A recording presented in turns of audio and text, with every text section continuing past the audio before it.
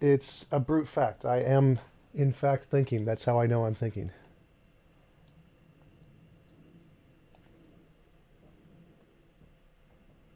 There's no problem there. It's just a brute fact. It's like saying, uh, no, it's a tautology. It's no. There's no problem there. It's just a brute fact. It's not about. There's no circle. It's a foundationalism. Because it's just a foundational fact.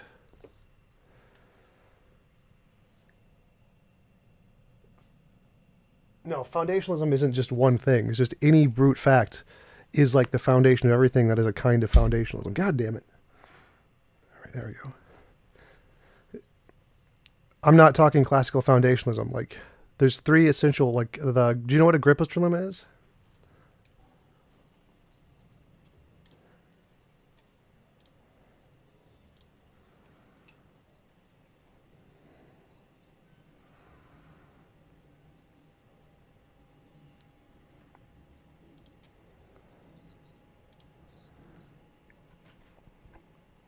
No, they just need no justification. It's not that they're unjustified. They just need no justification, or they're justified by themselves. Because it's true. It's just abundantly true. It's like there's an ultimate fact of the universe that can't be changed, and it's true. My existence is, yes.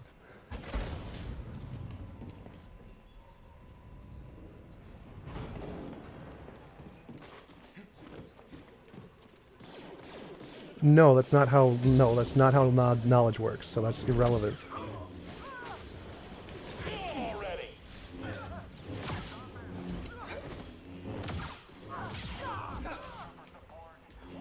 No, yeah, that's it.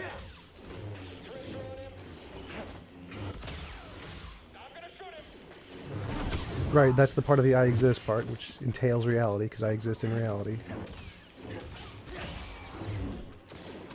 So, and knowledge is irrelevant here. So, knowledge is irrelevant here. So, it can be true without me knowing it. So, it's true, and I happen to know it. So, my knowledge is irrelevant. So, asking how I know it doesn't matter. It doesn't matter if I know it. Knowledge is irrelevant. I can just say it's true.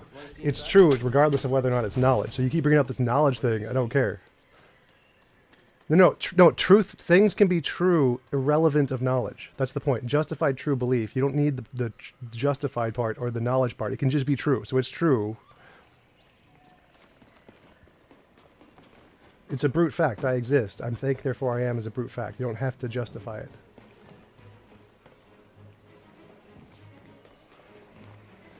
It doesn't require justification. It's just a brute fact. So it's true, and there's nothing further. Ooh. I need help. That's correct.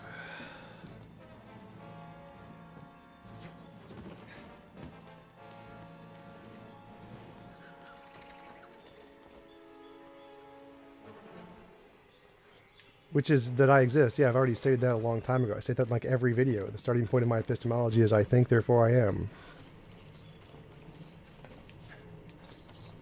No, that's what I've always said. It's the case.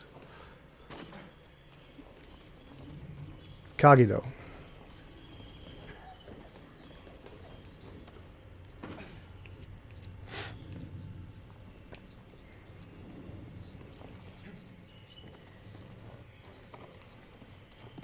Well, no, I think therefore I am is the justification. I'm not using Descartes' version. He tried to use it to shut up, or I'm going to mute you. So I'm not using Descartes' version. I'm saying that I think therefore I am, which demonstrably proves I exist, and I can use that as a grounds for knowledge. Descartes used it to support Cartesian dualism, which I don't, which is why Russell called it circular.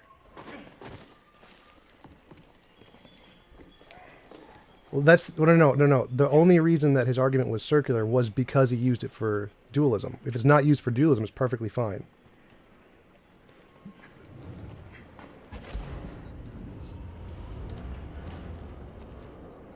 No, that's not the circular. That has nothing to do. That has nothing to do with the circularity. No, that has nothing to do with the circularity. That's a tautology. So, no, you totally don't understand the argument at all. That has nothing to do with the circularity. Again. Well, I already know what you're saying.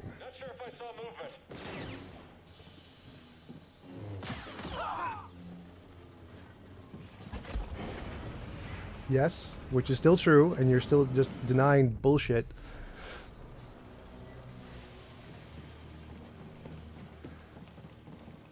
Right, I don't need to justify why I exist to know I exist. It's irrelevant. So, no, you don't. No, you don't. That's wrong. That's presuppositional, incorrect understanding of knowledge. Correct, it's not. Correct, it's not. That's not circular justification. Again, no. You don't understand it. There's no circular there. That's not. No, you're not. You don't understand this. The I is entailed in the thinking. The thinking is the I. I'm not assuming anything there.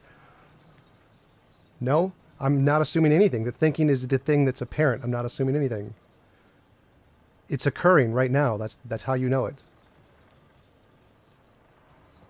No, it's occurring. That's not circular. It's dogmatic. No, you're an idiot. Like, how do you get this? You don't assume it if it's occurring. So if I'm thinking that is a thing that is occurring, I don't have to assume anything. It's occurring.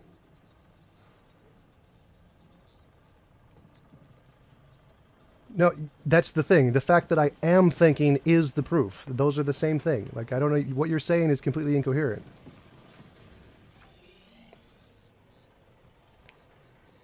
No, again, wrong again. I is the thinking. The thinking is the I. You just switch the words out. They're the same thing. No, again, I'm starting with thinking. There is thinking occurring, and I'm going to label that thinking I. Because it's occurring. It's like, how do I know the sun is there? It's right there. It doesn't, it's right, it's not a justification, it's a dogmatic fact. I am thinking. Done.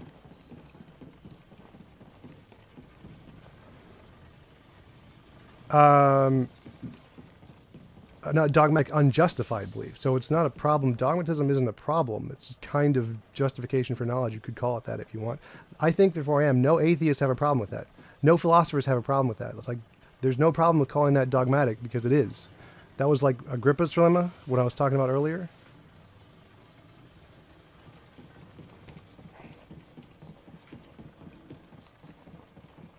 They can think that. Actually, I don't believe that's necessarily true, but whatever. I don't care.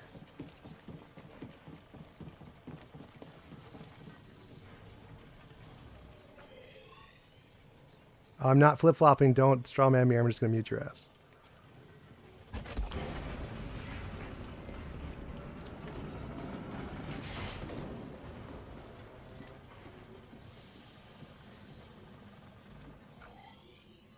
No. I'm not asserting it to be true. It is true. It's a dogmatic fact. My assertion is secondary. That's fine. I can't prove to you I exist. That's not relevant to the point. So whether or not you know it is irrelevant. It's unjustified for you. It's not unjustified for me.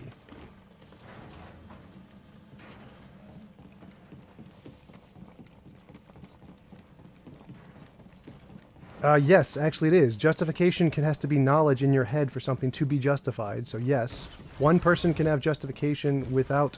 No, wrong. Obviously wrong. So again, one person can be justified in believing... Oh, shut up or I'm going to mute you. So one person can be justified in believing there is the Andromeda Galaxy because they saw it through a telescope. And no one else is justified in believing that because they don't have that knowledge. Justification is entailed in the knowledge in your head. So yes... Obviously.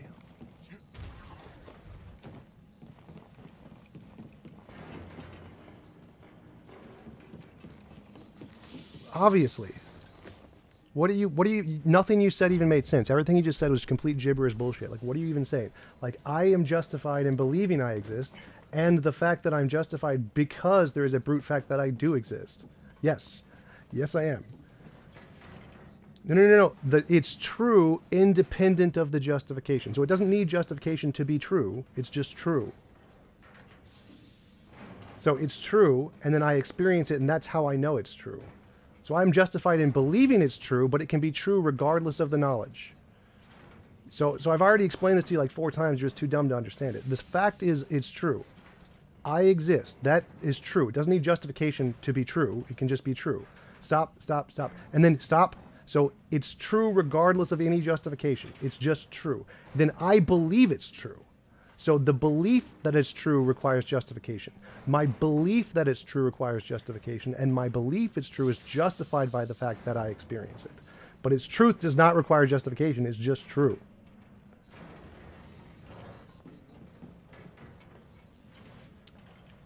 No. Me saying things true is irrelevant. It just is true. I don't have to say anything. My saying it is irrelevant.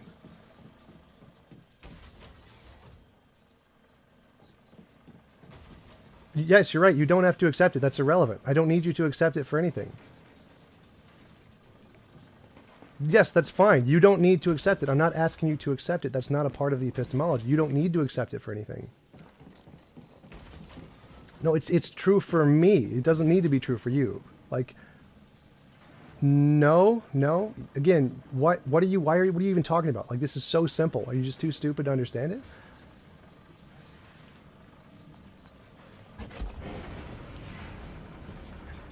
You can assert that. Well, I'm obviously right because I have the experience of me existing. So you have to necessarily be wrong.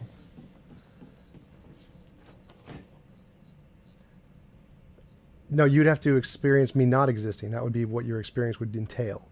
If I was a brain in the vat, I would still exist. So, well, no, that's not a brute fact because you're asserting a negative. So you can't assert a negative as a brute fact. So it's a brute fact that I exist, and then I can justify that with my experience. So again, nothing you're saying is relevant. Why? No. I'm gonna be done with you. Like, this is the most obvious thing in philosophy. No. I'm not gonna waste my time with your blabbing trying to show that I think therefore I am is circular. It's a fact. It's a brute fact. You don't need to justify it. It's done. It's justified. So my belief is justified. It's true, and then that's the basis of knowledge. It's a perfect valid. No. Again, oh my God, how are you so dumb? It's a brute fact, and then my belief in it is justified. Those are two separate things.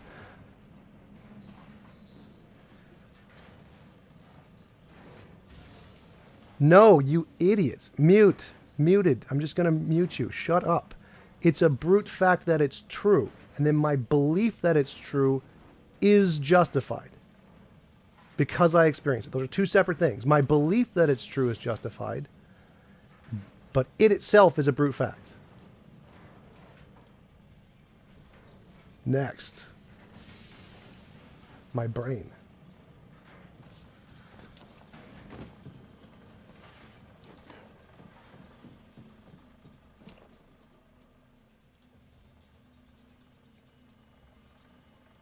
Damn it. All right. Let's see. Thank you for telling me, though.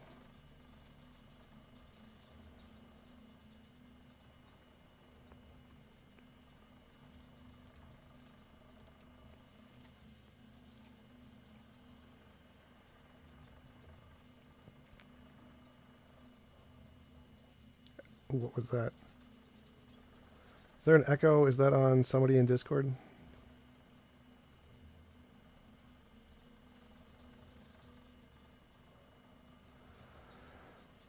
Let's see. I can hear you. Creates.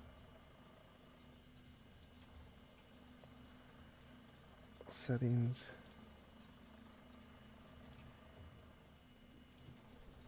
Just the thinking that's occurring. The thinking that's occurring is the self.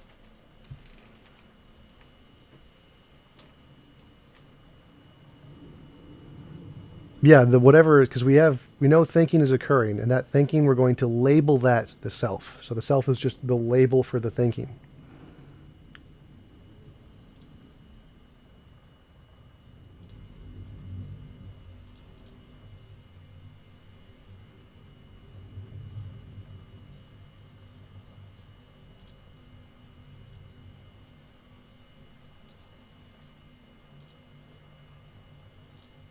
People or physical or whatever, right? So there's just like a seeming stream of perception. Be that the other thoughts that occur within that perception, like the concept of I as an independent identity, could it be that that is some sort of What? figment of the perception. What the that I is irrelevant. you- So the I is just irrelevant. There's no such thing as like a singular I, or what the I means. It's just a label for the thinking. That's it. There's nothing. There's no Okay, more content. And so to what it. I'm trying to get, okay, and so what I'm trying to get to with that is because a lot of people would think of I as an independent identity within the other things of perception, right? That's why I was trying to distinguish thinking from perception. Because if it is just the flow of perception, then the identity of thinking becomes distinct, because that's like a distinct thing within the flow of perception, right?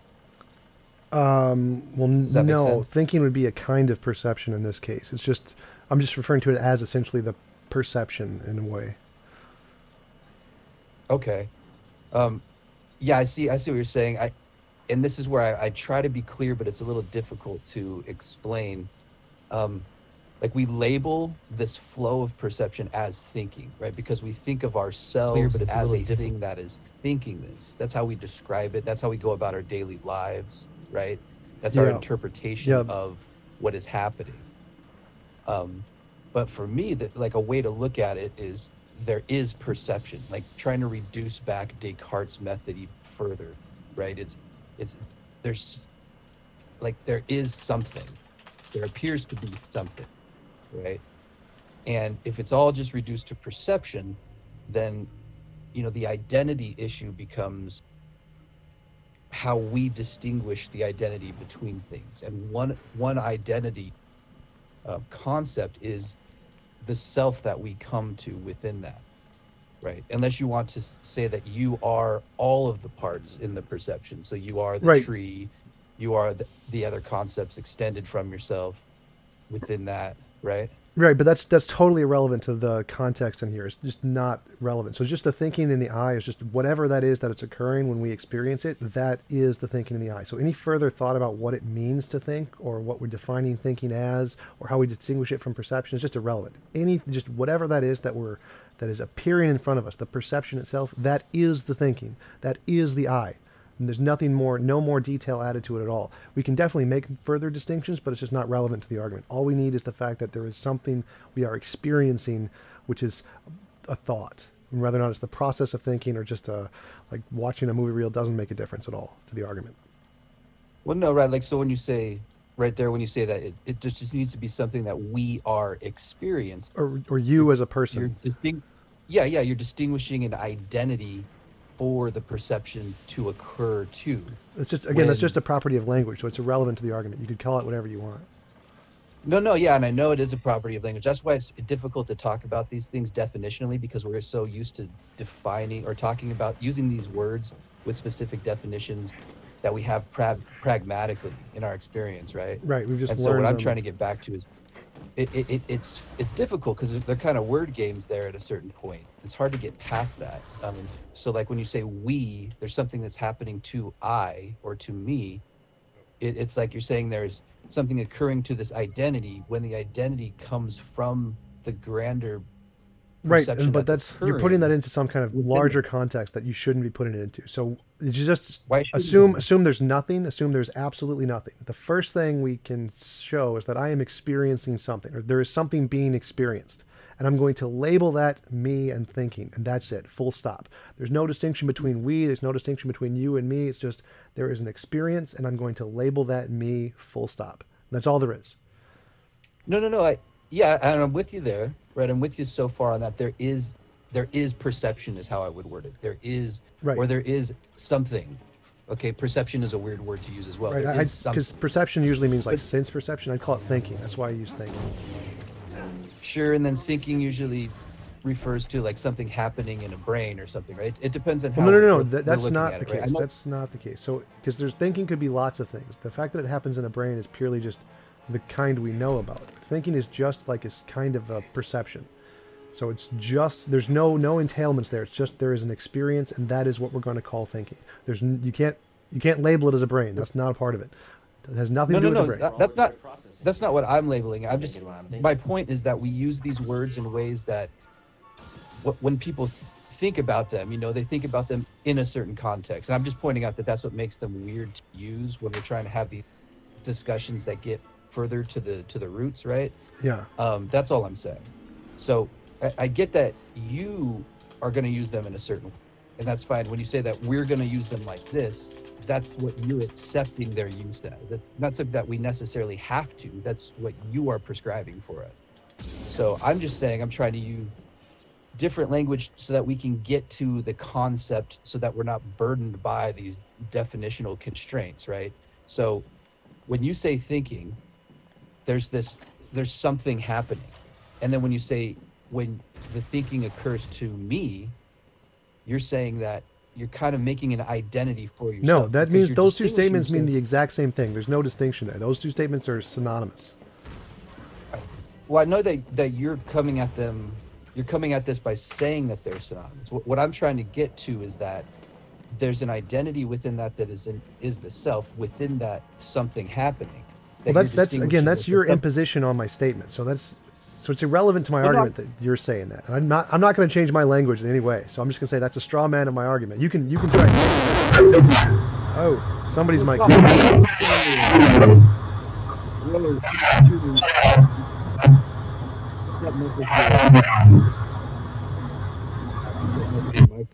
Whoa, that was Toomey's mic. Wow. So yeah. Tom, just to be clear, I'm not trying to state what your position is. I'm just trying to tell you what my position is, or how I'm looking at this. So I'm not trying to straw man you or anything like that or misrepresent you. Okay, I'm just trying to discuss this with you, tell you how I'm seeing it, and tell you how I feel there's an issue with the language here. That's all. Well, no, I understand what you're saying, but the issues with the language is just I don't care enough because it's not relevant to my argument. Whether or not people can grasp that they're the same thing or not isn't really my problem. So I mean. Oh, okay. Well, I mean, if you don't care, then I guess there's no reason to talk about it if you're not going to want to really get into it. But right, because I'm not going to change my language at all. This is my language. This is what I mean by it. Whether or not you accept it or not is just not relevant to me. Like, so if you want to impose a secondary meaning of some kind of identity when I use the word me, I mean that's just your prerogative, and it's just not relevant to my argument. And I'm only interested in what's relevant to my argument. Well, I'm talking about arguments in general, and just discussing concepts that, in general, outside of your argument or my argument. I'm just trying to discuss concepts. But if you don't care about that anything, unless it is like confirmation for your own position, then I guess well, no, again, that's the incorrect way to phrase it. So my position is completely accurately phrased in a way that is understood by essentially 99% of people, and the only people who want to like bring up pedantic word games about what me entails are just irrelevant to anything I've said ever. So it just doesn't matter. There's no value in having that discussion. My position is articulated clearly enough that most people can understand it, like 99%. So any debate about the pedantic meaning of what I could entail is just not relevant. It has no value for me to try and change that. I mean, yeah, for you, it'd be pragmatic for whatever your goal is here. Sure, no, again, so my goal is to get to the 99%, and 99% already understand me. So there's no pragmatic value for me, like trying to be more specific or more detailed in my analysis. My goal is accomplished with my statement. So the only people who have a problem with this are people who are overly pedantic about the meaning of the words and how to perfectly phrase things, which just has no value in society. No, I think that the meaning of words sometimes can be insufficient. Like as we go through time, we have meaning for words because we have limited information about those concepts. And then as we acquire more information, we recognize that those words are insufficient to represent the concepts adequately. And so we discuss that and maybe try to come up with better ways to explain, or maybe even come up with new terms to label the things. Like for instance, when you use atheist in a specific way, and people attack you for that, and they go, oh, well, that's not how atheist is used by most people, or that's not how it's generally been used. And you go, well, that's the most reasonable way for you to use it that you see. You're not concerned about how words are used there, right? So, I mean, when we get more information, we can change how our language or change how it works to describe things in a way once we have better information. Do you agree with that? Yes, but that's only the case like if the word is insufficient to explain the concept. If the word is sufficient to explain the concept, then you don't need to change anything. In the case of atheism, my use of the word atheism is the majority position, actually. Currently, you're convinced at this point that it is sufficient the way you see it. Yes. And I'm just trying to discuss concepts to see if there's anything more here that we can actually get to. You seem to be closed off to that entirely because you're satisfied. I don't know what you mean. You discuss concepts. I don't know what you're trying to get at.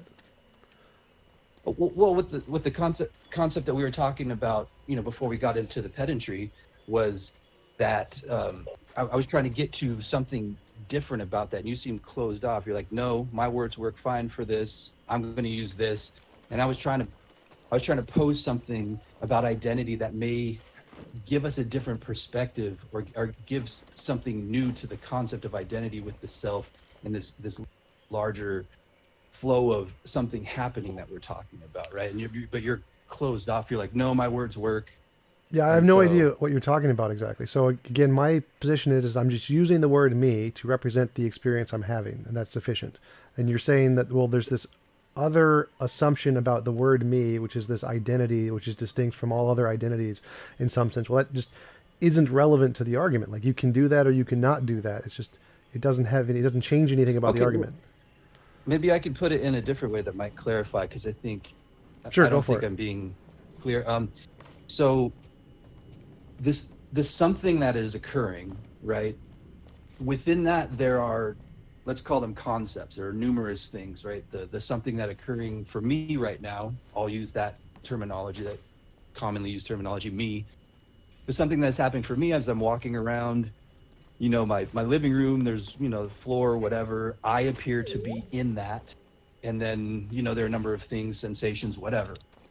Now, I think I am distinct from these. There are different identities for different things, right? But the idea is that something in total is happening, right? But we think of the I, the way most people think of it, as a distinct thing from these separate things, right? There are different identities. We think, like, you think of yourself as distinct from your chair, right, or your computer, right?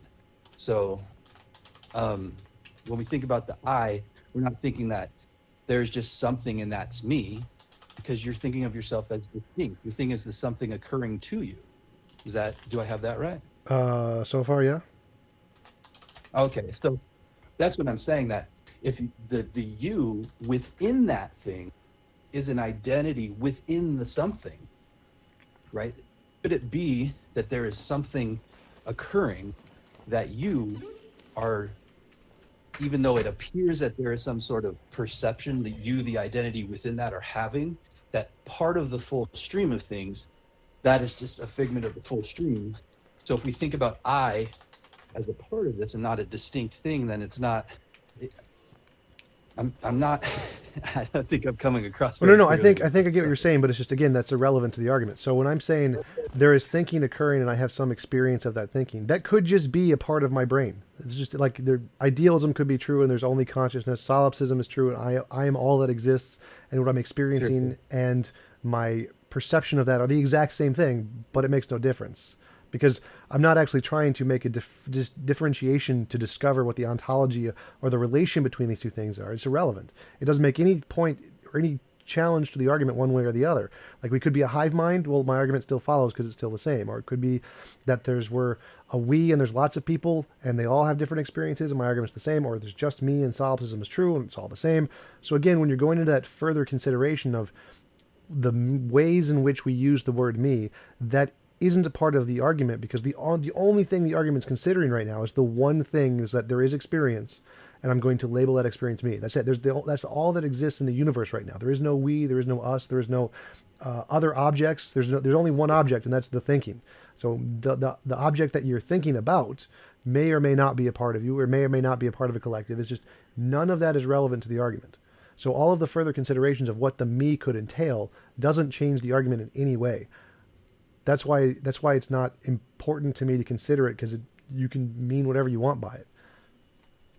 Okay, that's fine. Yeah, I wanted to discuss the distinction between different identities and this thing that is occurring. And for a lot of times I saw that conversation going down a road that just wasn't productive, and I was thinking maybe I could help by trying to get the definition of I, or maybe identity, into that. But the other person left. I'm not really that concerned about it. I just find it an interesting topic to discuss. Yeah, he was a presuppositionalist, so his position, he was never going to grant that. His entire argument is based on the thing that you can't justify a belief that I exist, and his position is just ridiculous. There's no reasonable way to interpret that at all. So Wait, but he's a precept? yeah, he was a precept. Well, what's his problem? Like, Yeah, I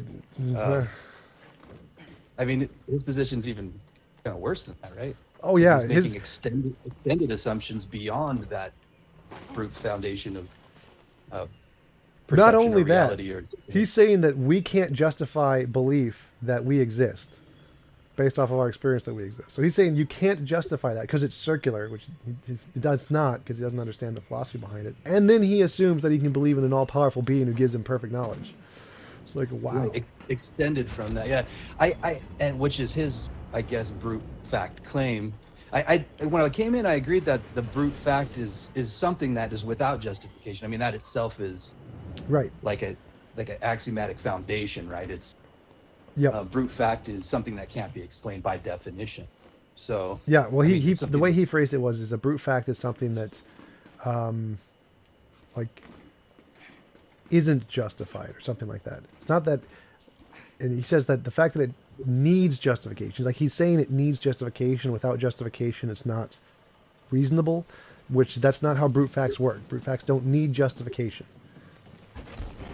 right, it's just the point that we're required to start from because we can't get beneath it. There's no going any further. So Right. pragmatically, that's the starting, Yep. the essential base for it, right? Yep.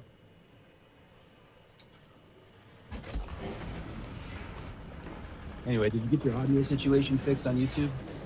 Yes, I did. Thank you. That was very helpful to know that.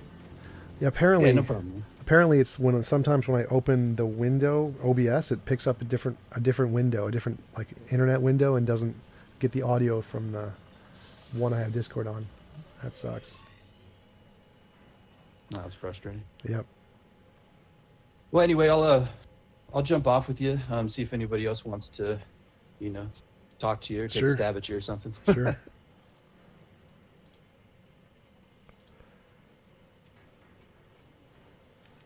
Hey guys, how's it going?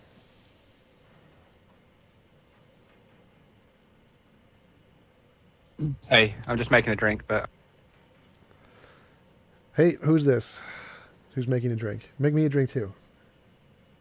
yeah.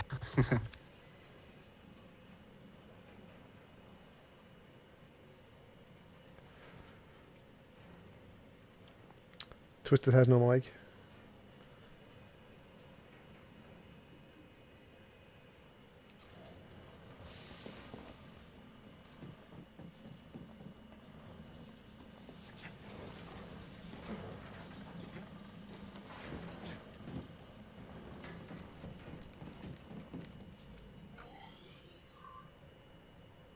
So you know when you say TJ, when you say there's thinking going on, and you're going to just label that thinking as I. Yep. I mean, what? How do you get from the thinking to the I without begging the question? It's just a different label. You can just pick any label you want. You don't get one from the other. I don't know what you mean. So I mean, but when you say you just relabel it, I mean, doesn't that contradict the laws of logic? It's like saying No. A equals something else. Right? No, because the thinking is the I. So all of the properties of the thinking are also properties of the I. There's no difference between them. They're just a different label for the same thing. So there's no violation. There's no additional properties there. I mean, is there any way to sort of show that, or you know what I mean, or is it more? Show what? That I mean, for me to assert that there's some new property, I'd have to assert there's some new property. Like if I'm just saying there is this thinking and I'm just going to give it a name, like Bob or whatever, like there's not really much to show there. I don't know what you mean. I mean, don't get me wrong. I totally see what you're doing. It's not crazy. It's like, it's very general. People do that kind of stuff. But it does seem, when you get into the depth of philosophy and stuff, and I'm not into that deep, but, it does seem that there is a begging the question going on to sort of say there is thinking going on, and then sort of to try and jump from there to, hey, I exist because I'm thinking. It seems, that you have to sort of either assume you exist to start with or beg the question or something like that. Well, the thinking is what we're experiencing. So I experience something. The experiences are going on, essentially. And so I'm going to label that I, and so I exist because I am those experiences. So it's the I is just the thing that we know we're experiencing. So if there were just experiences going on somewhere in the universe and you weren't the one experiencing them, then it wouldn't be labeled I, and you wouldn't know about them. So there's not really a circularity problem because the experiences that are occurring, the only ones we know about, are the ones that we are experiencing. So I'm not sure. Sure. Yeah, it's just, I suppose what I'm saying is, where you're saying that you're experiencing them, that means you are not the experience. That you're experiencing the experience, which means when you say there's thinking going on, you see what I'm saying? I mean, do you see what I'm saying? Well, there no, seems no, a disjunction. I'm saying I am the experience. The experience is me. The thoughts are me. That is what makes me me. There's not like a separate thing. Those are me. I mean, I understand like your thoughts may well define you, but then you're assuming the I straight away in the beginning, right? No. The thoughts are me. Like literally, they are what I am. They are fundamentally meanness. I mean, yeah, I know where you're coming from. I totally know where you're coming from. But it just seems that what's your grounding? You start with the word I, right? Or you start with thinking going on, and then you arbitrarily join the thinking to the I, kind of thing. No, the thinking is going on. There's only the thinking. There's nothing other than the thinking, and I'm just going to label that I. So it's like here's a rock, and I'm going to label the rock Bob. The name Bob doesn't give any more properties to the rock. It's just the same rock. We're just labeling it Bob. So the thoughts occurring are the same thoughts. There's nothing additional I'm adding to that by calling it I. I'm just calling it I. How about the laws of logic? Would you say that, are they you also? Or would you say that there's something that you're borrowing or using or... No, the laws of logic are descriptive. They're not... in other words, what if I use, what if I describe something incoherently? Is that logical, or do you see something because that's description, No. But I'm not sure. Like, your question was, would I consider myself the laws of logic? And the answer would be no. Sure. Yeah, no, but that's part of your experience, right? And you are the experience. I have no idea what you're talking about. Well, no, because you said, it's not that you're experiencing the experience. You're saying, you are the thoughts, you are the experience. So if logic is part of that experience or part of the thoughts, now, according to that definition, now you are the logic kind of thing, kind of like solipsistic logic. Well, no, the thing you're experiencing isn't necessarily like you can have experience of something and not be the thing you're experiencing. Those are two different things. Yeah, no, I agree, but I just thought going by your definition. So you see what I mean? So that goes, now you're separating them. My definition works the exact same way. There's no difference there. So I can experience the laws of logic or something, and I am the experience. But the laws of logic, the thing I'm experiencing, is a different thing. The experience and the thing you're experiencing are two separate things. Okay, so put it this way. Would you say that you assume that the laws of logic are valid and hold? And if so, if they're just an assumption, then how do you know that they're holding now for sure? The laws of logic are descriptive. They hold just because we use them like a figment of language. They don't like govern the universe. They don't hold in the sense that they're like holding the universe together. We just use them to describe stuff. So in that sense, you could say, yeah, we assume them in that way, but it's not really relevant to my I think therefore I am stuff, because the I think therefore I am precedes the logic and the math. So I think logic and math can be doubted. I think therefore I am can't. So are you saying that necessarily when you say I think therefore I am, you're not necessarily being logical? Well, logic is again just descriptive, so it's a totally separate topic. No, but as a direct question, are you being logical when you say I think therefore I am? Yes. Or are you saying that you don't need logic in order to do that? Yes, I am being logical, but you don't need logic to do that. So yes and no, kind of. You know what I mean? Because if you're being logical, then the laws of logic pre-existed your I think therefore I am, right? Because you're using them to identify the self. No, so logic it is seems that you're using the laws of logic. Again, logic are descriptive. So if I said there is a tree, and I'm being consistent with English, I can say yes, I'm being consistent with English, but you don't need English to say there is a tree. You just need a different language. Logic is the same thing. Logic is descriptive. It's describing reality, but you don't need it to formulate reality. Reality exists independent of logic. How do we say there is a tree without English? Do you mean we're saying a different language? Yeah, different language. Japanese. I don't know Japanese, so. Konnichiwa. Yeah. Exactly. Konnichiwa. Yeah, apparently that's Japanese. Yeah, yes. When you get into epistemology and stuff like that, and it's not that you're not running rings around my mind. It just seems there's a little bit of disjunction in at least the way I'm seeing it. Is that fair? At least from do you know what I mean? No, I don't exactly know what you mean. Like, do you understand that logic and math are descriptive languages? They just describe reality, but they don't govern reality. I mean, I look at it slightly differently. I think that, reality is logical. It just necessarily is part of, it's integrated into it. Like, Right. I think that's the part where I think we disagree. Logic has nothing to do with reality. Logic is just our made-up language to describe reality. Reality is the way reality is, and then we use logic and math to describe that. But logic and math aren't a fundamental part of reality. They're just human languages, formal human languages. I mean, okay. Well, see, I suppose I'm dividing between like the ontological, the ontological nature, or the ontological logical nature of things, right? That things just have a logical nature, and then I'm just separating that out from the codified laws that we would describe that ontology with. So in other words, you're right, we codified, things are what they are, but I'm saying things were what they were before we codified it. That it was part of, we described what really was logical using a codified language of logic. Do you see what I mean? Right. Reality is the way reality is, and we describe that with logic. But that doesn't make reality logical. It just makes reality reality. Yeah, I mean, I just feel like, obviously I don't see it how you see it, but obviously it looks like we're not necessarily going to budge on it, kind of thing. Yeah, I'm not sure exactly what you mean by that. I think you seem to be imposing some kind of system of logic onto reality when it's really the other way around. Reality just is reality, and then logic and math are just something we came up with. So does that mean really that atheists don't necessarily live in a logical reality, right? Not necessarily. They use laws of logic to describe it, but it might not have any bearing on reality itself, right? No, those are the same thing. So using laws of logic to describe something is logical because it's the language of logic. It's like saying using the word tree to describe a tree is English, but the universe exists independent of the logic. Logic is just a human made-up language to describe reality. So the logic is just irrelevant. What do you think I was? Yeah.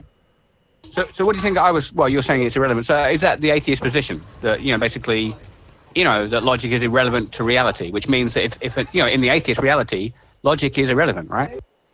Logic is a made-up language that came after reality. So the reality exists, nature exists, and then we use logic to describe that. So reality predates logic by a lot. Well, I mean, but you think as soon as you have, let's say let's just try and imagine no universe, just imagine no universe, just darkness, right? Yeah. That would be still what you would have. That would be, it is what it is, right? Right. So that would be logical, even though we wouldn't have the language to describe it. And then once you get a big bang or something, that would be it is what it is. It's not what it's not, So it just seems, you can see where I'm coming from. I mean, like you say, I am imposing that logical system upon reality itself from even before it began, Right, but that's just our system of language to describe it. It's like saying, imagine there is no tree, and then there's a tree. Well, there was no tree, and then there's a tree. We can use the English word to describe both when there is a tree and when there's not a tree. The English isn't entailed in the system. You don't need English to do any of that. We're just using English to do that. So there is a system, like an order to what reality is, and we call that order logic, but it's not a part of the universe. It's not like the logic that we came up with is a fundamental part of reality. It's just a system of reality. I mean, is it even possible? Would you say it's possible in your framework? Or, is it possible ontologically that reality is logical, without any kind of linguistic laws to describe it? I'm not sure what you mean. Reality is reality, and we would call that Sure, logical. so it is what it is. Yes. Yeah, so it is what it is. Yeah, so if reality is reality, then bam, there you go. Like, the first law of logic is from the get-go. It is what it is, right? Yeah, but we're just applying that description to reality. There's no logic there. There's no math there. There's no logic and math in reality. Those are just languages we use to describe reality. Reality is what's fundamental, not logic and math. Isn't it possible that the languages that we use to describe reality kind of reflect the actual nature of reality? Meaning that reality may well be logical. Yes, it could. Yeah. Okay. Cool. Okay, that's my view, and I'm glad how you see where I'm coming from.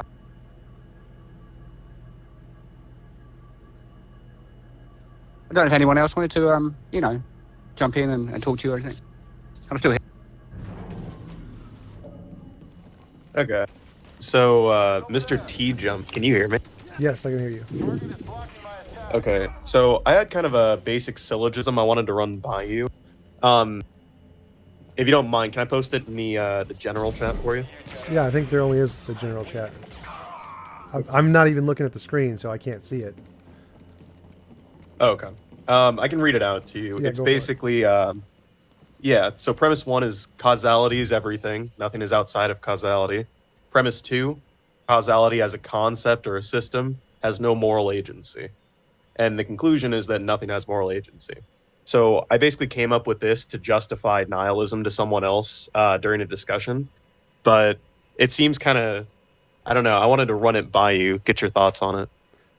I would have objections to the first one. Causality is everything. I mean, causality is like a system of how interactions between things, but causality isn't a thing. Okay. I would say, so you're basically saying that causality is not like, it's not like some physical thing out there. Are you saying more that it's a concept we made up to, kind of what you were saying to him, as more of like to describe what we're viewing happen in reality?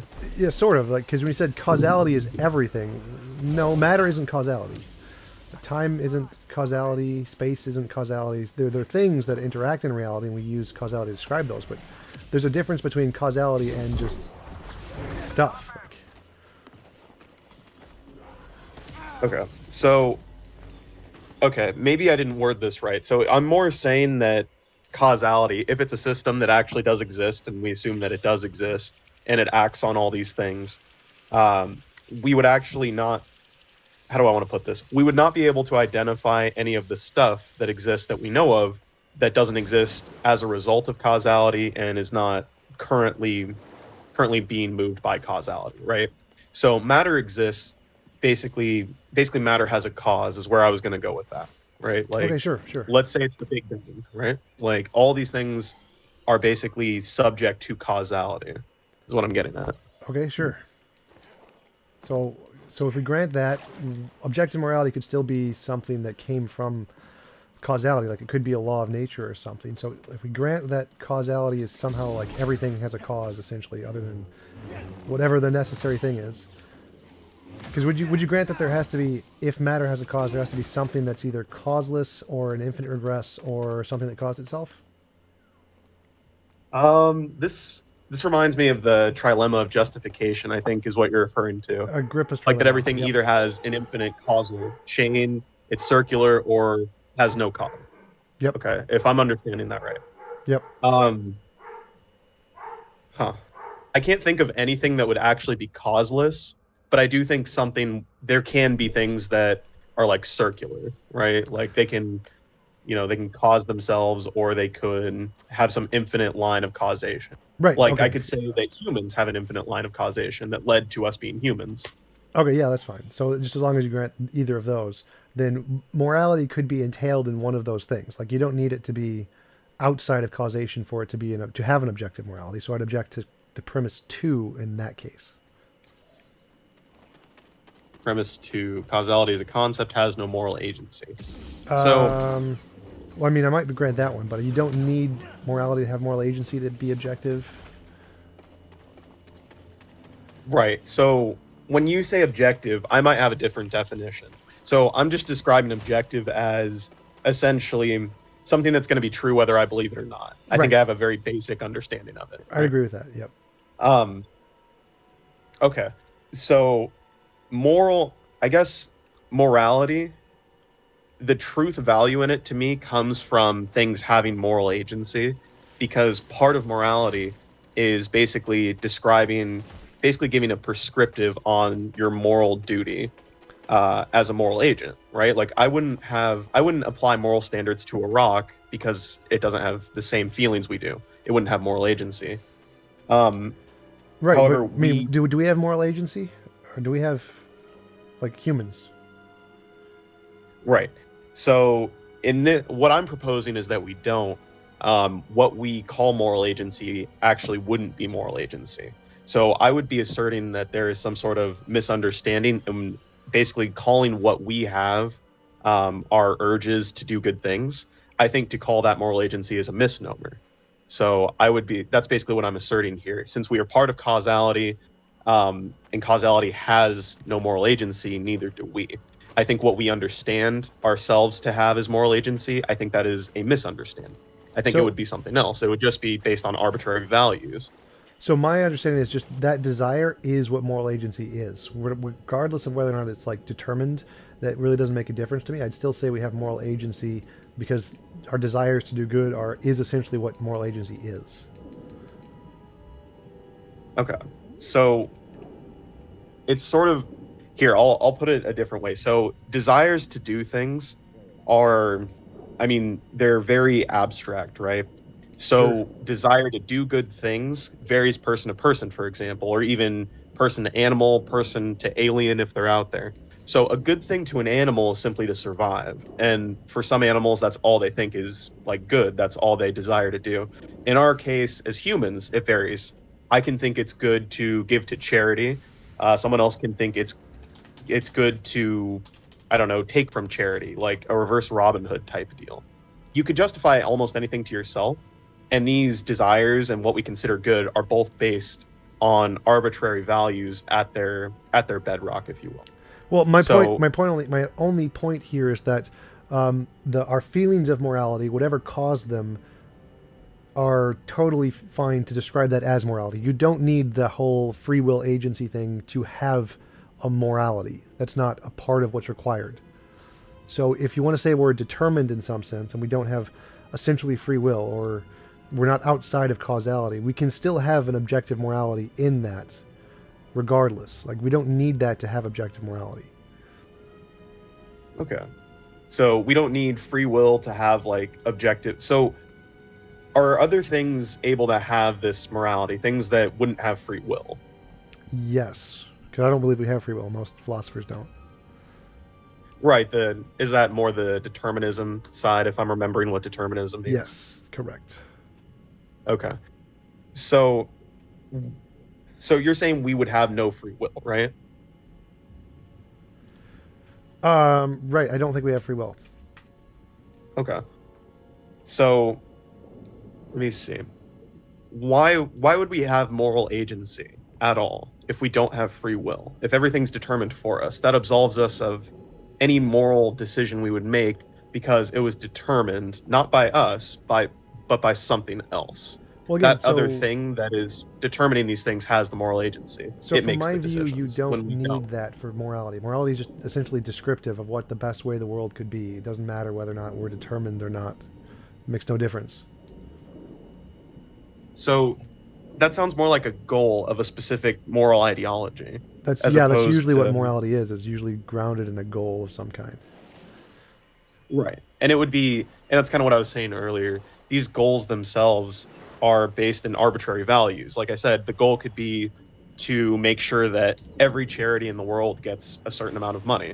However, another person's goal could basically be to steal a certain amount of money from charities. All right, Correct, so right? we would need to give an objective grounding for morality, but that could be possible. Again, like you just say, there's a law of nature that we just haven't discovered yet which grounds objective morality. That's one possibility. Right. So what I'm getting at is that technically, if everything is causal, and we somewhat agree that causality, if it's like some all-moving system in our reality, wouldn't be a moral agent itself, I mean, and then you go on to say that things are deterministic. So why would there not be like a predetermined objective morality Well, there that could be. is outlined somewhere as like a law of nature? Like, why would that be?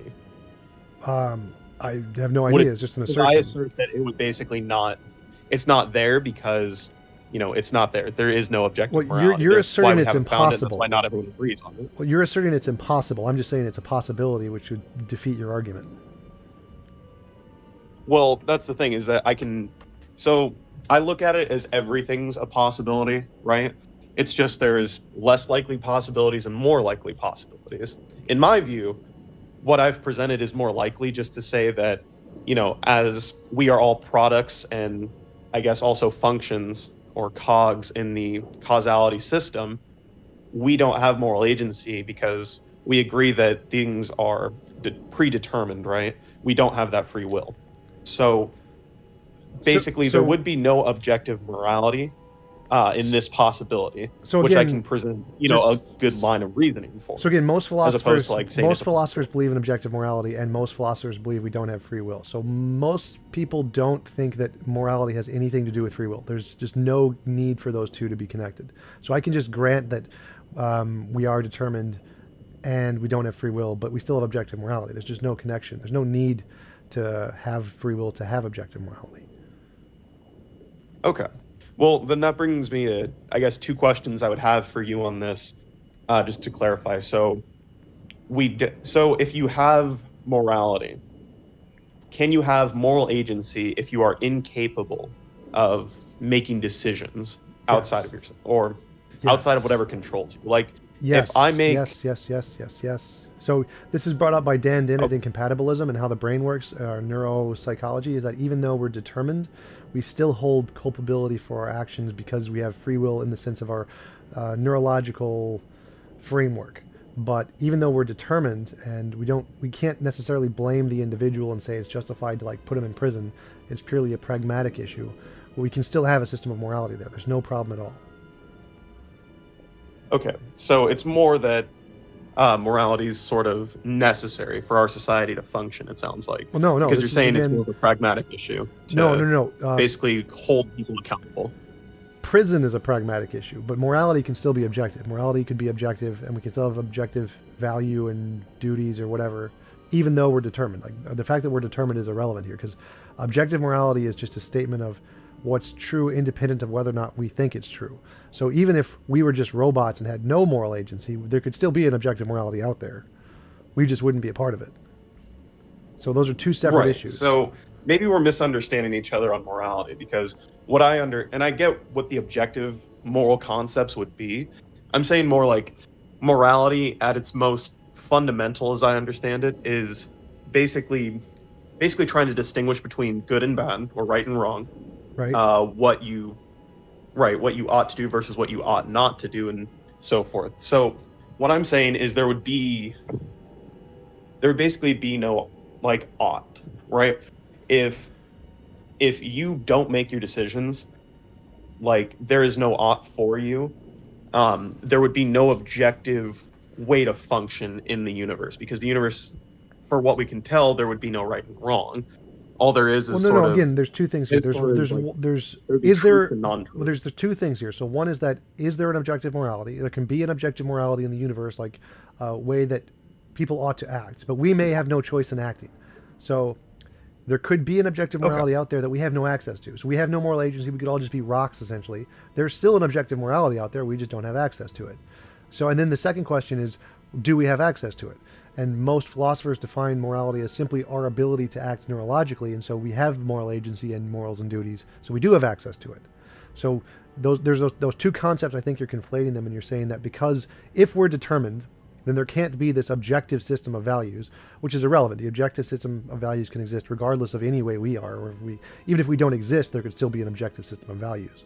And so I think you're conflating our subjective brain states and how we discover morality with what could be objective morality. Unless you can point out a contradiction. So I think I didn't word it correctly. So I'm saying we don't have access or authority over our moral decisions. So in my view, that would take away our moral agency if we're not making the decision. Okay. And then the second thing about objective morality existing, it's more like I'm saying that if the system is basically causality, and causality itself has no moral agency, it has no right and wrong. It only has what's true and not true. That would be the objectivity. And as we understand it, there wouldn't be moral truths, right? Well, no, there would be more of... Moral realism is the fact that there are true moral statements. So the moral realism, objective morality, is the statement that there are true statements about morality, true and false. So the idea that there can be objective morality is independent of whether or not we are moral.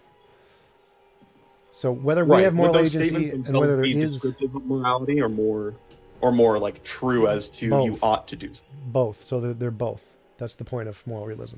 So there's two questions: is there objective morality, and do we have moral agency, and are we culpable to objective morality? The first question is, can there be objective morality? Even if we're causality, all just pure causality, we can still have objective morality. So that would not invalidate objective morality. You could say it invalidates our agency if you want to define agency as needing free will in some sense, but most philosophers don't do that.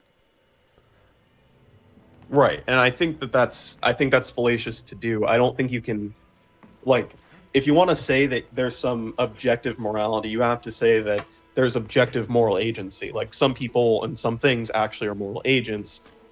I would say that only things with free will would be. Right, and simply just because most philosophers just disagree with you. We don't need free will. We can just have agency, and the fact of how our brains work is sufficient. That's just how we define moral agency. It's not required to have free will to define moral agency. Okay, well, let me give an example as to basically. I'm losing my voice. Sorry. Let me give an example as to why I think that. Right. So I could apply this standard that I guess the philosophers are giving to a car. Right. A car functions well enough to, exist, to function, to drive, to do all these things, but it itself is controlled. Its CPU, its brain, its engine, all of it is controlled by whoever's driving it. So we don't hold cars morally culpable because someone else is driving them. We would punish the driver of that car. They would be morally culpable because they made all the decisions for that car. Are so what cars I'm saying is, conscious, though? it's not well, if we want to go into consciousness, we can after that. But TJump, does that kind of make sense as to what I'm getting at here? Yeah, but if you imagine there are like a million different cars, all who have different programming, and some run over people and some don't, we're going to hold the cars that run over people culpable and lock them up the exact same way. Yeah, but I mean, if a car is not even conscious, you cannot even explain to a car that what he did was wrong. The car wouldn't even understand. The car wouldn't even be aware of whether or not his actions were right or wrong. I mean, this is an obvious fucking problem. That's a more that's a deeper that's issue. Not where That's a deeper issue. I can give two conscious humans if that's your problem with it, dude. So again, just to address your car example, like if we have a billion cars and they all have different programming, and some of the programming causes them to hit people a lot, we're going to lock those cars up. It doesn't matter if we call them morally culpable or not, but we're going to say that, given our definition of moral agency, we're going to hold them accountable for their programming, even if it's not their fault, and we're going to lock them up. And we have to do that for pragmatic reasons, but we're going to say that they are morally culpable for that because of how the human brain works and how neurology works as a way to create beliefs and things. They're going to be culpable in that sense. So even if they're cars, they're still going to be culpable. And I get what you're saying. So we would still believe them to be morally culpable. Right. And I would agree with you there, right? We think we can still hold the car morally culpable because of how we currently understand like moral agency and moral accountability and how we should enforce it. Right. What I'm saying though is that could be flawed basically just because if someone else is controlling you, and the other guy that chimed in, he didn't like my car example because it's not conscious. So what if one human took another human and let's say pushed them into, or like threw them through a window? Is the person that was thrown through the window morally culpable for that if they had no choice, right? Essentially. So, but to stick with your original example, because it was a good example, was that it doesn't really make a difference. Like you could say there's the example of the guy who had the tumor in his brain and went around killing people. Was he morally culpable, or did he have was just determined by his tumor? And if you could remove the tumor, would you just let him go? Those kinds of problems it's really about the physical process in your brain that causes actions. If it is a process that is causing immoral things to occur, we're going to lock you up. And you're right that those could be wrong. Our perceptions of morality could be wrong, and whether or not they correspond to objective morality could be wrong, but that's a different question. So we define moral agency as just the ability for us to make decisions, and that's sufficient. Now, whether or not that corresponds to an objective so then morality, we wouldn't have that ability to make thing. Decisions, right? Well, no, our ability to make decisions is just what our brains do. Now, if you want to call that determinism, that's still the ability to make decisions. It's just determined decisions. So there's no contradiction there. The only issue is, does it correspond to an objective morality? And that's just a different question.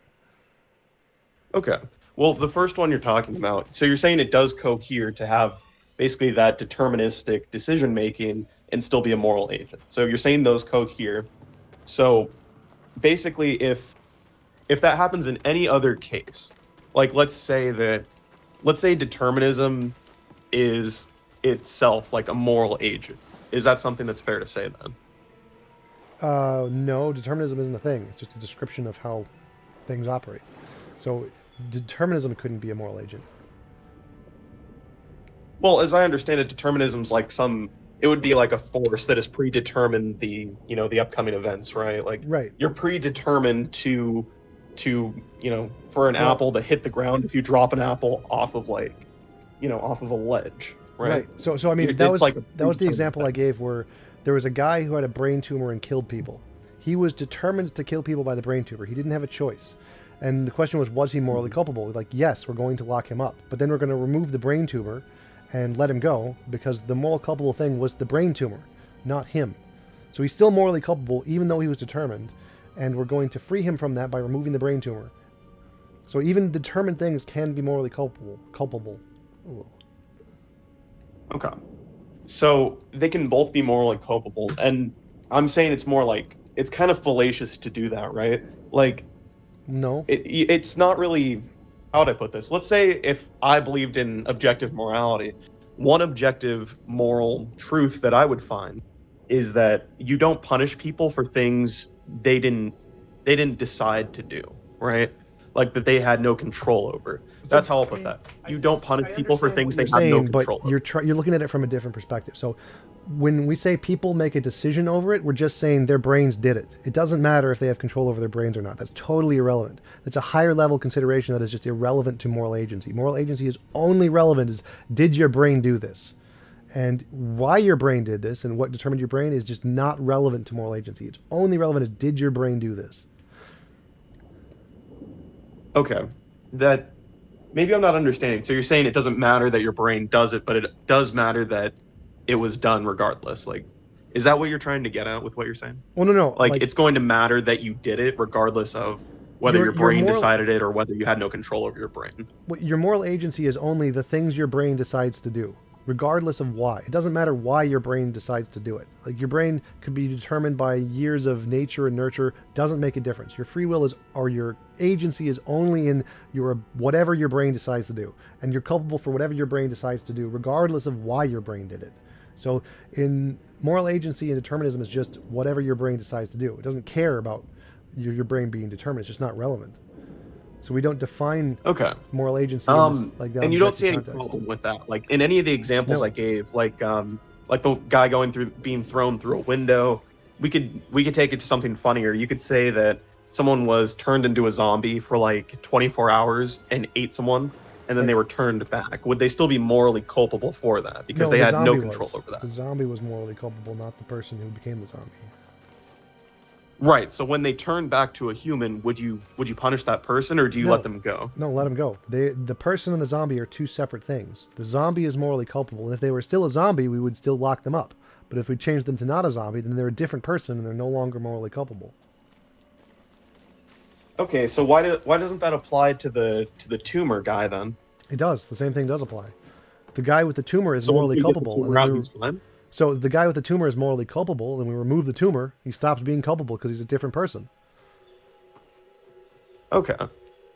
So I think I understand what you're saying. So as long as you're acting under like this force that's predetermining what you'll do, whether it's a tumor or some zombie virus, you are only culpable for as long as you are under that deterministic influence. Because once he's not a zombie, you don't punish him. There's two people there. There's the person with the tumor and the person without the tumor. The person with the tumor is culpable. The person without the tumor is not culpable. They are two separate people. Okay.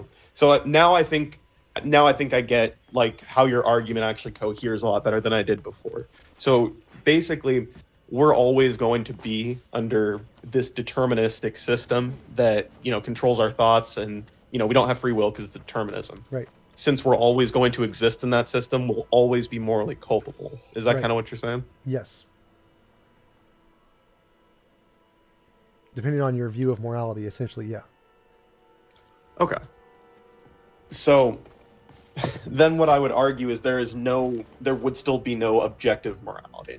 Well, so again, we can agree that issue. there is moral agency for us, right? Yeah. Right? Like there would be moral agency for us. what would the objective morality be then? Well, again, so those are totally unrelated. Like I can just say objective morality, there's a law of nature which is objective morality, whether we know it or not, and that can be objective morality. It may have no connection to anything we feel or believe at all, but there can still be an objective morality. Objective morality would be like a law of gravity. It exists regardless of your mental processes. Exactly. I don't know if that's a moral objective truth. I'm talking like what would objectively be good and bad. Well, again, that's Like, the part you're conflating. You're like- conflating our subjective interpretation of objective morality with objective morality. Objective morality is just like you said, something that's true independent of what we think it to be the case. So there could be an objective law of morality, even if we can't understand it or conceptualize it, and it's just true. Doesn't matter what we think about it. Whether or not it has anything to do with what we perceive as good or not is just irrelevant. So objective morality is a much broader concept that's easier to define. It's just anything that's true independent of our opinion. And here's one example of something that's true independent of our opinion. Like we'd just be wrong about our conceptions of morality and it'd still be true. Right. So do we have any, is there any, and you will know, because I definitely don't know of any, but you might. So would there be any objective moral truth that we know of? Things that are truly objective and moral statements, or I guess moral truths. Things that are objectively good and bad. Well, again, like, are you asking, do we know of any for certain? No, but I believe there are. And can we prove it? No. So, but those are two. Well, I mean, proves kind of a vague term. I mean, if you had like some reasoning or some form of evidence, I would definitely hear that out. Just because like, I'm not trying to like be the ultimate skeptic or anything. If you think there's like an actual objective moral truth and like you have some reason to believe that, yeah, I would definitely agree there. It's just I don't know of any, so that's how I come to the stance I'm at now. All right, I actually don't think that there are. Yeah, there's no evidence for an objective moral truth. It's not a solved problem in philosophy. It's just something we're arguing for, trying to find evidence of. There's no evidence. There's no like actual hard evidence of an objective morality.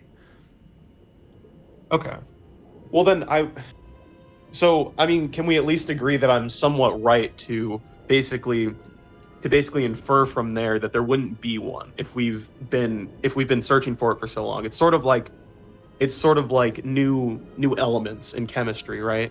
Like if we went a couple million years without finding new elements and we had mapped the entire universe, I would say like, okay, I'm right to infer or use some level of inductive reasoning to basically assume that there is no more element. And I would apply that to what you just said there. If there's no hard evidence after all the experts have looked at it for so long, like, am I right to at least infer or believe that there is no objective truth? Well, so the big problem with what you said is that you can't say there is no such thing because we haven't found it yet. But you can say that I have no reason to believe it, therefore I don't believe it. That's totally fine. You can say, until there's hard evidence, I'm not going to believe it.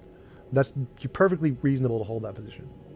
But you're not reasonable to say that it can't exist because we haven't found it yet. That would not be reasonable. No, but he has a point though. Like if you take the model that there's no objective morality, and okay, what would you expect if that's true? What would you predict from that? That yeah, you'll never find it. And he's saying that so far after all this time we haven't found it. So I mean, I think at that point that's at least evidence that it isn't there. Well, no. That's kind of, yeah, that's pretty much what I'm trying to say there. It's more like, and I understand it's inductive reasoning because I haven't been presented solid proof of non-existence. Again, I may just be, an amateur or anything. I'm not well versed on proving negatives. But yeah, do you think, I mean, you seem to understand my position really well. Is there like any position like that you think would be better, or maybe better reason than what I'm offering right now? Just, I don't know. I've been told you're really, really good at this. So like I'm curious what you think. 40-something% of philosophers are moral subjectivists. They believe there isn't an objective morality, and that's essentially the position you're holding. And their position is essentially we have no reason to believe there is an objective morality. We only have reason to believe morality is a product of a human brain, and that's it. And there's no objective basis there. And that's a totally reasonable position to hold. You can't conclude there is no objective morality. It's not reasonable to say objective morality absolutely does not exist, but it's reasonable to say we have no reason to believe it, therefore I don't believe it. That's totally fine. You can say it's imaginary until demonstrated otherwise. That's totally fine. Yeah, and that's kind of what I'm getting at. And with my original the syllogism I posted in chat when we first started, I was working under that presupposition, and it's my understanding right now that everything is basically based on presupposition. So, in my opinion, I thought it was like basically okay to reason off of those presuppositions. So, yeah, I would agree with how you kind of word it. I don't want to say that there's absolutely no objective morality. Although I will say that I feel I am better reasoned if I, understand, or if I infer that there likely isn't from what I've seen. Yeah, that's from people not perfectly finding reasonable. objective morality after all this time. Yeah, that's perfectly Like, that's reasonable. that's how I feel about that. Yeah, that's perfectly reasonable position to hold. There is no objective morality. There's nothing illogical about that at all. Okay. So yeah, I mean, is that kind of where you're at? I know you said 40% of philosophers are subjectivists. Are you kind of on that boat too? No, I believe in objective morality. So, but it's a weaker position. It's like one of my weakest arguments, but I do believe in it. So. Oh, okay. Well, I don't want to like press you on that. I just kind of wanted to, see what you thought of that initial syllogism. I can let someone else jump in. I've been going with you for like 20, 30 minutes now. Yeah, for sure. You can check out my videos on secular objective morality if you want to see what my position is in more detail. Oh, I haven't seen that. Is it like on your YouTube? Yep. I have a whole Okay. playlist about I need views. something to watch, so I'll probably jump on that. I have a question, please. Hey, Brenda, how's it going? Can you hear me? Yep, I can hear you. Can you hear me? Isn't the condition? Yes. Isn't the condition for morality or objectivity to be independent, mind independent? So it's independent of any one person's subjective opinion. Yep. So people don't agree on what is objective. Right. So isn't that an indication that there isn't an object of morality? Because if there were, people would agree. Well, no. But people don't agree. Like, for example, it's objectively the case that the world is round, but not all people agree that the world is round. There are some very strange people who believe the world is flat out there. But the fact that we disagree doesn't show that there isn't an objective truth to the matter. It just shows that people are weird and believe lots of weird things. Yeah, sure, but that's because it's a physical object, and morality is just an intersubjective agreement, right? Well, that's the debate, is that morality could also be a physical object that we just haven't discovered yet. We don't know yet.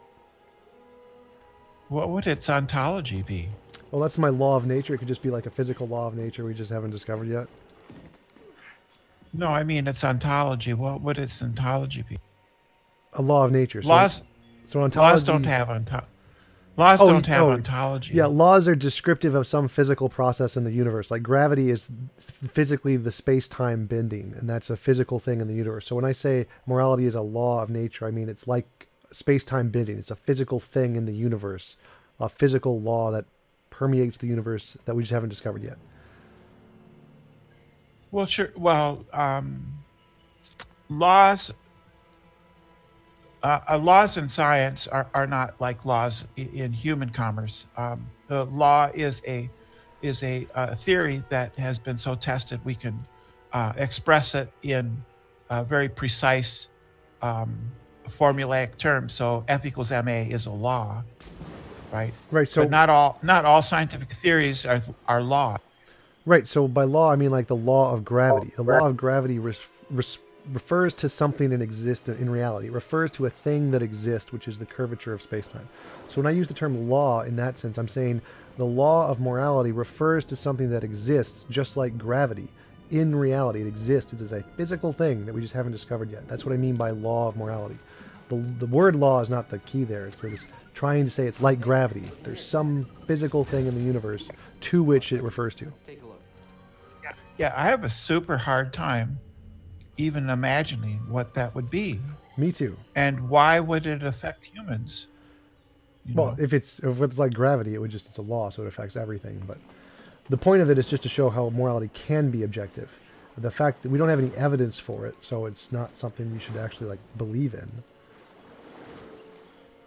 Could it be just an emergent property of large groups of sentient beings? Absolutely. So we have large groups of water.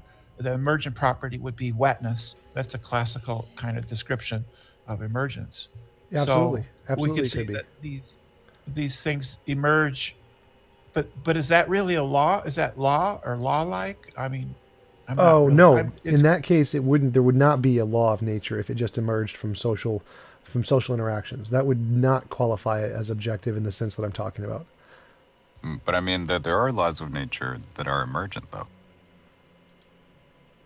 Sure, but not usually like social constructions. I don't think any social constructions are considered laws of nature. Well, we can quibble on that, but I'm too lazy. What, you know of a social construction? I would like to hear your argument for that. Well, I mean, isn't sociology contingent on biology? Isn't sociology like an actual phenomena that exists that's emergent on biological phenomena? Right, but none of the sociological phenomena count as laws of nature. They're just sociological phenomena. Friggin' people thinking of humans as something separate from the natural world. Well, no, I mean, like, ape society, the things ape society does, it would not be considered a law of nature like gravity. The things societies do or choose to do based off of their evolutionary process would not be the same as, like, the weak electromagnetic force or something like that. Those, I wouldn't consider those to be the same thing.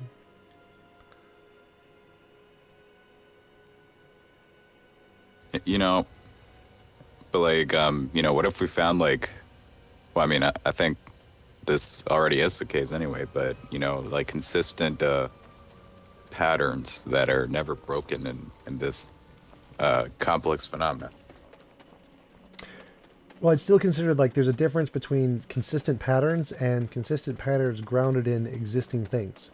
So, like, the weak electromagnetic force, gravity, the strong force, those are, like, fundamental parts of reality that are, like, entangled in reality itself. Consistent patterns, like, if Bob always picks his nose on a Tuesday, even if that's a consistent pattern, it wouldn't be like a law of nature. It would just be like a law of sociology. Because the laws of nature specifically have something to do with an existing thing in reality, like space-time bending or electromagnetism or entropy. Those kinds of things are laws of nature. The laws of just any consistent pattern wouldn't be a law of nature, just be a law of something. So a law of math is consistent, or law of sociology would be consistent, but there wouldn't be laws of nature. Those aren't the same thing.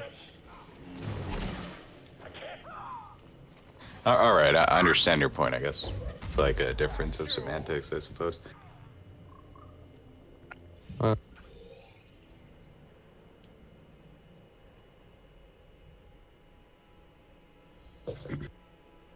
I think that I have a question for TJump. Go for it. Oh, is he me? no, he's waiting for you to answer. What was your question? Person who has a question? Yeah. Have you ever heard of psychological egoism? Well, you probably have, but have you ever Studied discussed it? No, I've never studied Do it. you have, oh, discussed it, I meant, has anyone ever brought it up? Maybe? I don't know. And do you have a general response to its? Can you tell me what it is? I don't remember off the top of my head because I haven't studied it enough to know.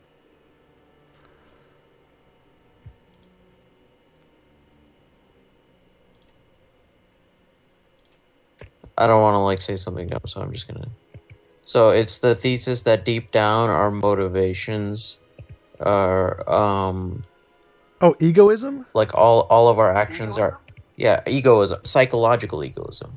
So all human actions are motivated by self-interest. I mean, I sort of agree with it, but at the same time, I think that most of our actions are just a result of biology. So, for example, it's not really our self-interest as in our psychological state, it's our self-interest as our biological state. Like, people feel compulsions to give to close relatives more than to give to distant relatives and that is for self-interest in the biological sense, but not the psychological sense. So I would say that it's a biological egoism is more likely to be true than psychological egoism. Huh.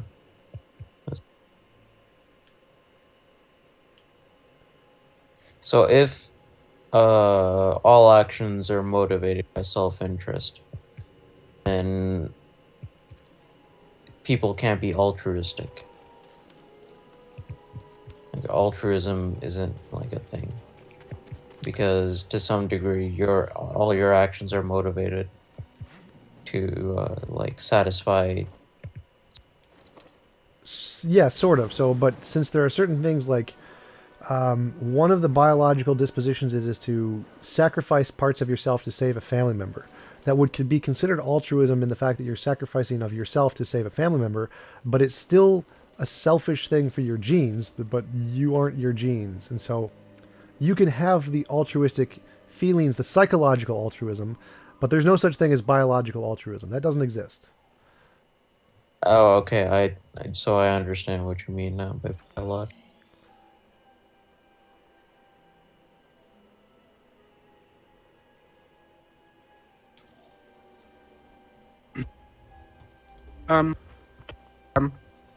Say if somewhere like let's say like I don't know, someone who's in a wheelchair, they dribble, and let's say there was I don't know $2,000 fine for making noise while, or let's say the president is speaking, right? And this person who's dribbling, they make a bunch of noise. Should they be? What? I have no idea. Like someone in a wheelchair is making noise, and should they be fined for making a noise? Assuming that there was let's say it's a president's hallway, and that that on the wall it says, anyone who's making noise will be fined. While the president an international speech, should they be fined the same? No, I don't think so. Like Tourette syndrome is one of those where you have to, like, say curse words occasionally, and you have no control over it. No, they shouldn't be fined for that. See, well, but how does that play? When you take that and the hard determinism thing, how that no one could have done otherwise. But you're saying that someone who, one person you put them in jail, they couldn't have done us, and the person who dribbled, you see what I mean? It seems. Well, again, it's about the brain states. Like if they were killing people uncontrollably, like we wouldn't blame them, but we'd still lock them up. They would still be morally culpable. But like a fine at a speech, it's not immoral to do that. There's no immoral thing to talk about a president. Like there's no moral culpability there at all, whether you do it intentionally or not. Well, what if that making the noise led to something terrible happening? Let's say it was like president, and because the speech was distracted, maybe the warning didn't go out for a flood or something, so now people end up. Well, again, if it's like a future thing, like if you are uncontrollably killing people and you're going to uncontrollably kill people in the future, we need to lock you up. If it was a one-time complete accident and it was just because that's how your brain works and there's nothing you could have done about it, that's a separate issue. So the one is like the person with the brain tumor, if we can cure them of that, then they're a different person and they're no longer culpable. So if the person like had a epilepsy or something, then no, there wouldn't be accountable because it wasn't like a thing that we have to worry about happening over and over and over again. If they go into an epileptic shock and kill someone every 5 minutes, we're going to lock them up. They're morally culpable based on how their biology works. Even though if we could cure them, they wouldn't be.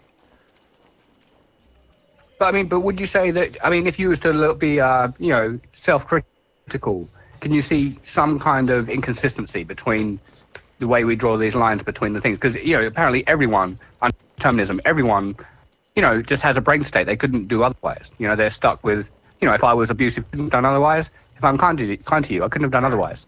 And it just seems, we're all kind of invalids within. Right. So in deterministic moral agency has nothing to do with you. It's not, you are not at fault for anything you do. It's all determined. But we're going to have to, society is responsible to protect its members, regardless of whether or not you are personally at fault. So every person we put in prison, it's not their fault. We can't blame them. We're not justified. We're not right to put them in prison. We just do it because we have to pragmatically protect the people. They are not at fault. They're not like demons that need to be exorcised. They're just biological states, and we have to protect people from those biological states. If there was a way to cure them of those biological states, that would be the right thing to do in all cases, no matter what. So we would never hold anyone morally responsible in that sense. We just cure everybody. We just give them the cure for whatever disease was causing them to hurt people, and we just let them go. And that would be the morally correct thing to do. So go ahead. Mm-hmm. So does that mean if you have a friend over to stay, and before they leave, they grab your PlayStation or your Xbox and they take it with them, and they never give it back, would you just say that it's not there? Yeah, in the objective sense, it's not their fault. That's just their biology. But we hold them accountable for pragmatic reasons. And that those pragmatic reasons are what we call moral agency. I mean, I don't know. So when you say pragmatic, in that example, like, because it costs you money, right? And pragmatically, you could use your money. All right, so like if we lived in a video game world and you could just print a new PlayStation instantly by pressing a button, then there'd be no reason to punish him for that. There'd be no pragmatic reason to care. I mean, I think I'm with you. I mean, many people would claim if we could, let's just say you work for a PlayStation company. Let's just say it's easy for you to get another one for no money. Many people say it's still wrong, right? People that actually, yeah, you hold to objective morals. So I mean, surely if it's wrong to take something, to steal, it's wrong always, right? Even if the person's got enough money to replace it easily. Right.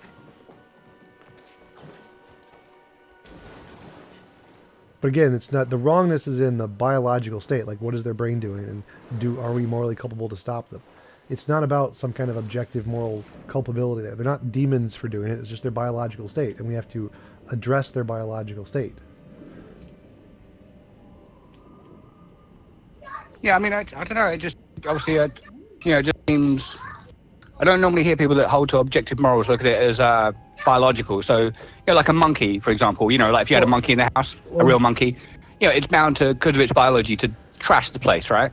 And you wouldn't hold it accountable necessarily, maybe partially, but because it's a biological creature, it's going to have the same, moral culpability as, say, you. But it seems like you seem to be applying that to the humans, right? In a way, you're saying that objective morals are out there, but people are not accountable because they have this biology which they couldn't have done otherwise. Is that? Well, again, my view of objective morality is just a description of the best of all possible worlds, and anything that goes against that description is immoral. So if a rock falls on you, nature is immoral for allowing that to happen. So my view of objective morality isn't the same as most people's. So, I mean, would you ever lock up a rock that fell on your head? If you could? If it was at risk of doing it over and over and over again, yes. If it wasn't, then no. Okay. Yeah, I see what you mean, yeah. So if you used to put it back where it was and then it was to happen again, yeah, I think eventually you're just going to lock the thing up. Okay, I see what you mean. At least you're...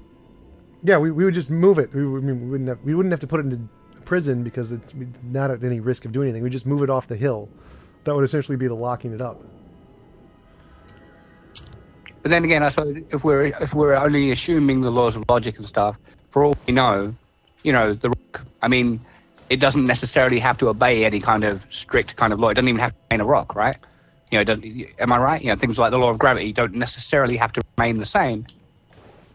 They could be completely different according to the, Well, no, nature can't be not nature, but we can use different descriptions. So the laws of logic are just descriptions, that's it. The laws of logic can change any way we want. We can just use different logic, intuitionistic logic, fuzzy logic, many-valued logic. Logic is just a language. It's nothing more than a language. That doesn't mean reality can be different than the way reality is. It just means we can use different languages to describe reality. Yeah, I think every time I talk about logic, I'm talking about that, like you said, that I'm looking at the ontological, logical nature of things, as opposed. So yeah, that just means reality is the way reality is. ASA? Yeah. ASA? Well, I mean, he stated the law's identity. Yeah, it's the way it is. Right. So I have an additional question. Sure. Are you familiar with the open question argument, right? Yes, G.E. Moore's open question argument. Yeah. So even if there were some law of the universe that says I ought to do A rather than B, why ought I accept that I ought to do A rather than B? Well, there's a lot of different people who try to solve ought questions differently. My solution is that oughts just are irrelevant. Morality is just a bunch of is statements. My description of objective morality is what is the best way the world could be? What is the best of all possible world? And if it moves us closer, then that's good, and if it moves us farther away, then that's bad. And it's purely descriptive. There's no oughts there. Like oughts, I don't even care about oughts in my view of objective morality. Super hard time fathoming. I like you, Tom, and I agree with 99% of what you say, but I can't wrap my head around that. That's totally fine. It would be weird if people agreed with me 100%, and then just be cultish. So I'm glad I have my strange views. So I mean, if you hold, sorry, I mean, we talk about the best of all possible worlds. Yeah. In the situation that we're in now, wouldn't it be better if all humans died? Like right now, so there's no more kind of harm and misery and suffering and destroying the planet. No, because in my description of the best of all possible worlds is one where there's no involuntary imposition of will. So anytime you kill somebody, that's an involuntary imposition of will, unless they actually wanted it. And so that would move us further away from the best of all possible worlds, not closer to it. But if we all agree, if we all wanted to die, and then killing us would all be moral, yes, it would be good if we all wanted to die and you killed us all.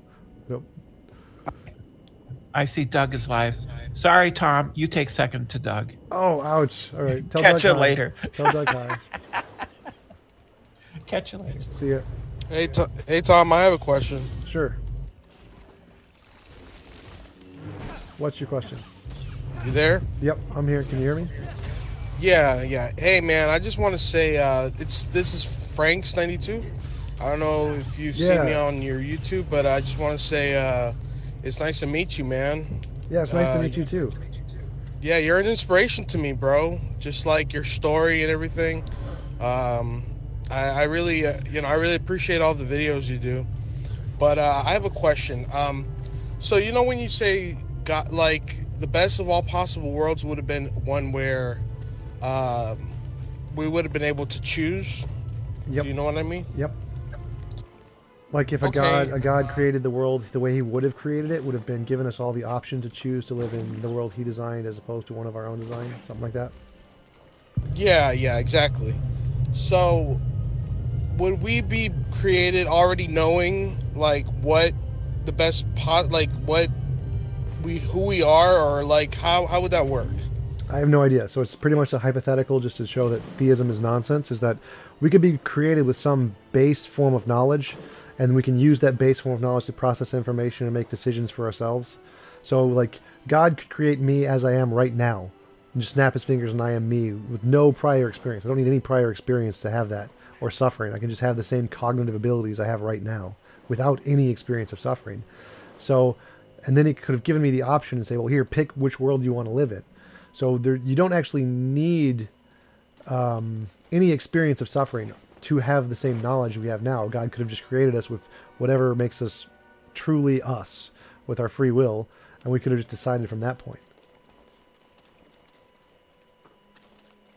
Okay, that's basically it. So hey, I'll keep watching, bro. Yeah, thanks. And what is your image? You have a cool image on your YouTube thing. Is that like a guy in a suit? It's a guy in a suit and his like head is blowing up. Yeah, it's cool. I like it. It's like when you got you lose your mind basically. Yeah, it's cool. It's nice talking with you. I like it. So Tom, I actually have a question for you. This is a pretty hard-hitting question.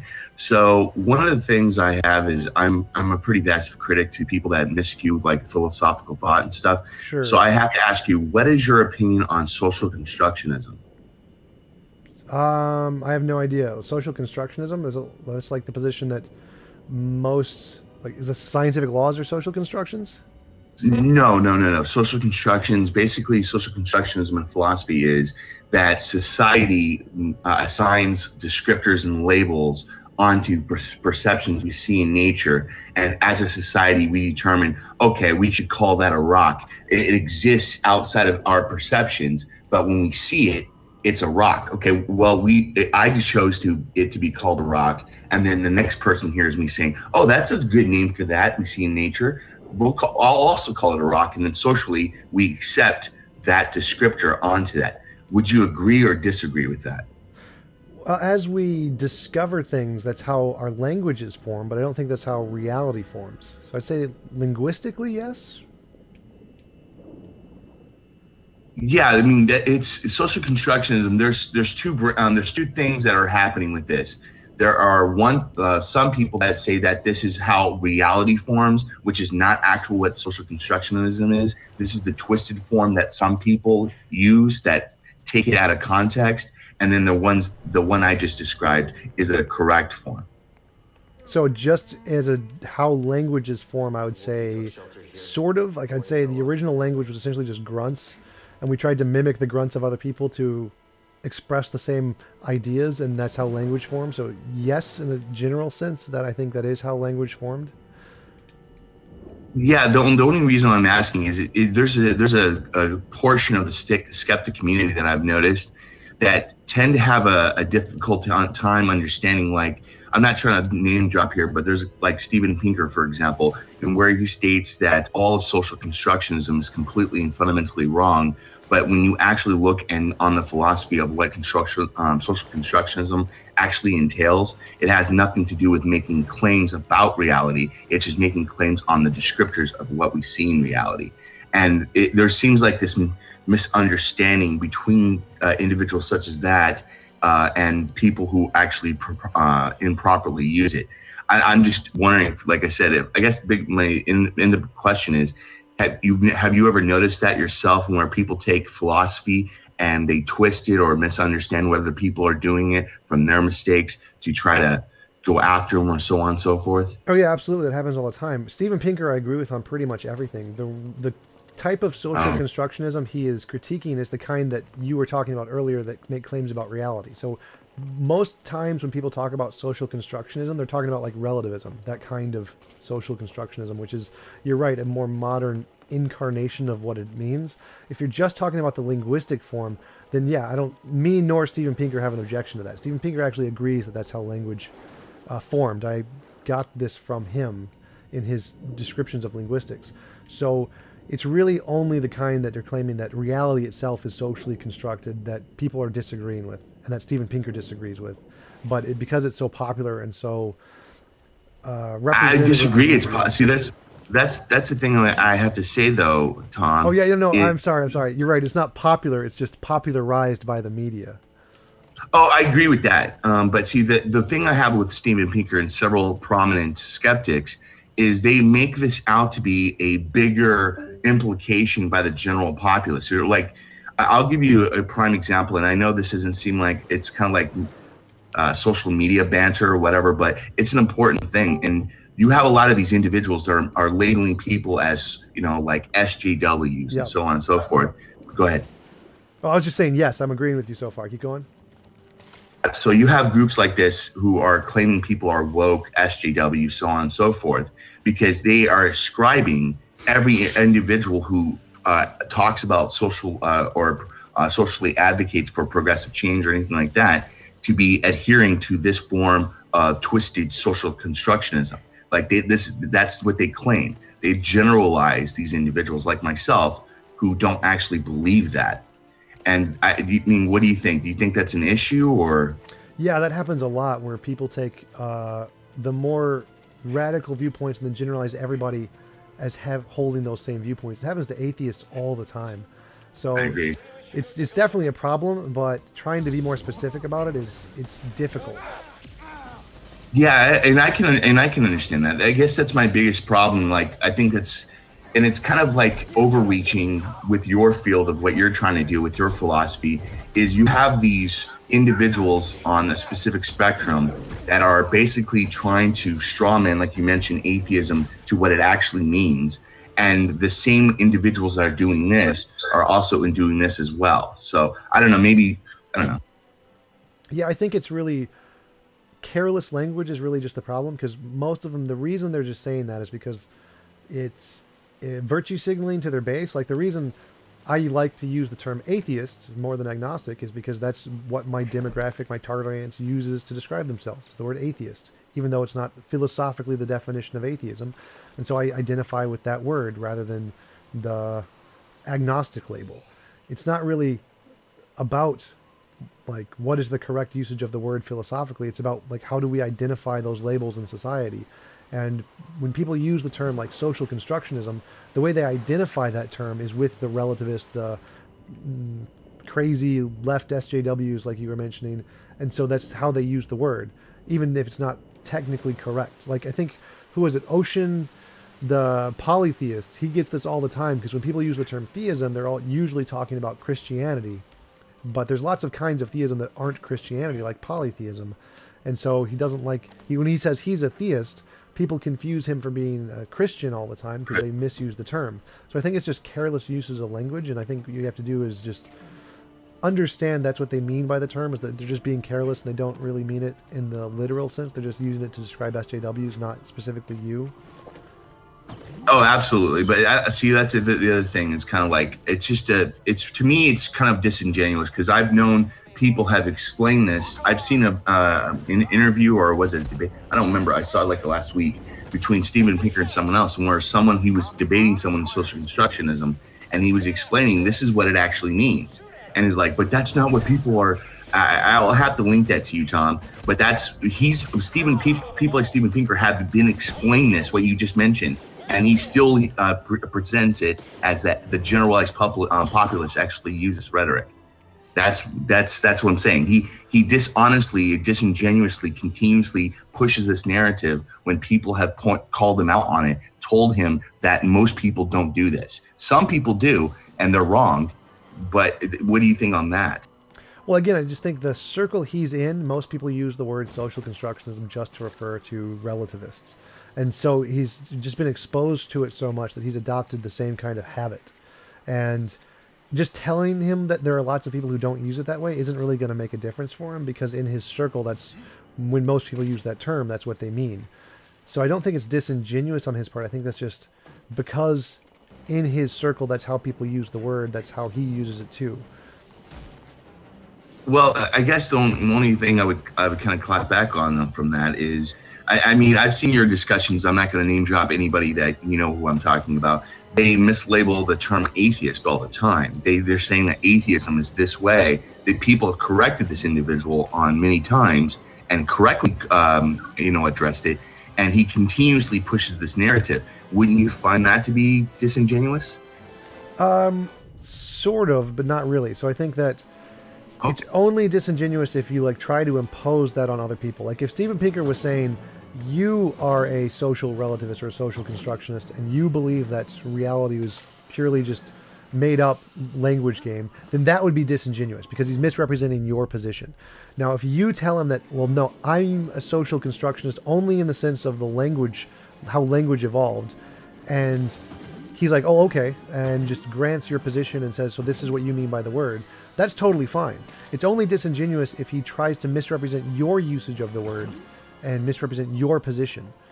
But just using the general term, I don't think that's disingenuous because that's how a lot of people do view the term. Same in the case of the atheism. If someone uses the term atheism to mean God absolutely does not exist, because there are people who do use that terminology, it is not disingenuous to use that terminology. It's only disingenuous to use that terminology to misrepresent someone who doesn't use that term. I understand. I can respect your viewpoint on that, Tom. I disagree that I don't think that this is what he's doing, because in my honest opinion, again, this is purely subjective, but in my honest opinion, I believe that there's a large contingent of reactionaries among the skeptic community that are pushing this narrative to either draw angst from their crowd because they know it makes money on social media, or they try to create some type of narrative they know is very popular that keeps them in the limelight. That's my opinion. I have good evidence for that opinion too, but that's kind of like the situation I'm seeing, and it's an unfortunate thing for me. But you don't think there's lots of people from the social constructivist crowd who hold those views and, Oh, absolutely. There are people that have those views, but there's a difference though. The small minority of people that hold these views do not encase the generalized populace. Most people who do advocacy for social or progressive ideals like I do do not adhere to that. I'm around these circles all the time, and they don't believe in the relativist point, that position on social constructionism. They merely describe it as a way that we've generated the language. That's it. But this is the narrative. Are you saying that Steven Pinker is accusing most people in the social justice community of being relativists? Yes, that's my opinion. Yeah, if you can send me the clip for that, that'd be great, because I have not seen that as his position. I'll link you some other things, and I'll give you examples that maybe won't persuade you, Tom, and that's completely fair. But I'll send you some links later on, and you can go over that, and you can make your determination from there. Yeah, sure. Because, if he's just accusing everyone in the social justice community of being relativist, I wouldn't agree with that either. So I'd be on your side on that one. Yeah, that's all I'm saying. I agree that there are really people out there on social advocacy side that do this, and they're fundamentally wrong. They're just out there. They're just trying to replace one supernatural claim for another. That happens, no doubt. But the overall populace doesn't do this, and it's a huge problem. This is a big narrative, by the way, Tom, that's been going pervasively across social media over the last 5 years. Like, they generalize this all the time to people who advocate for positive change in society. Yep. I don't know what to say.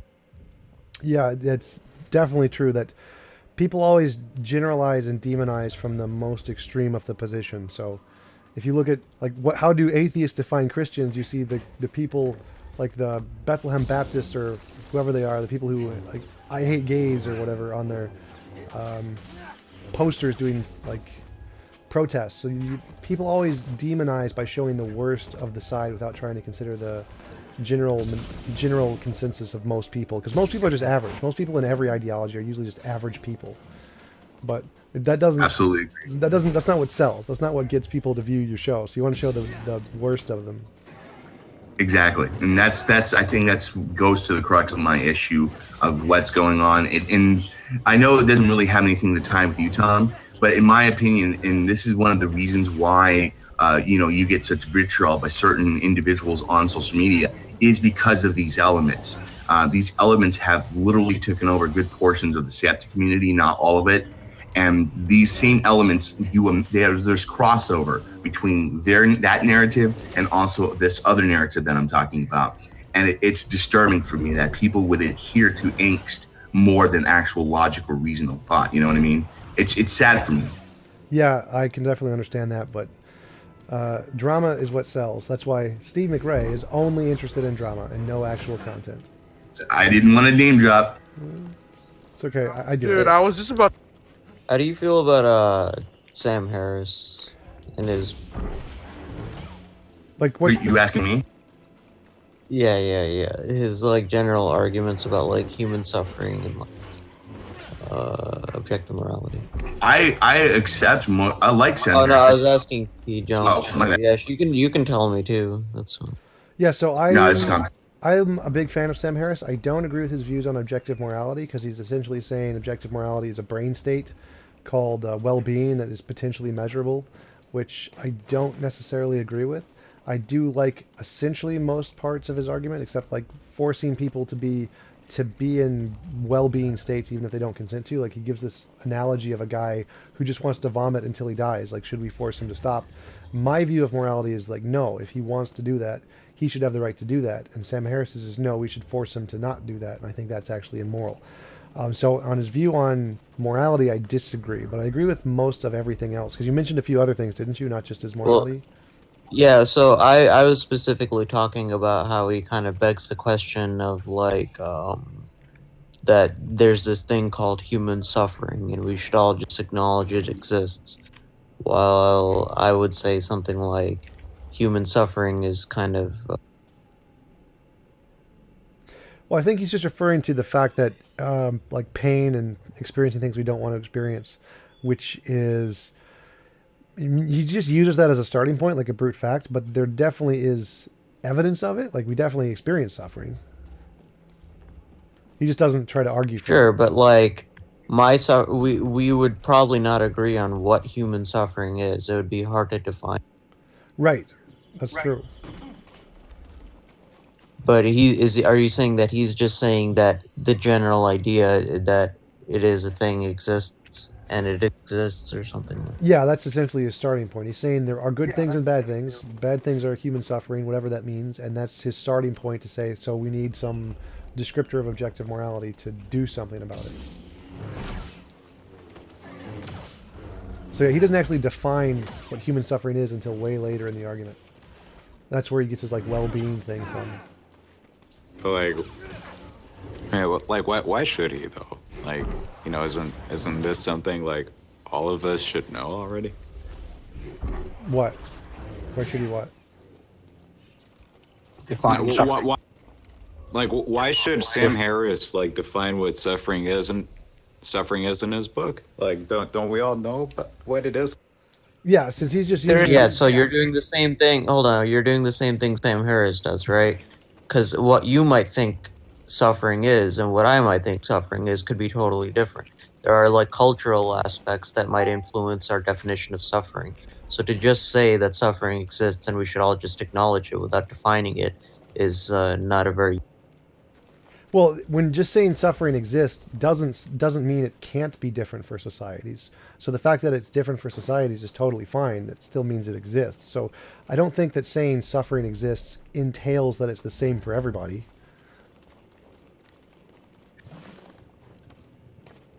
If you enjoy suffering, is it still suffering? If you Depends on the definition you use, but usually no. Usually suffering is definitionally the things that you don't enjoy. okay, so like Mel Gibson movies, you know, that's suffering. Take it back. Braveheart was an amazing movie. I hate you. No, I like that one. I like that. But yeah, like He's gone down since. Yeah, he has. But like people who like suffering, like masochists, like that wouldn't be considering... They like pain, but being in pain is something they enjoy, so it wouldn't be suffering in the larger context of the word. Yeah, the comparison is to working out, right? Yeah, like exactly. people work out, and it's not... You don't enjoy it necessarily, but you do enjoy the overall... The benefits outweigh the cost. Well, yeah, you actually do usually enjoy it because it gives you a dopamine rush when you're working out. Gives you positive feelings. So it's usually something people do actually enjoy is the sensations. Right, like for me, it takes about 3 weeks, and then I actually look forward to working out. But if I haven't been working out for a long time, then in order to get myself started, it's a real chore, right? Yep. That's subjective. Does that mean obviously like raping a woman or if someone rapes a woman? Obviously, I'm guessing that will cause an endorphin rush or something, dopamine rush. Does that mean that it's not suffering, or you know, how do we?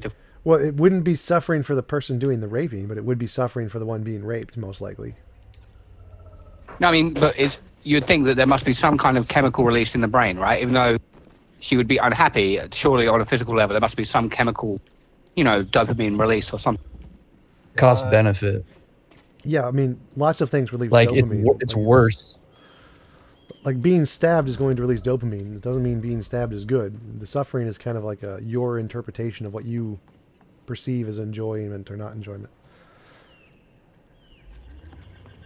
TJ, so like, you know, with the involuntary imposition of will, like say if it sounds terrible, but say if a 4-year-old child wanted to be raped by a 60-year-old man or something like that, would that be immoral? If she wanted to and he wanted to, would that be immoral? Yes, because again, my stipulation, my rule of it's any involuntary imposition of will only applies in the best of all possible worlds, which we aren't in the best of all possible worlds. So you'd have to consider, well, if every being is a consenting adult and they choose to do consenting things, well, then it's not immoral anymore. But a 4-year-old child is like a biological limitation on like our world, and so that itself is an immoral thing that shouldn't occur. So you have to put it, in order to understand what it means to be moral, and any involuntary imposition of will is immoral, you have to look at it from the perspective of the best of all possible worlds, because it only applies from that perspective. Which we're not privy to, right? So it makes it a little bit harder to comprehend, right? It's kind of like it's a world that we're not used to, right? We don't have evidence of. Well, it's an abstract, so it doesn't exist, but it's like you can look at things from the perspective of it pretty easily. Sure, yeah, I'll try to, yeah. I see what you mean. So how about in this world? So you always say in this world that would be wrong. Let's say you got to go in Arabia, she's starving to death, and she concludes that by, you know, allowing herself to be raped, that she will end up getting food. So therefore, it's what she wants. She wants the food, so she, you know, makes a, you know, a sacrifice, if you like, or whatever. Would that be wrong for her to do that? Would it be wrong for the man to do that? It wouldn't in your scenario in this world. It wouldn't be wrong for her to do that. And then it's consent, so it wouldn't necessarily be rape. But in that case, like, the fact that she needs food is a problem, and we should solve that problem. And the fact that she needs to give herself up for that is definitely not a good thing. So, but I wouldn't necessarily think that either of those situations are immoral, because it's not rape at that point. At that point, it's consensual. Okay, I see what you mean. Yeah, but it would just be underage, right? According to our current thing. Yeah. Yeah, if she's underage, that would be immoral because there's biological limitations on what can be counted as consent. So, in that sense, if she's underage, it's still immoral for the guy, not for her though. Okay, yeah, that actually makes sense. You know, more than earlier on. Yeah, because I see what you're saying. That that actually totally is the system. That is, I agree with you. To be honest. Cool.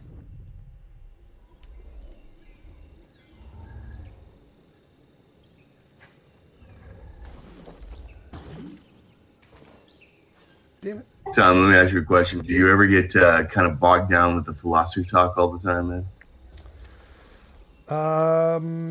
Not exactly. I mean, there's certain kinds of topics that bore me to death, like pedantic stuff, like just getting obsessed with the language game. That stuff I get bogged down with pretty quick. But other than that, no.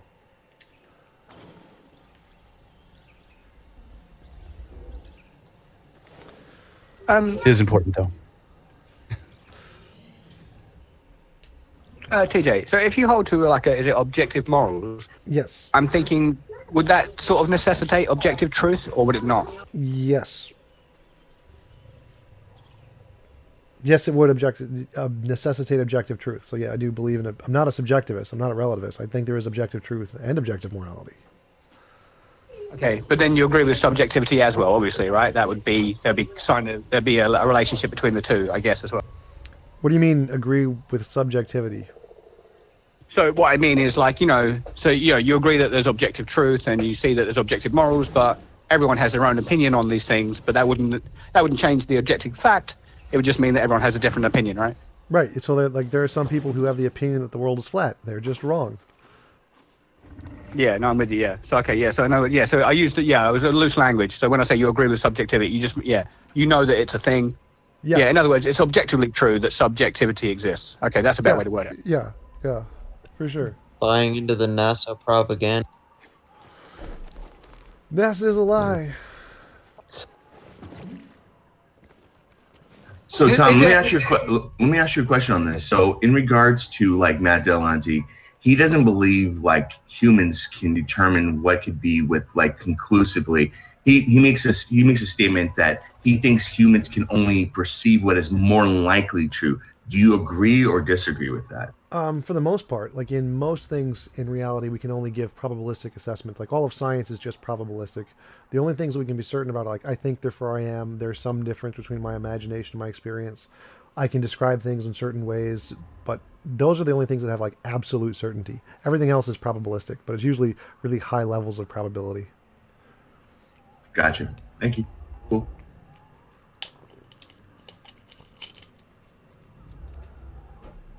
Is it highly probable that we have probabilities, or is it like an absolute objective fact that we have probabilities? Well, and is there an argument for either? It's an absolute objective fact that we can use probabilities to describe things. Whether or not they apply to reality is a different thing. It's. So I mean, okay. So, I mean, but would you say, but more directly, I mean, is it an objective fact that we have probabilities, or is it a probabilistic fact that we have probabilities?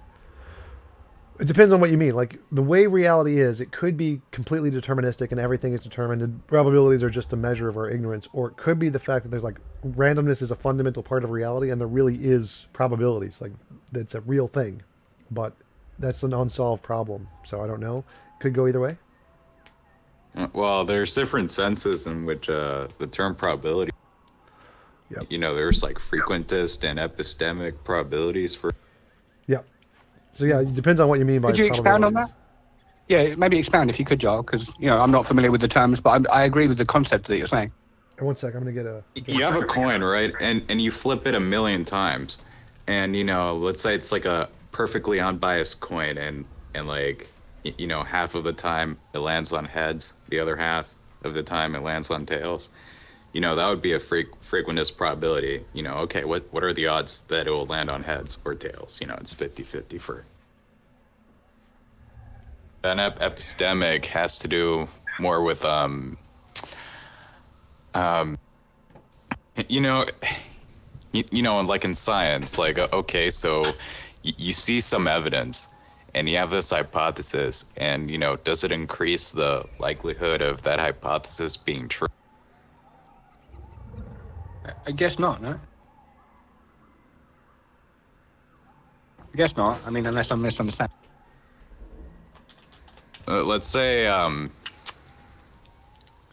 you get home and you know, and you know, like somebody tells you that a tornado, like, you know, went through your house, but you know, your house seems perfectly fine. It's not destroyed. It's not a big mess. You know, you can assess the probability of that hypothesis being true. You know, given what you see, you know, that would be epistemic prob. Okay, I see what you mean. Okay, yeah. But you know, frequentist probability, yeah, it's basically self-descriptive. It's a frequency at which things happen. Mm-hmm.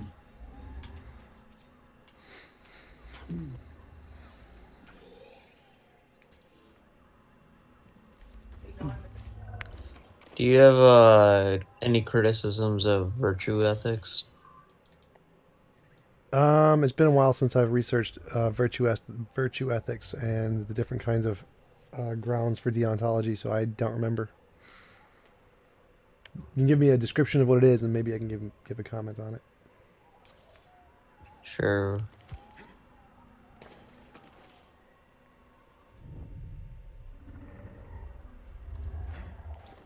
Hey, look, So virtue ethics is currently one of three major approaches to normal. I think maybe initially identified as that one that emphasizes the virtues of or moral character in contrast to the approach that Oh yeah. emphasizes duties. So yeah, it's like it's moral if you try to do good. If you attempt to do it, your motivations are the parts of what are considered in morality, regardless of the consequences. And I disagree with that. I think the consequentialism is far more apt than your intentions, because you can intend to do good and have good virtues and have negative consequences. So I do not agree with virtue ethics in that sense.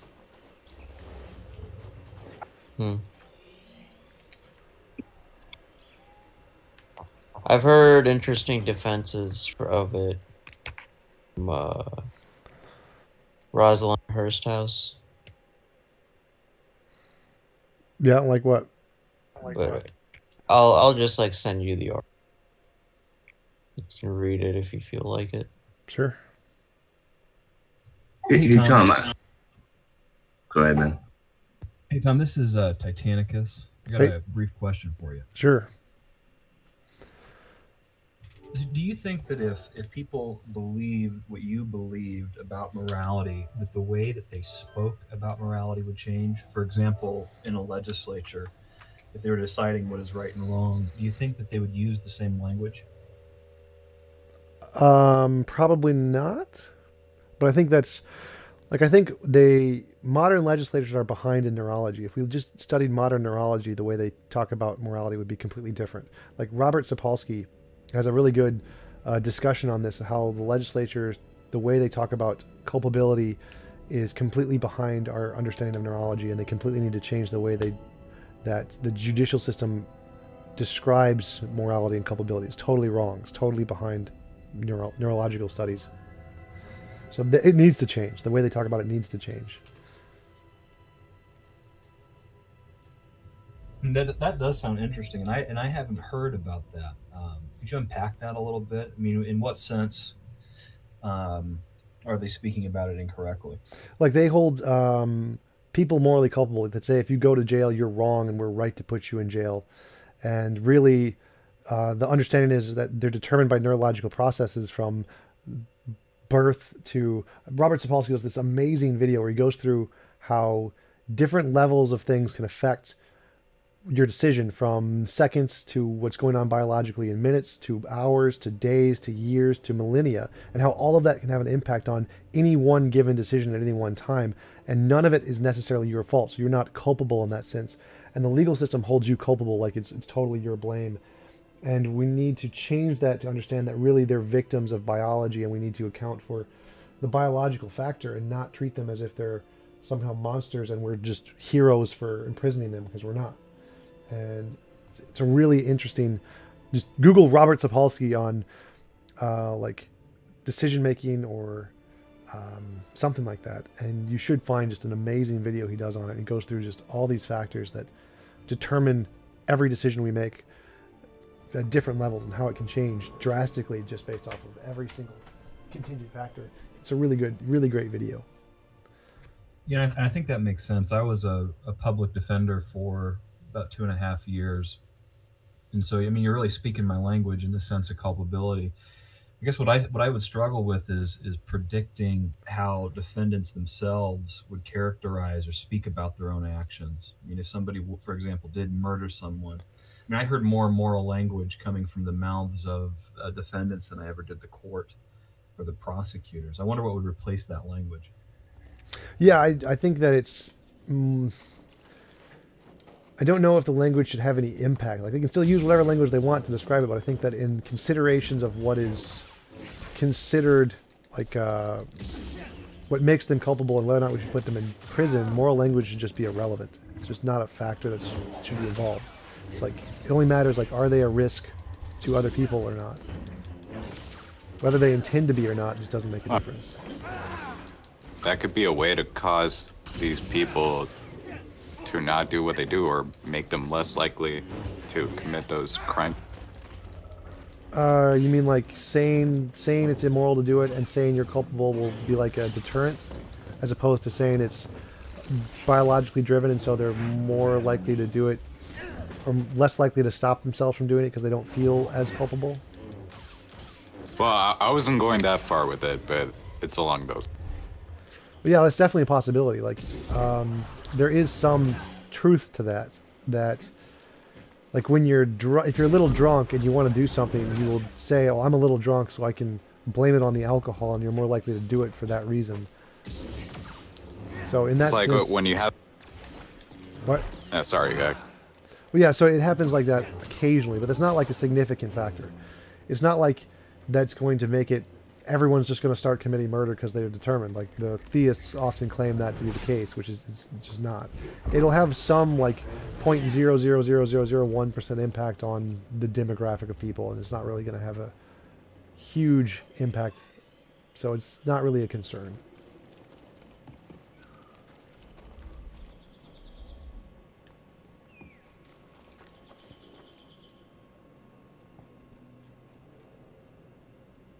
I wasn't even referring to the point as, you know, okay, what are people gonna think if they all were aware that their actions are determined by causes beyond their control? But, you know, it's more like I think, yeah, one of the problems that you run into is that most defendants are very low functioning people, whether we like it or not. I don't know if they have the capacity to think about morality in these terms, and if they did, I don't know if their conclusions would be the most rational, responsible conclusions either. Managing that problem, I think, would be very difficult. Well, I think it's more that people find reasons to justify whatever that is they want to do, and so morality is just a tool to justify your own actions. It's not. It wouldn't really act as an effective deterrent. It would be more likely to act as a encouragement. You're going to find some way it's moral to do what you want to do, and then use that as a justification to do it, regardless of whether or not it actually is. Yeah, I think that's right, actually. I wonder what would be people's justification for going through the difficult process of rehabilitation. I mean, it really bugs me, but most of these guys I saw come out did heavily lean on religion in order to get themselves to change. I don't know what would take the place of that. Yeah, it's definitely one of the biggest problems in the secular community is that we don't have that really strong grounding that's been there for thousands of years and from those beliefs, but we'll get there. We just need to find other kinds of secular ways to ground those kinds of motivations. But since it's new, we don't have that thousands of years really helps to drive it into our psychology.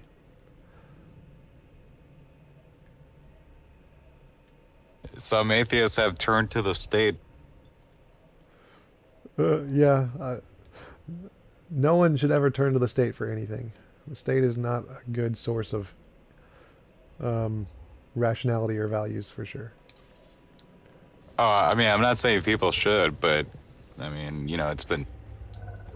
Yeah, people idolize a lot of things. Like, one of the reasons Stalin was an atheist was because the previous regime was very Christian, very religious, and so he used that to his advantage and made a secular model, a non-religious model, and people turned to that thinking it was going to be better because they just had such a terrible experience with their religious overlords. And so, yeah, people turn to essentially anything to try to find value and meaning and purpose and all those kinds of things. You just got to find a good one.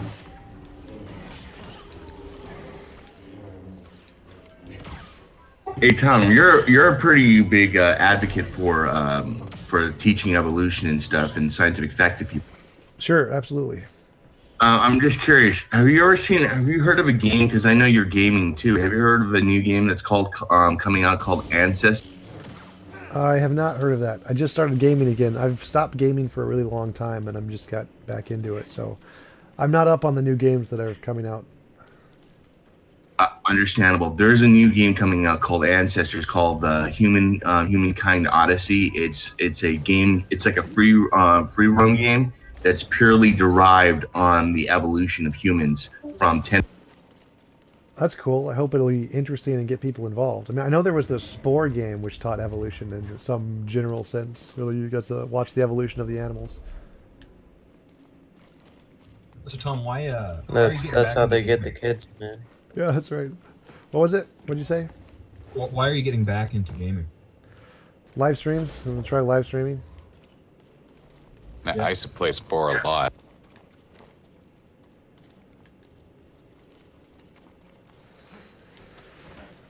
Yeah, I'm trying to build up my Twitch side, my Twitch streams, and I started a YouTube channel. I got like 60 subs on my gaming YouTube channel. Yeah, woohoo! And yeah, I'd like to do that. One, games give me a tax write-off. If it's a part of my job, I get a tax write-off for buying video games and stuff. That's cool. Do you think it would help you, Tom, if you maybe got into games that actually have a deep philosophical vantage point, because that is the mainstay of your channel? Yeah, for sure. I think that there are some games that do that really well. Like Are you Fallout. talking Yeah, about there- Minecraft? Well, about what? No. There's actually two games I would recommend to you. If this is the there's one called Senua's Hellblade's Return or whatever the hell it's called. Yeah, you can get it on, I don't know what system you play or PC, but it's called Senua's. It's the philosophy behind psychopathy or people. She's basically psychotic, and it's kind of like a mind game type of thing, and it goes into the thought process of someone who has mental illness. And there's a lot of philosophy behind it too. That's one game. I play PS4. Assassin. Fallout has a cool karma system. Yeah, Fallout is a Where- good game. Skyrim is a good game. Those both go into a lot of psychological concepts, especially in the mini games. There's another one, a war game. Oh, I forgot what it was called though, where you had to go through and kill a bunch of innocent civilians and justify it. That was a good psychological one. There are a lot that really go into interesting philosophical concepts. Usually sci-fi ones do that. Did it freeze again? Oh my god. Well, I mean, Elder Scrolls does it in a Jordan Peterson kind of way. Yeah. Imagine a game where it's just like a bunch of thought, like the trolley problem, and you have to decide. I don't know if that would be a very fun game. Yeah, no, it would be the fun part would be like, how do I kill both people, the 5 and the 1? That's probably what happened. You beat the game if you can kill all 6 people.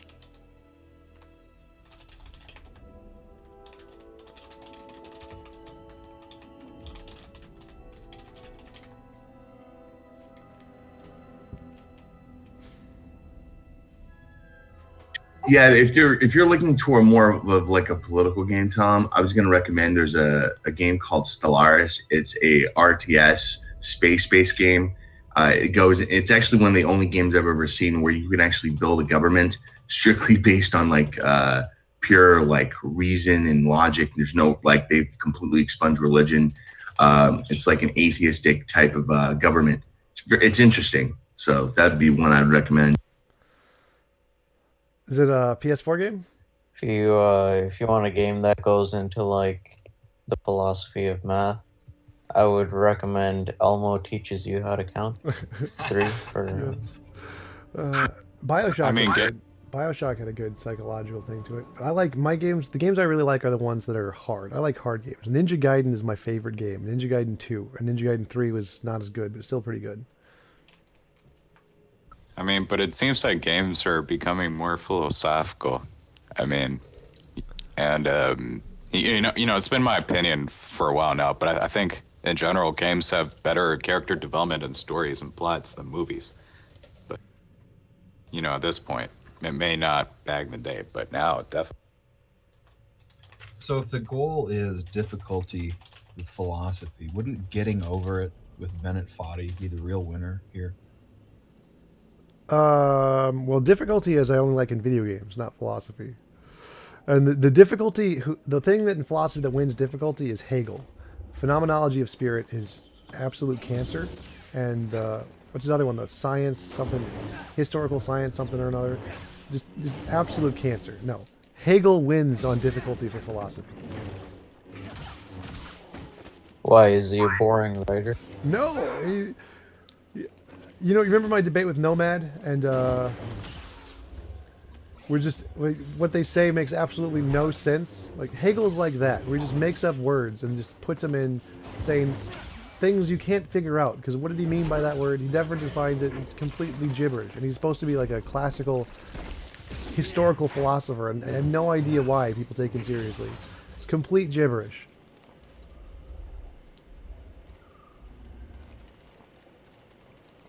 Poor Nomad. I mean, he's trying his best. There's a lot of philosophy like that, though. I mean, especially now. I would say like the philosopher of our time would be like Hitchens. Hitchens, like Listen, Christopher buddy, Hitchens? I'm not your average schmuck. Okay, I know all your little tricks. Who did you say would be the modern philosopher? Oh, Darth. Oh, yeah, Darth Hawkins. Hilarious. Honestly, I respect philosophers who are able to communicate their ideas in a way that everybody could understand. Yeah, that's like the hardest the whole filibuster thing.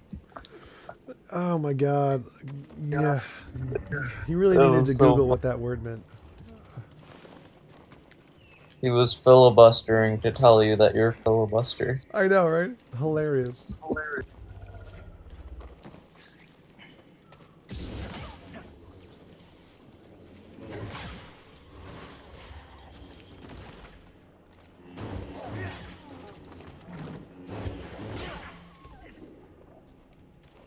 You know, when you entered that conversation, it seemed like you already had heard of the guy. Right. Well, yeah, I was invited to talk to him actually, and people have asked me to talk to him for a while, so I've definitely heard of him. Yeah, those people definitely did not like you, because getting into a conversation with Darth Hawkins is like one of the worst things that can happen to somebody.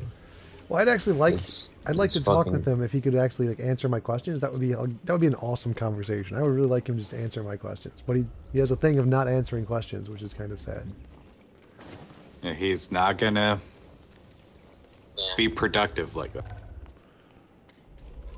When he used to come on to politics, I would go in and troll him and get banned, but I was friends with one of the mods, so I would get unbanned. They always give people like Darth Dawkins or Mr. Batman access to their to the mod mod status on their own rooms in politics.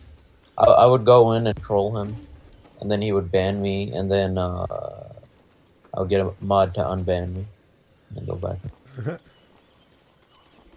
They both have a habit of interrupting people and then crying victim when you overtalk them.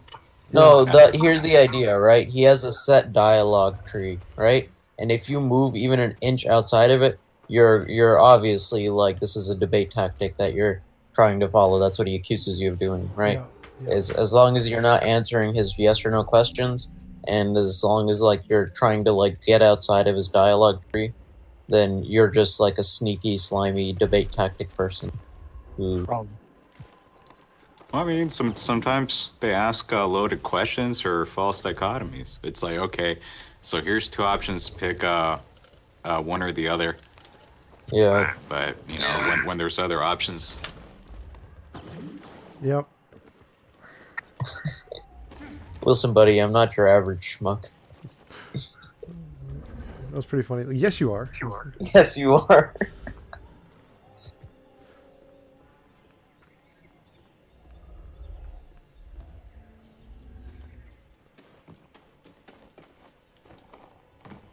It's like when they ask me, okay, if you don't believe in God, then what's your explanation for why there are laws of physics, you know, the uniformity of nature, whatever you want to call it? It's like, well, I don't really know the answer, honestly. I mean, I don't need to have one. Right, you don't actually. So he used to do this thing where he would always ask the same question, which was, what is your defeater for the Christian God? So what I would do, I would always go into his, like, I would always go into his server expecting the question, and I would say something like lightsaber, or like, you know, different, well, let's say like a Glock 9. That's my defeater for the Christian. And then he would ban me. But that's a joke, though, isn't it? Because that isn't. Surely you don't think, you know, just entertain that the Christian God is right. Are you asking if I think a lightsaber could defeat the Christian God? Yeah. You bet, buddy. That's exactly what I think. I mean, it just sounds a bit absurd. How do you defeat an omniscient spirit with a lightsaber? Where would you swing it? Oh no, I like it this one. So like, there's this syllogism I heard. I don't remember exactly what it was, but it's like, a ham sandwich is greater than a god. So here it goes something like this: nothing is greater than a god.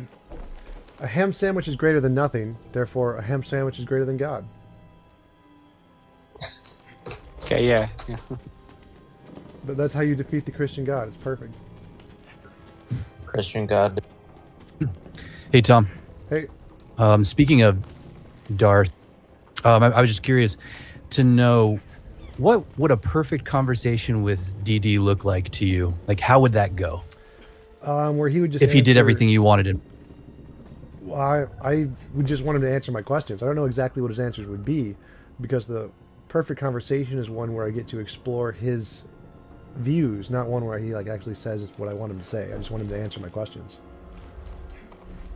So what would you think his answer would be to your questions? Like, what would your question specifically be? And then what would you assume his answers to be if he was being intellectually honest? And then how would that play out? Well, he actually did. He answered like 3 of my questions. I put it for like I got 5 minutes to talk and ask questions, and he answered 3 of my questions, which was, does God conform to the laws of logic? And he said no. God is laws of logic are a reflection of God's nature. And I can say, okay, well, I can just say the laws of logic are a reflection of nature's nature. And so I can use his own arguments against him. So any argument he brings up, I can just use it to support pantheism or any other of the God hypotheses. And I want to hear his response to that more than anything. Yeah, I think the laws of logic are properties of whatever it is that exists. But, you know, we also came up with words sentences to describe that. Yeah, I'd say that reality is the way reality is, and logic and math just describe reality, and that's it.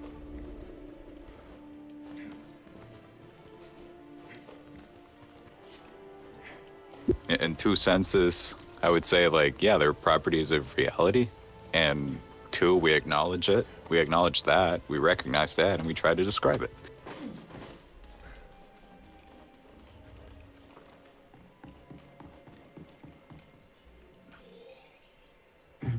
TJ, when you say that it's like descriptive, not prescriptive.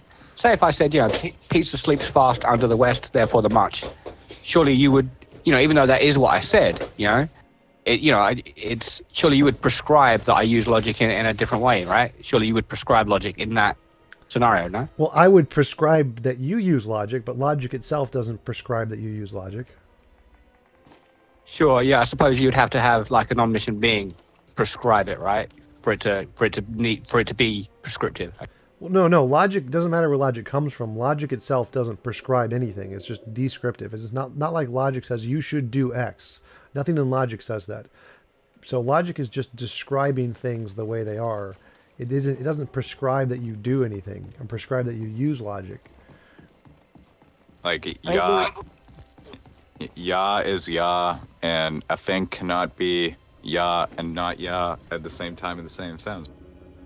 Sounds prescriptive. Like if it cannot be, it sounds like you're saying therefore it must be this way. It sounds prescriptive. No. It says it cannot be is descriptive. If to be prescriptive, it should not be. So should would be prescriptive, can would be descriptive. Yeah, I mean I see what you're saying, but I still, to me it just doesn't. I don't, even though that sentence you said holds, I still don't think that it's just descriptive. Not how I. Another way to think about it is that, two contradictory states of affairs don't unfold ever at the same time in the same sense. I mean, isn't that what is meant by A and not A cannot both be true at the same time in the same sense? Pretty much.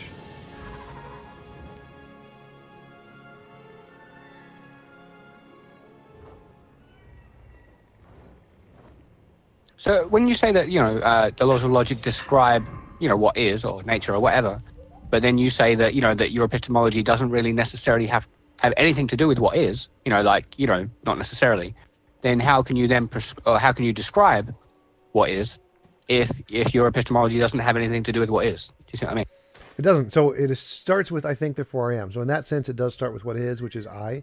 But then after that, it doesn't tell us anything about what is. It just tells us about how we know things. So like I can tell there's some difference between my imagination and my experience. When I imagine a unicorn, I don't see a unicorn. Now that doesn't tell me anything about what my imagination is. Like it could be material, it could be dualistic, it could be idealistic, and my epistemology makes no distinction between those three. So it doesn't. My epistemology tells us nothing about the fundamental nature of reality. Is it material? Is it idealistic? Is it dualistic?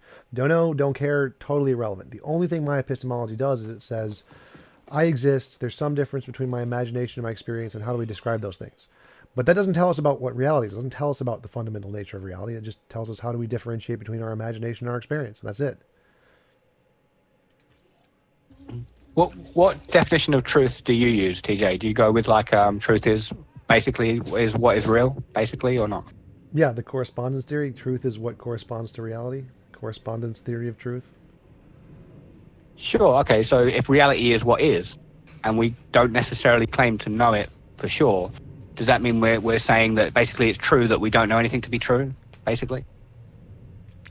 It's true that we don't know what absolutely fundamental nature of reality is. Doesn't necessarily mean we don't know anything to be true. So like there can be things that are true that aren't necessarily have anything to do with reality. Like I can say bachelors are unmarried. That can be a true statement because it's just definitionally we made it up. It has nothing to do with reality. But you don't think you don't think that's part of the reality that we live in, that bachelors are unmarried or whatever? No, it's just a made up figment of language. So it's not true in the same sense. It's not descriptive of reality. It's just a made up piece of language. Mm-hmm. Go on, John. The way I think about it, right, is that, the reality I experience, the world I experience, including my own mind and everything else, I mean, that exists no matter how way I slice it. Even if it's a hallucination, it's still there in one way or another. And, Yep. I mean, that which corresponds to the world I experience corresponds to reality. Yep.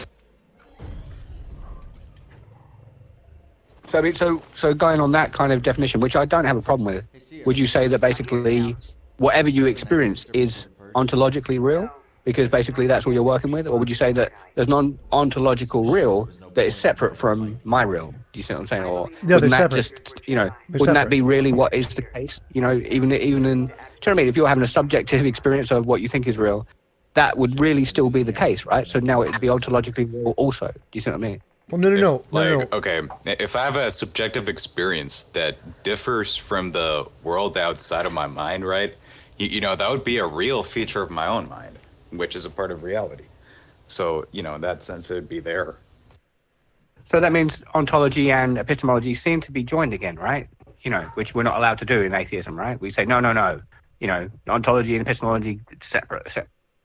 No, Well, I mean- they're different. They're different areas of philosophy. It has nothing to do with atheism. Ontology and epistemology are just completely separate areas of philosophy. Ontology is what exists. Epistemology is how we know stuff. So if something existed and we knew it existed, then that would be an epistemology of an ontology. But they're in philosophy, they're separate fields. So that's what Yeah, I I'm mean with when they're you. separate. So The funny thing is, though, if I sorry to interrupt, but like so like you say, like, you know, you have what is, and if we know it, then we have an epistemology about ontology.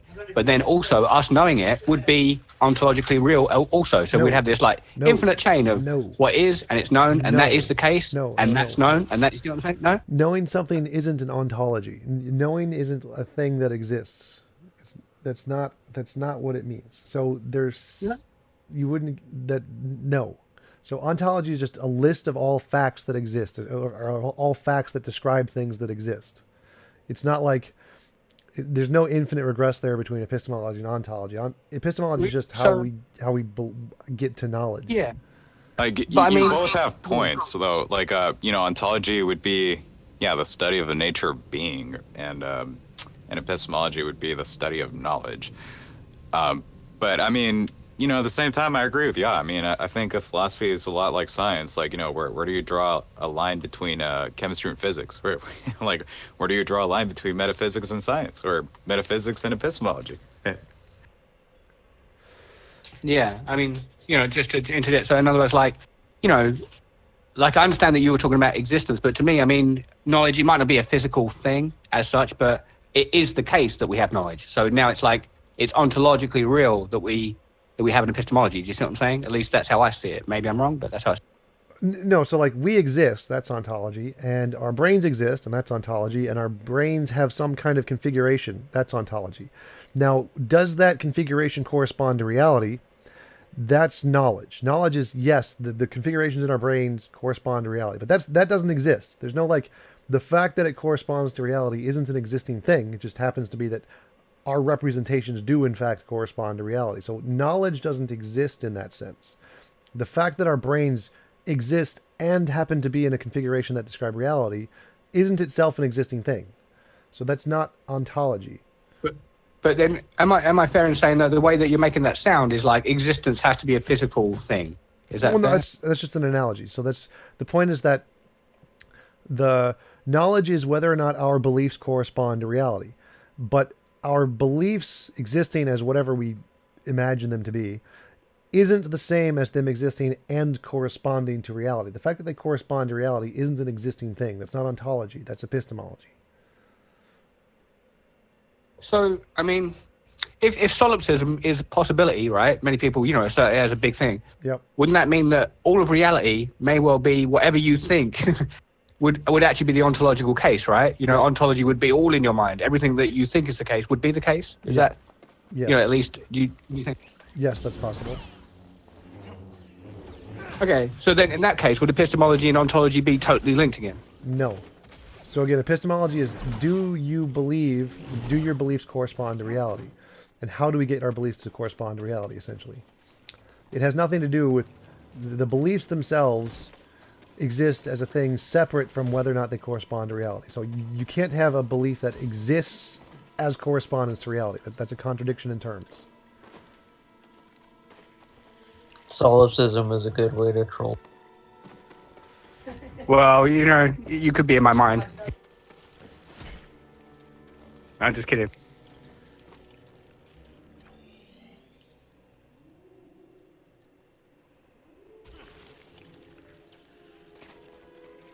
So is like consequentialism in a lot of ways. You can just consequentialize a lot of things to troll people. It's really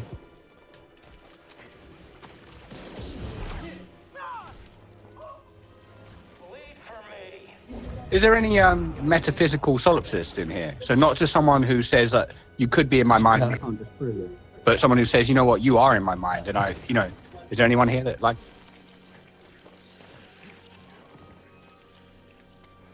I guess not. It's interesting. What would a solipsist do? Would a solipsist watching someone play video games? What would that be? That'd be interesting. Yeah, it'd be in their mind. At least in their mind, it'd be in their mind. It's either you playing the video game is a figment of my imagination, and you can't prove otherwise. Because all things are a figment of my imagination. It's just non-falsifiable. Right. So, but would a solipsist actually watch a gaming streamer, like of someone else playing a video game? Why would they ever do that? That'd be really hilarious. Like, I'm watching a figment of my imagination play a video game. It's actually the same question I have for why a lot of people would watch somebody else play video games. I mean, it's a good point. But like, I mean, sometimes I watch robots on TV like smashing each other. I mean, I don't think those robots are conscious, but I enjoy it. But explosions are awesome.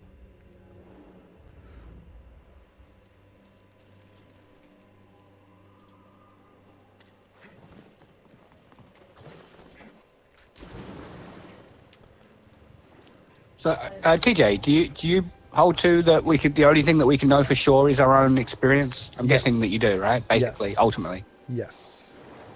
Okay. Okay. And everything else would be, you know, it would be, you know, believed. It'd be highly probable, highly probable, but not, like say, it would be uncertain. Yep.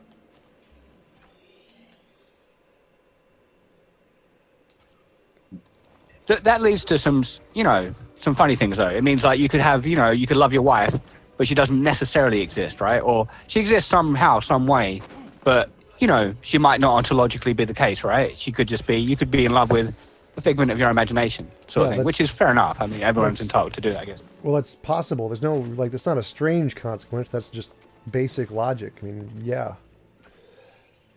What do you think of Christians when they say, no, I know my wife exists? Do you reckon that bit, is that religious, or what do you think? They just don't understand basic epistemology. I mean, it's not really an option to say that. Yeah, no, I mean, I would say that I know my wife exists, but I'm aware of the solipsism problem. I'm aware that, I have my own experience. I can't see other people's experience from their own, perspective. So I have, but to me, it's, it seems like revealed to me that other people exist. But I know that does sound like a bold assertion, obviously. I'm not going to speak for Tom, but I don't think it's unreasonable for someone, Christian or not, to think that his wife is really there. I mean... Well, it depends. I don't think they can be absolutely certain, with 100% certainty, but, I mean, it's a reasonable... Yeah, that's the thing. If by no you mean you have 100% certainty, and you say you know that your wife exists, then you're kind of full of crap, because you just don't understand epistemology very well. I mean, if you say, you can say you know, but with less than 100% certainty, because knowledge doesn't require 100% certainty, and that's totally fine. But if you claim that you know with 100% certainty, then you're full of crap. That's what I think. Okay, well, say if I went with the full of crap proposition or whatever, that means, though, that you being, say, against that proposition, ultimately you can't even be certain that I said it or that I'm real. So you would have a problem with someone who might not even exist, and they would be full of crap, but they might be in your mind. You see, that seems to lead to absurdity as well. No, not really. I could say that if someone said that, regardless of whether or not they exist, they would be full of crap. So epistemically, that statement is unjustified, regardless of whether or not you exist. So, the truth or falsity of the statement is independent of who says it. So it's not about me having a problem with you. It's me having a problem with the logical justification of the argument. Sure, yeah, no, I see that. I know, yeah, it's not a personal thing, yeah. But yeah, I'm with you. Do you think if an all-powerful being existed, could that being make it known that other minds exist? Or would you say definitely never, Sure, it's possible. Okay, well, that's kind of the Christian claim, isn't it? That the world's been made in such a way where things testify of themselves, that we can know that there are trees. Sure, but you could say the same thing and say there's a law of nature that gives us perfect knowledge. Yeah, or supernature or something. But yeah, I'm with you. So yeah, you can say there's a magic 8-ball that you roll and it gives you absolute knowledge of the fundamental nature of reality, and it could be true, but the fact that it could be true isn't like evidence. Sure. Was you gonna say so, John? A lot of people, you know, they get hung up on what's possible, right? And there's plenty of things that are possible, but you know, being possible doesn't mean it's plausible. Right. Yeah, I mean, in fact, yeah, that's funny on both sides. On the, let's say, the atheist, non-theist, and stuff. You know, theist, non-theist. That you know, like in both camps claim things that are possible, and you know, from both sides, we don't see it. You know what I'm saying? Like some people believe, some people believe like something can come from nothing, like absolutely nothing, not from a being. But you know, some people claim no, you can have a whole universe come from nothing. I don't know of anyone I don't know of anyone who actually holds that position. I think he's right, though, even if he didn't give the best examples. But, for example, like, okay, I'm an atheist, right? And I love inductive reasoning. I use inductive reasoning all the time. And you know, I would wager that they do. But, you know, a lot of times when I bring up inductive arguments to atheist types, they'll be, well, you know, it doesn't follow necessarily that the conclusion doesn't follow necessarily. You know, it could be possible. And it's, you know, it's the same thing. You know, yes, it's possible, but is it likely or is it unlikely or what? Yeah, there's a reason to bring up those arguments. Like if you're claiming it's impossible, then all you have to do is show, okay, it's possible, just to disprove your argument. But if you're just saying it if they're making a probabilistic argument and you say, well, it's possible that otherwise, well, it's just a non sequitur. Like, of course it's possible, but that's not the point I was making. So, I mean, would you say, TJ, that it's possible for a man to walk on water? Yeah. Or would you say it's not possible? Sure. Absolutely possible. Okay, fair enough. Cool. Okay. At least you're consistent with that. And I'm the kind of atheist who'll say that that's nonsense. But I mean, I'm not saying that I'm absolutely certain that it's nonsense, but I would use my inductive reasoning to conclude that most likely didn't happen. And I will have atheists who will say, well, you know, you can't prove that. You know, you should be agnostic. Like, you should lack belief and let the theist be the one, you know, to defend that proposition. I'll go beyond that. I will straight up say that is highly implausible nonsense. Yeah, I agree. I think it's highly implausible anybody walked on water, but it's possible. So as long as he by possible he means that, then I'm okay with it. And I suppose it comes down to that when we're doing this inductive and, you know, inference and stuff, it comes down to sort of, you need all of the knowledge, you need all of the, you know, circumstances, right? So, for example, men do not walk on water, right? Christ was a man, therefore he cannot walk on water. That makes sense. But then again, if he's more than a man, then that would change that rule. If he's using his, divine nature to walk on water, then that would be problem solved. You see what I'm saying? It all depends on the information, you know, that we have on the thing. Well, no, I'd say it's possible that people can walk on water. I'm not going to rule that out. I mean, I would maybe say that people cannot walk on water at all unless there was some kind of divine intervention. I don't know, again, that's a bold assertion. I'm not going to be able to prove it, you know, because of things like solipsism and stuff. But yeah, you know, it's, you know, because they weigh too much, you know. Well, I'd say as soon as we have like the technology to do it, we're going to be able to do it. So I think it's definitely possible. I think it's possible that we can walk on water if we gain more control over the laws of physics. We don't really need the divine intervention to do that. Walking on water really isn't that impressive. Sure. No, I mean, I suppose not. But I suppose, let's say if you was controlling the laws of physics without technology, then that's impressive, right? Well, I mean, that's also possible too. So I wouldn't say, because I think humans are probably going to be able to do that eventually also. Well, you believe that they might evolve a sort of mind control kind of element or something? Kind of like X-Men or something? Something like that. Wow. I mean, I always find this, that atheists, they'll deny, not you, but some atheists will deny all sorts of, you know, biblical stuff, you know, miracles, where, no, that's nonsense. But then they get into sci-fi and they're like, hey, you know, and they pretty much believe the same things as the religious people, but as long as it's within a sci-fi kind of framework, you know. Yeah, I don't think anything in the Bible is impossible. I think it's all possible. Like, I wouldn't deny that it's like logically contradictory in any way, except for maybe like the properties of a god. But yeah, everything in the Bible is pretty mundane for me. Like, all of it's definitely possible. How about circumcision? Is that mundane? I'm trolling a little. Well, Circumcision? I do openly hate circumcision, but that's different stuff, though. I mean, like that's more about morality, where we're talking about what's plausible and what's implausible. But yeah, I mean. But I mean, circumcisions happen all the time. I hate that it does, but it's not. It's like around 30% of men worldwide are circumcised. It's not a uncommon thing. Do you wonder if there'd been no, let's say no, Bible manuscripts, let's say whoever wrote them, let's say Moses wrote them, it doesn't really matter who wrote them, but if they had never existed at all, do you think that 30% of the world would be circumcised, or do you reckon maybe no one? Probably less. Definitely less.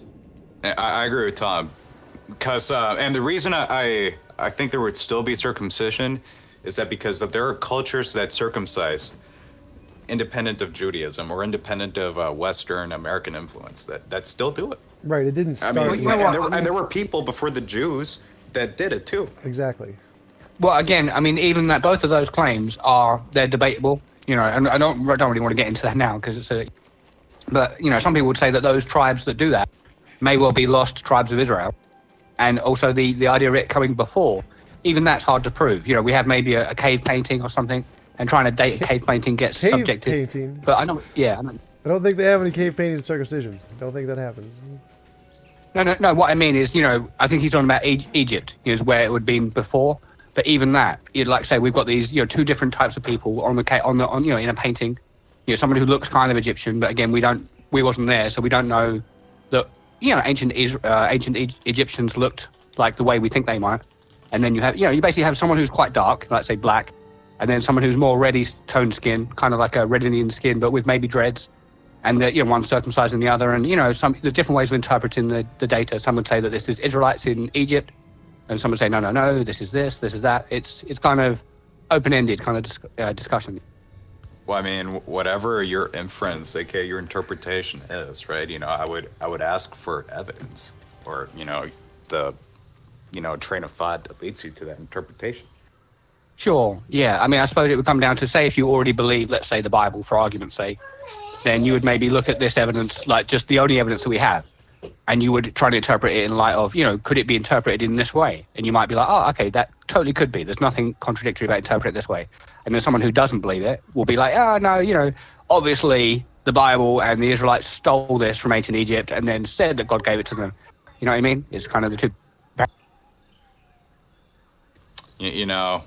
Well, I don't know who stole it from who, but if I had to make a guess, I would say that circumcision probably began in prehistory, like, before recorded history. Given these isolated tribes that do it, that don't have contact with the Jews or the Western world that still do it. So, I mean, how isolated are we talking? Because obviously some of these tribes, I mean, we don't know how long, trying to work out how long they've been there would be very difficult, right? Then, like you say, they don't leave cities around and stuff like that. They're more like, they just literally live off of the, the forestry or whatever, right? So it'd be very hard to infer how long they've been there. Well, no, they've been there prior to any contact with the Middle East. So, like, it's there are Australian Aboriginals, Polynesians, and Native Americans who do it, who have had no contact with any kind of Christianity at all. So, I mean, yeah, but I mean, again, but when you say that, for example, like the Aborigines, right?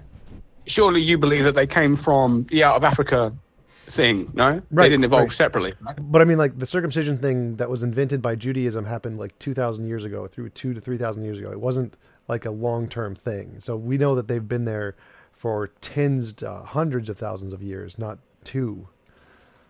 Well, I mean, how would we prove that? I don't want you to kind of, go off and go and get me evidence right now. But what I mean is just generally, I mean, we have people in Australia, and then we have people, let's say, in Africa.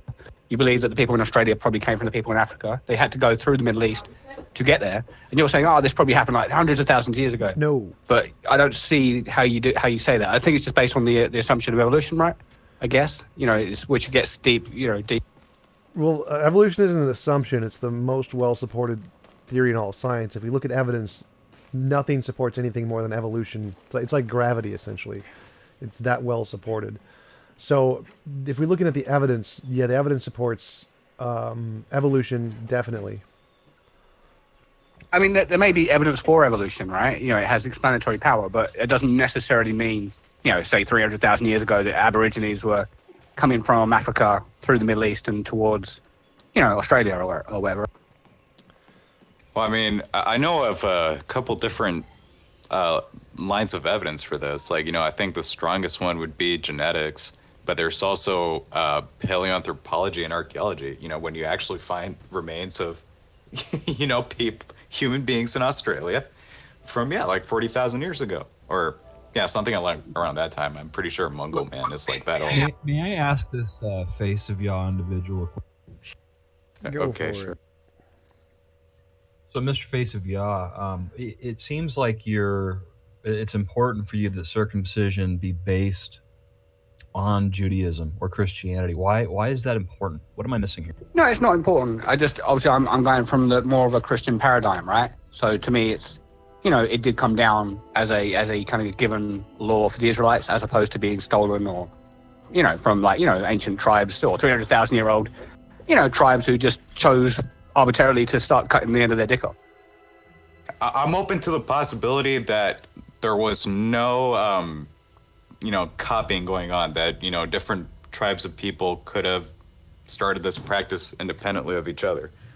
Like, I think that's pretty possible. It seems random though, right? I mean, you know, why didn't one of them? It just does seem random. I agree. Okay, it's hypothetically possible. You know what I mean? You know, but yeah, it does seem.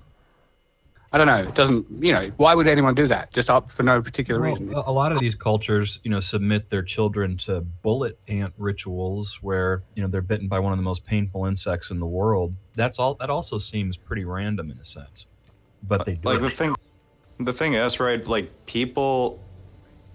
You know, it seems that people have this habit of mutilating themselves or mutilating their kids even. Like, you know, there's so many examples of tribes that, you know, will, you know, pierce themselves, tattoo themselves, cut off parts of themselves, modify parts of themselves. So, I mean, it's a rather common thing. So I don't think it's that much of a stretch to think of circumcision as something that began independently in different parts of the world. Mm-hmm.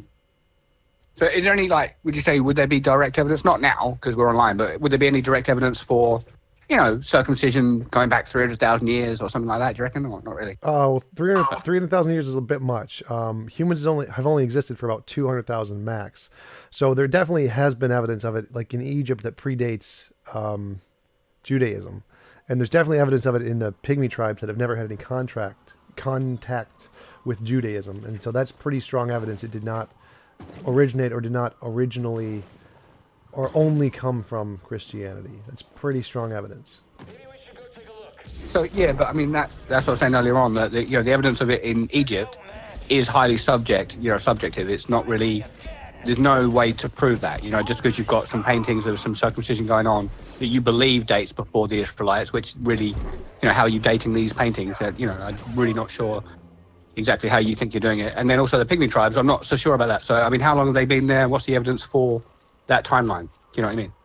Well, I mean, they're pretty good, consistent ways of dating to know for sure that it came before. And there are pretty good, consistent ways to know that the Pygmy tribes have not had any contact with any cultures that are as modern as Israelites were, or technologically advanced as Israelites were at those time periods. So there's you just Google the research for it, but it's pretty good evidence that it did not happen, like 99% certain. Does the Bible require that circumcision be unique or given by the Christian God? I don't understand the value of this particular belief.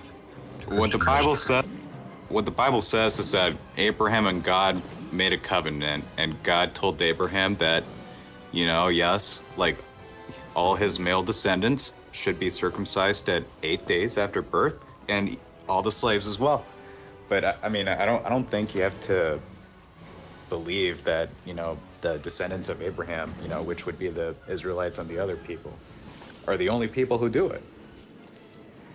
No, I mean, it's just an inference, right? So you're right. It doesn't necessarily have to follow, but it's like an inference. It's like a sign of the covenant between his people and him, you know? So it's, you know, but yeah, I do understand that, you know, anyone could do that to themselves. So there's no reason why it has to follow. It's just kind of an inference, yeah.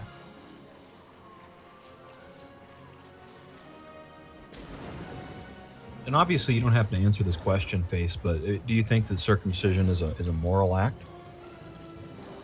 I don't normally put it in the bucket of moral or not moral. You know, not normally. I mean, I'm not, and I don't have my children do that. But I'm not an Israelite, you know. But like, yeah, I suppose if you know, if I was the creator of the universe and I said that, and I gave all life and I said that this will be the sign between me and you, I don't see it as immoral. But yeah, I suppose it's just neither or. You know what I mean? Yeah, I suppose. Is that what you think? I mean, if you could put yourself in the mindset of somebody who wasn't Christian, just looking at it for what it is, does it seem right? It seems unnatural. I'd say that. It seems unnatural. You know, it doesn't seem natural. You know, but at the same time, I don't know if it's immoral. It might just be neither, you know, what's that word? Amoral. Kind of not necessarily to do with moral. The way I think about it is if you do it out of your own volition, or, you know, you have somebody do it to you because you wanted it, you know, that's your own business. But I mean, that's not how most circumcisions are done in the real world. In the real world, it's done mostly to children. Babies. Yeah. Newborns. Yeah, really. Sure, yeah, I mean, there's actually been one death, as far as I know, from circumcision in a hospital. You know, the baby cried so much that it died. You know, it's pretty. There are a lot of complications that happens, and yes, there are deaths in certain cases. But I mean, you know, as far as I can tell, like even the rate of complications is most likely under documented. I mean, there's probably more going on than we're being told what's being recorded. Face, would you agree generally with Tom's involuntary imposition of will framework for morality? Does that make sense to you? I mean, well, it depends, because it gets really kind of murky when we talk about it. Then, you know, as I brought examples, he said, no, I'm talking in a perfect world. And I was saying, yeah, which we don't have access to. So, you know what I mean? It seems like if we're just talking in the... When asking specifics about this world, his answers make sense. They were consistent, you know. But they're not as consistent with his initial outlaying framework, because that was for a perfect world.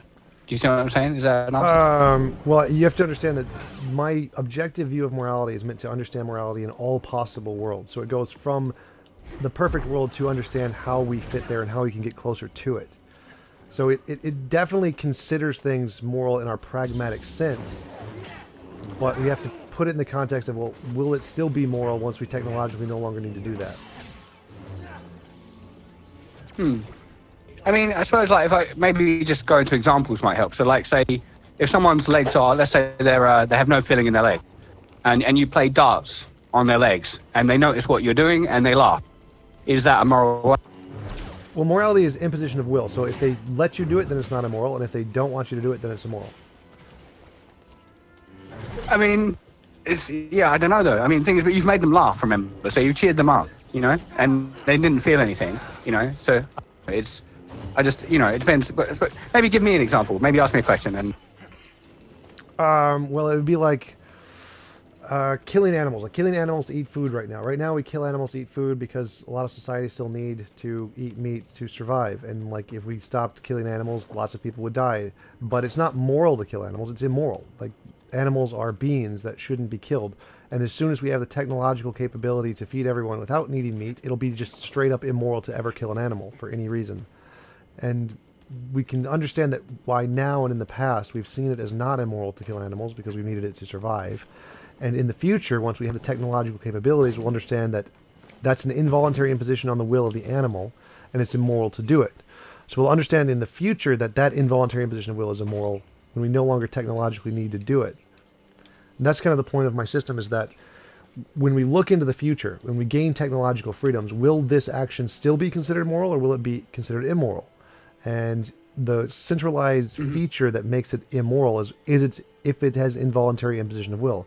And if it has involuntary imposition of will, in the future, when we technologically no longer justify it, it'll no longer be seen as moral. It'll always be immoral. Right, yeah, I mean, well, that's similar to the Christian paradigm, slightly different, but, you know, the Christian paradigm is that, you know, in the beginning that everything was perfect, or at least very, very good, and there was no killing of animals or suffering. Then these things were granted for whatever reason there may be, you know, like, say, lack of you know, whatever it might be. So now, you know, it's in an imperfect world, there is suffering and everything, but we're allowed, you know, it's permissible to kill animals, to eat them. But then in the future, according to the biblical narrative, there will be, a restoration of how things should be, and there'll be no more suffering and no more dead animals. So it's similar. You know, is that similar? Except for the whole hell and eternal suffering part. I mean, yeah, again, that gets into kind of, I'm not sure about eternal suffering. There's different interpretations. You know, I think maybe my understanding is that there will be a perfectly fair judgment on each soul. So, you know, whatever you whatever you have done wrong will be punished perfectly and justly, and then you'll be destroyed, or you may well inherit eternal life, which you're not owed. So that would be a big difference right there. So if you're punished for anything, that's an involuntary imposition of will, and if you have the technological means to no longer justify that, then it's just immoral. There's no justification that could ever grant punishing someone. It's always immoral if you don't need to do it to protect someone's life, essentially. Well, not fairness. You don't believe in justice and fairness and things like that. So justice and fairness are pragmatic things that are only needed because we need to protect people's lives. Once we have enough technology, they're gone. So those aren't real features. Those are just imaginary, pragmatic decisions.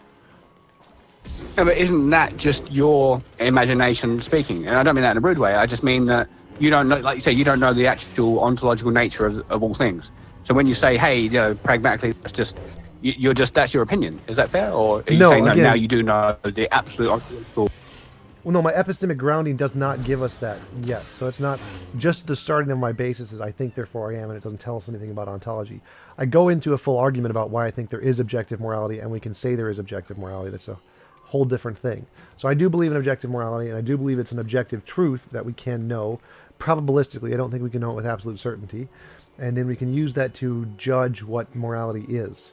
So that's, again, so I'm saying there is an objective morality, and we can know it in some sense, hopefully, in the future.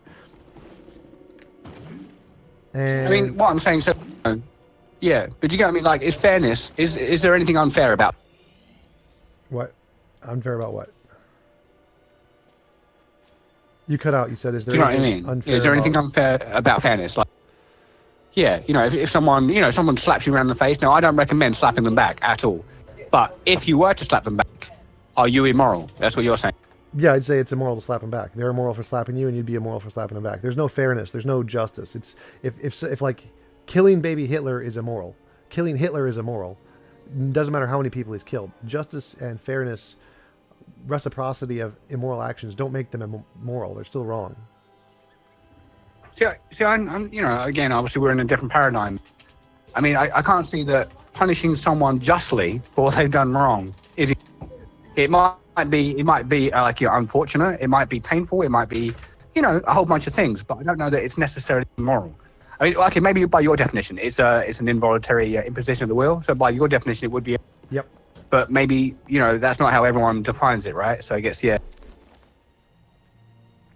Well, yeah, that's the thing, is that I think my view of morality is more accurate representation of reality. Sure, in your opinion, which it would be, right? Obviously, your opinion would be right. If you check my videos, you can see that there's a whole list of arguments about why this is. It's not just an opinion. I think there's evidence that supports this as a better explanation of morality than any other explanation of morality. Yeah, I mean, I know where you're coming from, but I mean, you entertain that all evidence could be solipsistic evidence, right? Technically, it could all be in one's mind, which means your opinion would always conform to what you think. Well, again, knowledge doesn't require absolute certainty, so that's irrelevant. We can still have knowledge of, and it doesn't need to be absolutely certain. Even if we could be in the Matrix, it doesn't matter. It's still knowledge. I mean, is certainty a thing, or, you know, would you say that, you know, it's?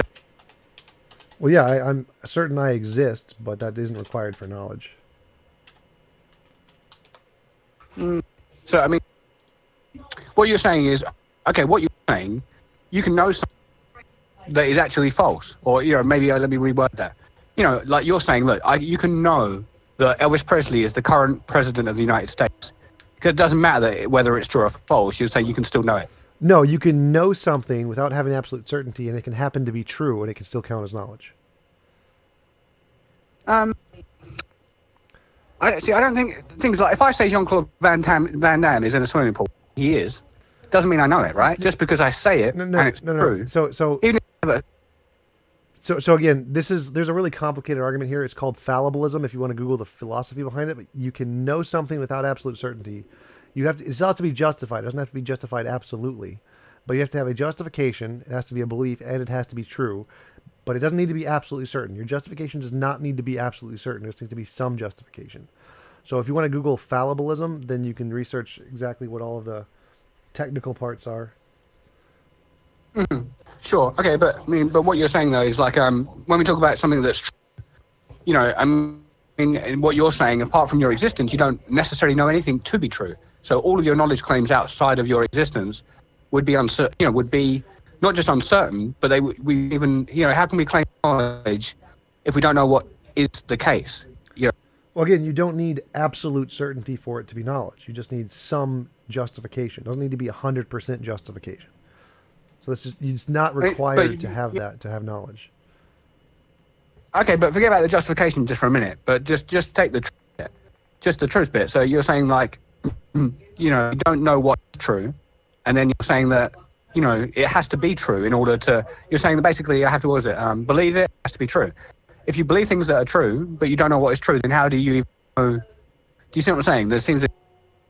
Well, again, so knowledge is a justified, true belief. It needs those three things. It needs to be justified, it needs to be true, and it needs to be a belief. So if I believe Jean-Claude Van Damme is in a pool right now, that's a justified belief, and it may be a true belief, or that's a belief and it is true, but it's not justified. So I need some reason to believe Jean-Claude Van Damme is in the pool right now. So if I know somebody who is friends with Jean-Claude Van Damme and he says that, oh, Jean-Claude Van Damme is in the pool right now, then I believe my friend, so I believe Jean-Claude Van Damme is in the pool. So it's now a justified belief that is true, but it's not 100% certain. Like my friend could be lying, he could be messing with me, but it still counts as knowledge. If it happens to be true, it still counts as knowledge just because my friend said so. It's a sufficient justification, even though it's not 100% certain. Okay. So would you say, I mean, how about absolutes? Would you say that, you know, do you agree with absolutes? You know, on any level, apart from... I think therefore I am, and some like trivial stuff after that.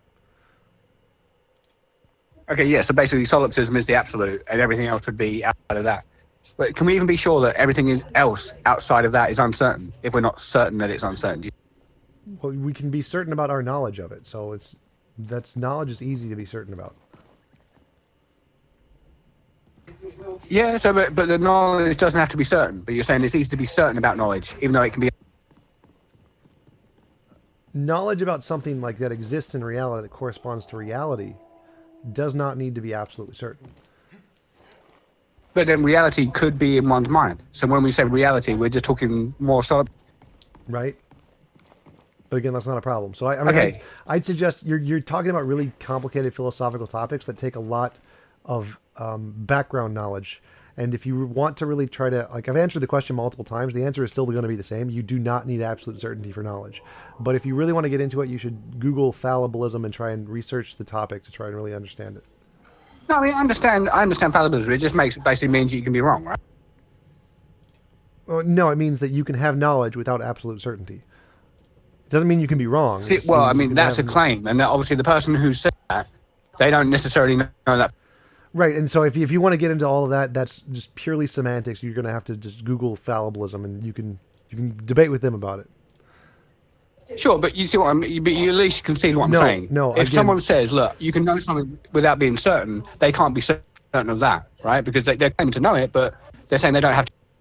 No, that's semantics. You don't have the background knowledge of the topic. Like, there's a lot of philosophical literature there, and I would suggest you just Google fallibilism and try and research that, because that's not correct. I mean, I understand where you're coming from. That's your opinion, I guess, and that's fine. Obviously, that's totally fine. Well, I mean, obviously, everyone has a difference. Like, this has nothing to do with my opinion. This is just the philosophy. Like, if you just Google fallibilism, you can just read it explicitly. They actually talk about this. No, but what I mean is that's you hold to that. So in your opinion, that is more correct than the other philosophies. Well, as far as I understand, it's the vast majority of philosophers hold to fallibilism, like the vast majority. So it's the best philosophical grounding of like any philosophical position. Sure, but if it's true, then they're not even sure that they hold that view, right? They can't be sure. No, again, so you're conflating beliefs, a surety of beliefs, and a surety of reality. Those are two different things. Again, you're gonna have to Google fallibilism. I can't keep going through this with you because it's just way too technical, and you don't have the background knowledge. Okay, fine. I mean, if you're certain, that's cool. Face, why is certainty so important to you? I think it kind of things become incoherent without certainty. You know, I say, look, there is no certainty, and you say, you certain, and I say no. I mean, you see how that seems. Face, do you think that it's possible that it might be true, though? That it really might be the way things are? I think for many things, yes. You know, like the Van Damme thing. You know, it may well be that fallibilism has its frame of, like frame of reality. But I don't think all things, I don't think we can put everything in that box. Even if you just want to say like the one thing that is certain that there is no certainty, or which sounds crazy, but I just don't think you can have no certainty at all. That just seems crazy. You get to certainty, Face. You personally.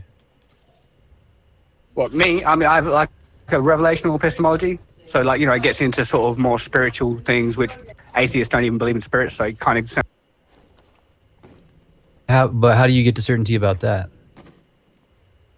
Yeah, revelation. That's what I'm saying. So basically, all epistemic questions in a revelational epistemology ultimately are answered by a revelational epistemology. It is popular, but it's just necessary.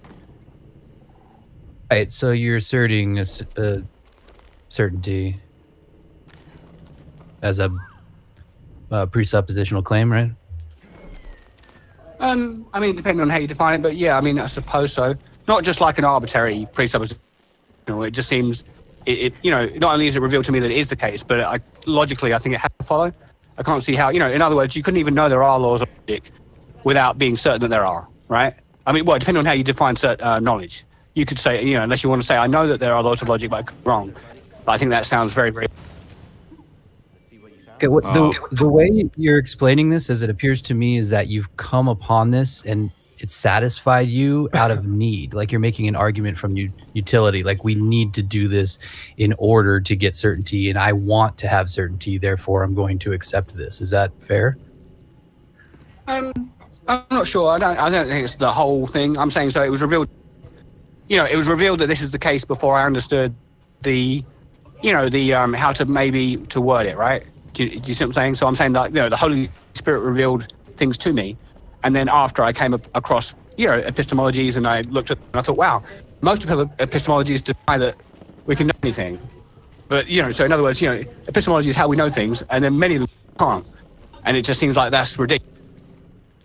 Well, I mean, that sounds kind of weird that most epistemologies would deny that you can know things. With absolute certainty. With absolute certainty. So may I interject? Sure. I also like third-party verification. Well, so can when you it be comes wrong to knowledge, other people. I wanted to ask him one question. Could you be wrong about you said you got this from the Holy Spirit or something? Could you be wrong? Could you just be a delusional and be mistaken? No. Why not? Why can't it just be a figment of your imagination? Yeah, I mean, it's just revealed to me that it's not. Now, understanding your framework, that would sound like a bold assertion. So, it's fine you thinking that could be deceived, but I'm just saying it could not be. Some things they're just necessary. But again, trying to make a case for that is a bit more difficult. All right, we can just say that about anything. You can say the spaghetti monster revealed to me that I'm the king of the universe, and that just is infallibly true. But I mean, but you don't believe that. I think Tom asked a good question, right? But I think another good question would be, how do you know that anything this source reveals to you is true? Yeah, by revelation. So again, it's going to be circular. But exactly, and that's how you kill presuppositionalist apologetics. When you point out that they have a freaking circle at the heart of it. Well, no, you're saying that all circular reasoning is necessary because don't you think you think? Don't you? You appeal to existence to try and let me pick up on that for a second. So, the reason all epistemologies grant we don't have absolute certainty is because all knowledge rests on one of three axioms. One is infinite regress, the other is dogmatism, and the other one is circular reasoning. None of those give you absolute certainty, which is why epistemologies grant we don't have absolute certainty. So that's... I think that's a fail there, though. I mean, or in my opinion. So, like, what I'm saying is, if the circular part, if we go for that central one, the circular reasoning, now, if the thing that that is grounding out that circle is all-knowing, if it's feeling, honest, caring, if it has the properties of the Christian God, then there's not a problem. It's circular, but it would make sense that something that knows all things would rest upon itself rather than someone else or something else. No, that objectively fails. So we know that can't work because the circular reasoning is like, if the God thinks it's all powerful but isn't, or if the God thinks it's all knowing and it isn't, well, then you've just assumed that you're all knowing. So you can't use the God claiming it's all knowing to know it's all knowing. You need some other way to do it, or else it could not be all knowing. You're assuming it's all knowing, which isn't revealed. No, I'm saying it necessarily is the case. I'm talking about the ontological state of affairs, right? Trying to give an epistemology is a little bit more difficult, but I'm saying that, I'm saying that I have a revelational epistemology about the ontological affairs. Well, no, this is why circular reasoning doesn't work. This is just one example. If you claim to have knowledge that this being is all powerful because the being said so, the being could be wrong, and you just don't know it. So your justification is on the being, and the being could be wrong. Well, I mean, you're saying it could be wrong, but you're not certain of that because you don't really have an epistemology. Well, no. It's and if just somebody it's a logical asks necessity. you, how do you know? Sorry, and if somebody asks you, how do you know that anything the being tells you is correct? You'll either have to assume it, or you'll have to appeal to the being's revelation itself. Circular. Yeah, I'm talking about, like, I would say that, the inner testimony of the Holy Spirit, but to you guys that's going to sound like be good. So I would say more like, when talking to an atheist, you really cannot make a case for anything because basically they don't even believe anything outside of their own mind. Well, no, I can. So whatever I say is grant everything you've said. I can say, yep, the Holy Spirit exists. You have a message from the Holy Spirit. There is a God, and the God told you this. But the God could still be wrong. The God may not know. That's the problem. You have just assumed the God is absolute, and you've labeled it this and claimed it's necessary, but it's not necessary. We know it's not necessary because I can just imagine there's a greater God. There's no contradiction in that statement at all. And so there could be something that created your God, and that God has just told you, given you a revelation, and told you that it's all powerful, when really it's not, even if it thinks it is. There's no logical contradiction. Or God could be lying. Or there could be an evil God. I'm talking about the Most High is really, I'm talking about the revelation of the ontological that's nature an of... assumption you've made. That's the problem, is that's not a revealed fact. You haven't been revealed the fact that every ounce of you haven't been shown all of the universe to know that there isn't a greater God.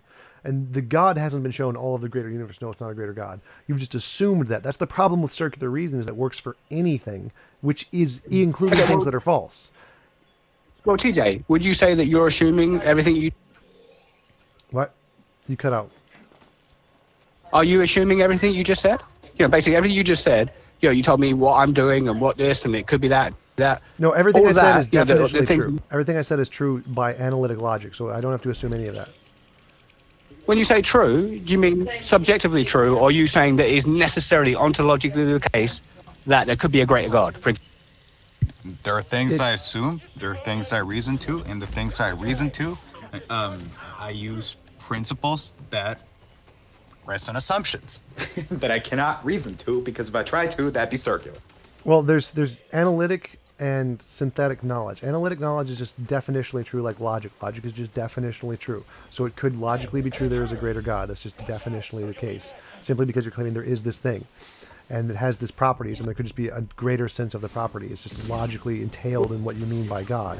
So I think you're misunderstanding what I'm saying. That I'm talking about the Most High. Well, no. So when you say there could be a great, that's No, I could say there is the Most High. You've just assumed that what's talking to you is that thing. And so there is the Most High thing, and there are other things that aren't the Most High. And you've been given a revelation, and you're assuming that your revelation is from the one that's the Most High, and not one that's not the Most High. That's the problem. Let me ask you right here.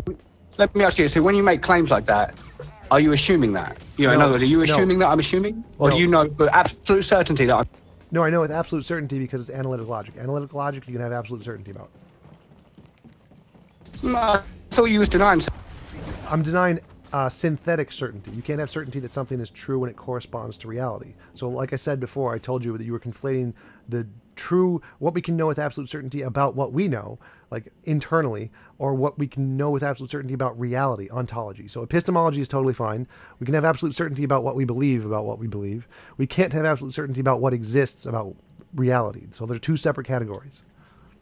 Well, you say that, but what if the ontological nature of reality is that there is the revelatory being? And now, you know, you're assuming there's not, and saying, oh, we can't do that, we can't get there. But I'm saying... Well, no, I'm saying you have no justification to believe that. If it's true, you still have no justification to believe that. So you would have to show some way to do it, and circular reasoning does not work. We know circular reasoning does not work as a justification for that.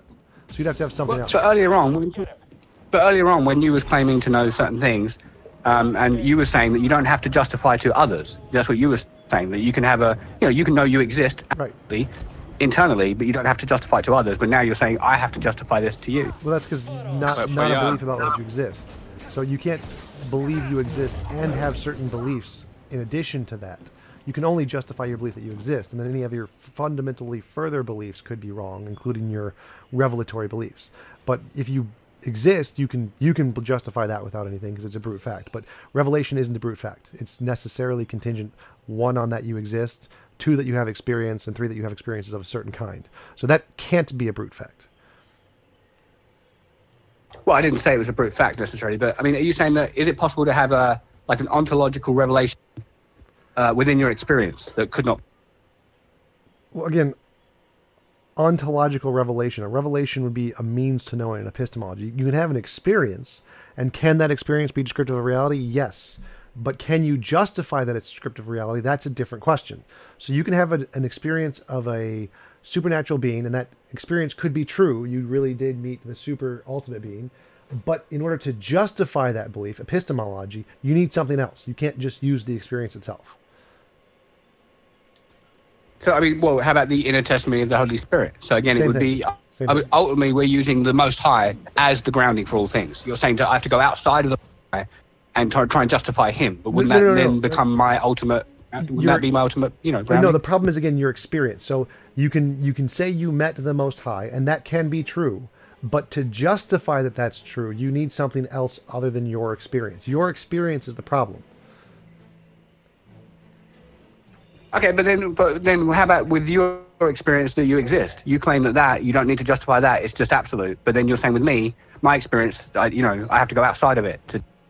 Correct, because my experience, I can show I exist. Now, all my experiences could be wrong.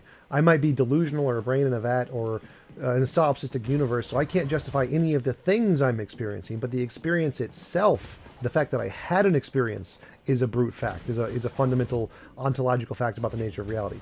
So you can claim that you have an experience and that your experience is an ontological fact, but you can't claim that your experience being true is an ontological fact. That requires justification. Well, you say that, but what if the Most High is the grounding for all truth, and he reveals truth to those whom he wishes? Is that, why... How do you know he's not lying to you? We've been through this, right? We're gonna ask for justification for that. How do you distinguish between reality and imagination?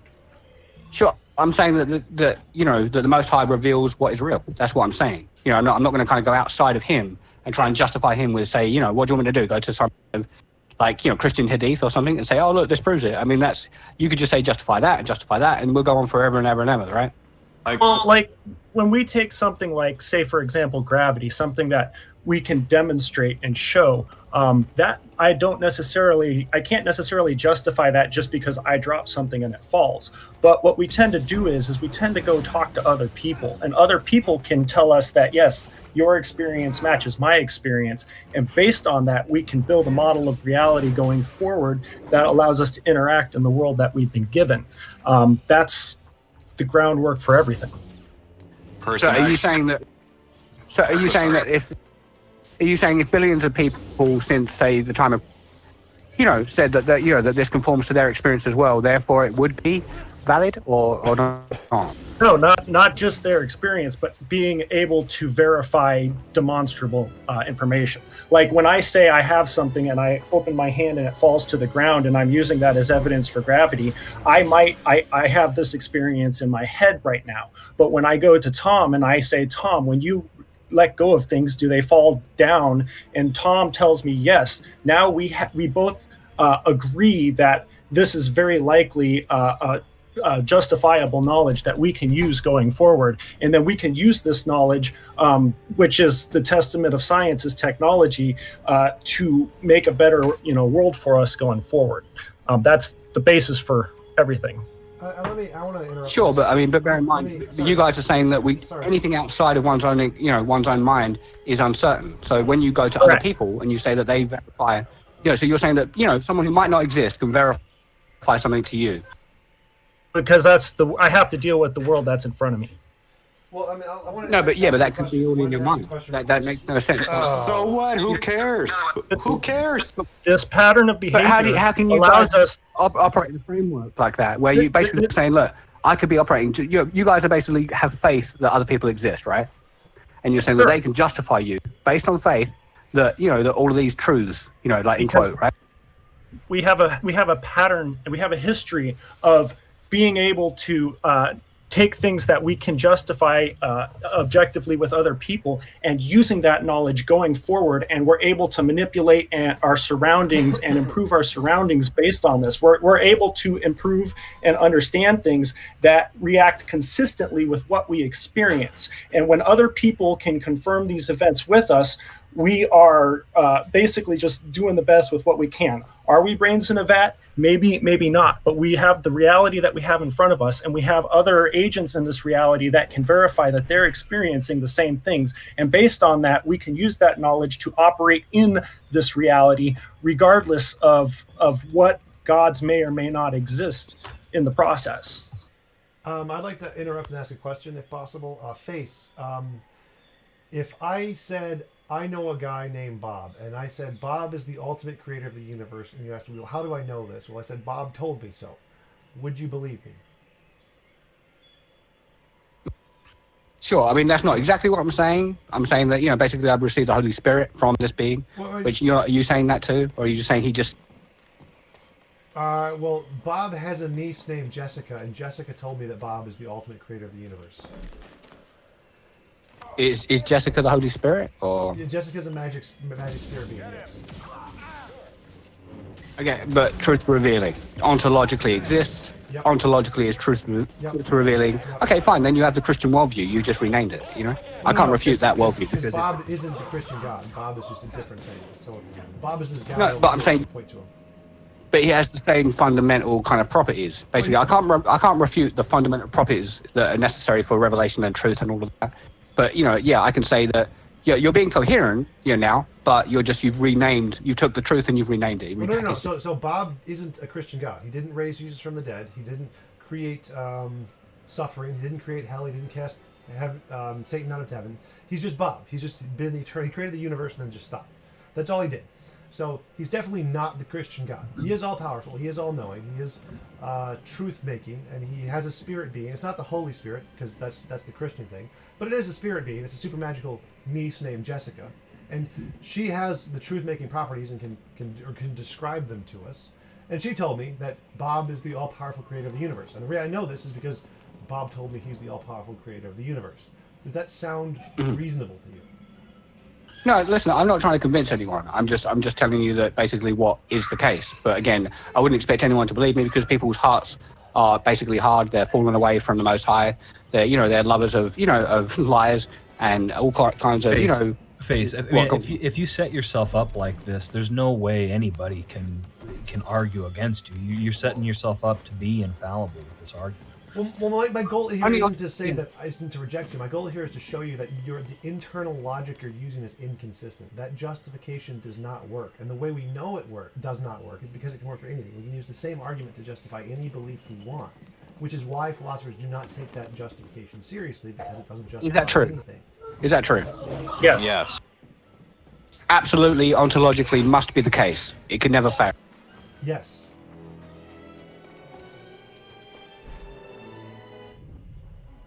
Because earlier on you were saying that, truth is more, my understanding is you wasn't claiming to know the ontological state of affairs, but now you're saying that this is the case. No. So it just seems that's a not, contradiction. that's not an ontological claim about truth. That's an epistemological claim about truth. So there's two different claims there. If you but My you're separating- position and Tom's position is that there are certain things we can know with practically absolute certainty, but a lot of things that, we don't have absolute certainty. Are you certain of that? It's kind of like the difference Yes. of all bachelors are unmarried versus all bachelors hate women.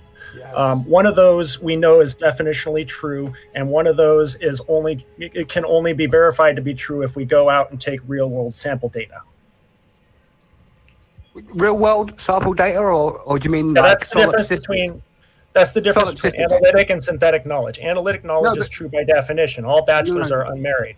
Synthetic knowledge, we have to get numbers in the real world to verify that things are true or false. What do you mean by the real world? Because now it seems like you're talking more like you're leaning towards the Christian worldview. When you say real world, you're talking ontological state of affairs. You're not talking solipsistic state Like of affairs. going outside and talking to bachelors and asking them if they hate women to get the synthetic knowledge to determine if most bachelors actually hate women.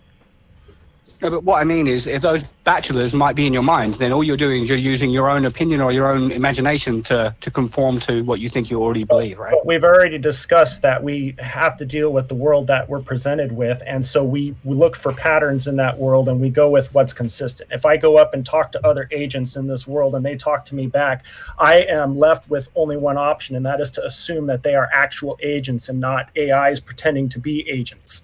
I have to deal with the world that's in front of me. So if I want knowledge about the world that's in front of me, I have to go out and learn about that with regards to synthetic knowledge.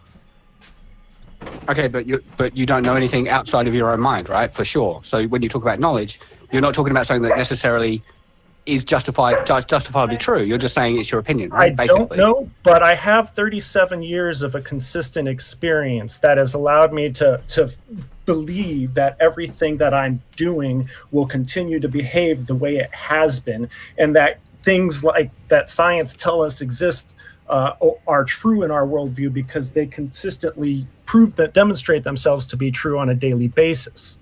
All right, I have a pattern of history of things working. Sure, but a solipsist could say the same, right? Basically, everything that you just said is consistent with solipsism, is it not?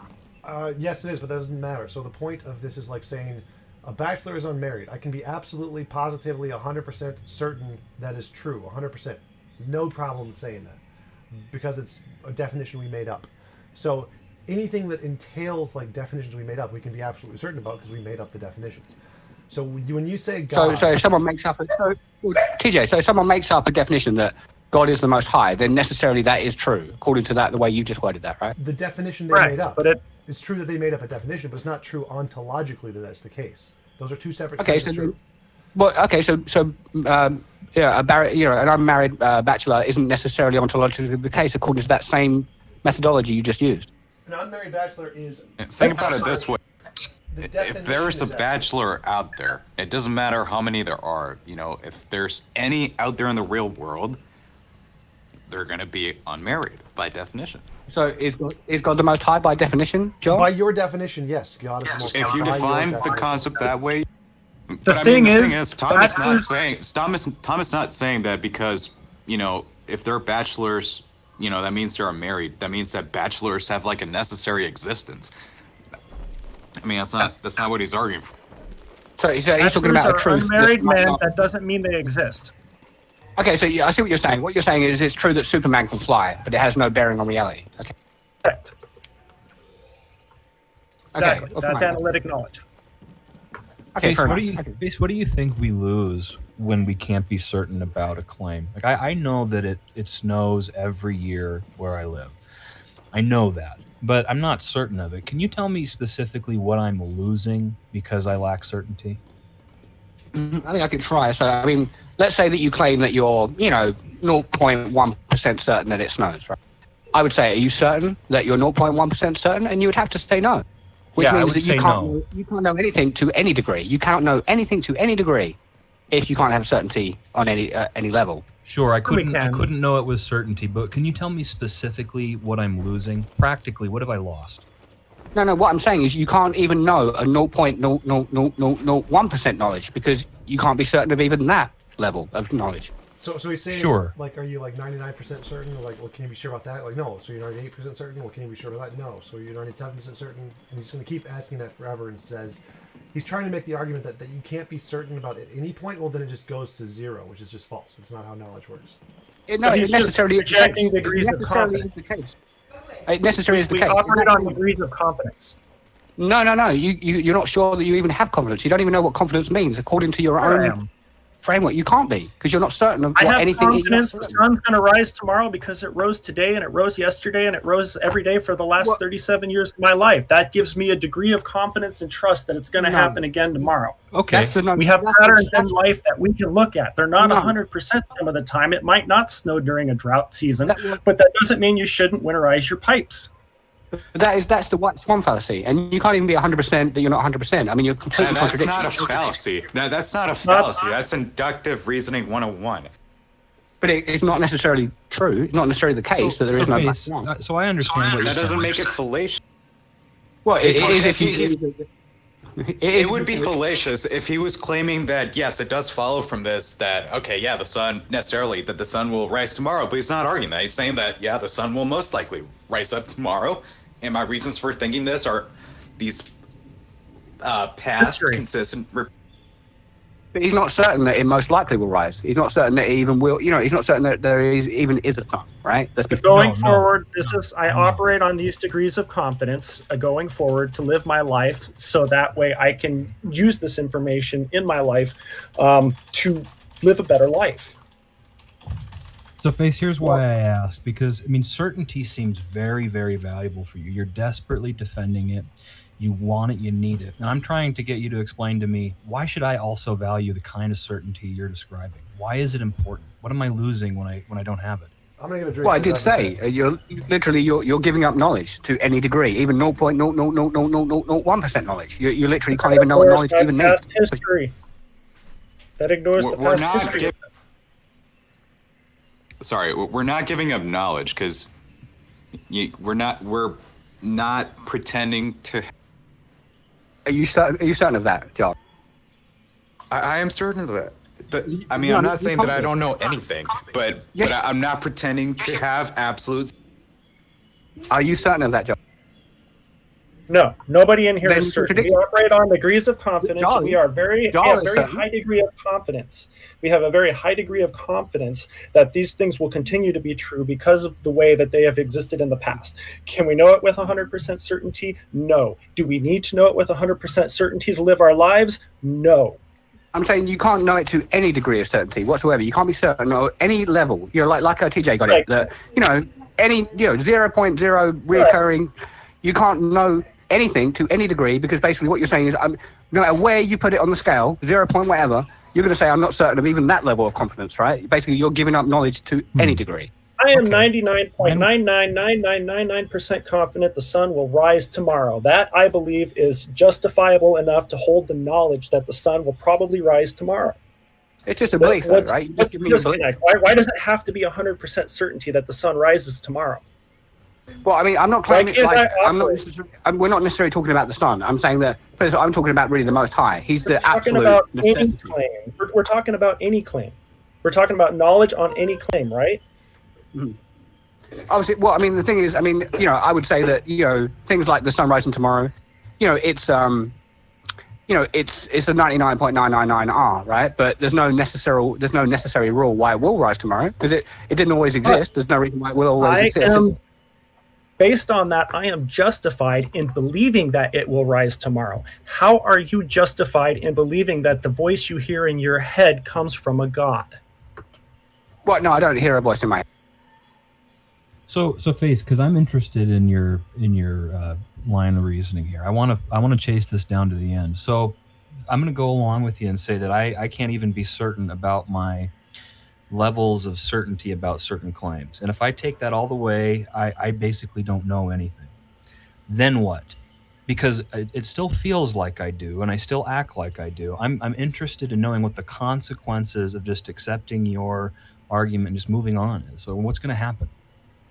Well, I mean, it's not really an argument. It's just I'm just telling you the state of affairs. So really, what I'm saying is you're living in the basically in the Christian world. You're living in the most highest world, where certain things are revealed to you, where you know certain things for sure.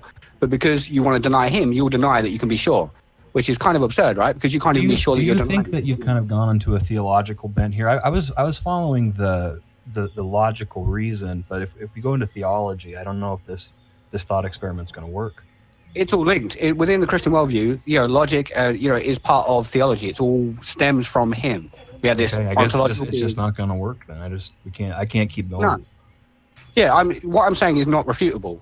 You can disagree with it, but what about the Muslims that make the same kinds of claims? They don't. If you got one, bring them here, and let me talk to them. Within 10 seconds, I'll have them say that they are agnostic towards his existence. Which, if you want to call that, a theist, I mean, you can, but it's a contradiction. How do you know God's? If you can't have certain knowledge, how do you know that this God is actually telling you the truth and not lying to you? Since you can't know for sure that he's not lying to you. So you're saying if you can't be certain, are you saying so? You just told us we can't be certain unless we accept that this God is the foundation for your worldview. My question to you is if this God is the foundation for your worldview and this God is lying to you, how would you know the difference, or how would you know? That's two different questions in one. You see, that first you're talking about because I can't have absolute certainty of anything. I'm saying you can. I'm saying that you can, but I'm saying that from your framework you can't. So you're denying certainty, but I'm saying that you're certainly denying certainty. I'm trying to take your point of view. I'm trying to embrace certainty here. Okay, so you're saying that I can only be certain of knowledge in what exactly is your argument? That I can only be certain of knowledge if I accept the Christian worldview? That's not what I'm saying. Really, what I'm saying is that you're denying you're only, he is the ultimate justifier for everything. He's the ultimate cause of everything. He's the ultimate cause of your reasoning. He's the ultimate cause. Yes, I am. How can you be certain of that? How are you certain of that? Like I said, all epistemic questions ultimately we're going to boil down to revelational epistemology, basically. And how do you know he's not lying to you? Yeah, I'm saying that it's part of the revelation that he cannot lie. But again, like to you, that's going to sound arbitrary. How are you certain of that? So Tom, all epistemic are going to come down to revelation. Tom, what do you do when you get to this point? You're the expert. When you're speaking to somebody who speaks this way, is there any way to go, anywhere to go from here? Different topic. There's another way to approach this. There's another way to approach this. I wanted to face something, if I could. Face this revelation that you had. How did you come upon it? What was your personal experience of it? Did it appear to you in your mind? Did something come to you, come to your mind, come to your awareness? So, I mean, it was always, how would I put this? So basically, I asked for the Holy Spirit, and then he endowed me with that. So you asked... Yeah, I suppose experience, if you like, but not a voice in my ear or in my eyes or anything, nothing, not part of the natural senses, more to do with a supernatural thing, which is outside atheism, which is not going to make sense anymore. You called to something, and then you had an experience of something occurring to you, and this appeared to you in your mind as a revelation from this God, right? Is that a fair way to put it? Basically, I asked for the Holy Spirit and received it, and from then on, I've had a different epistemology, basically.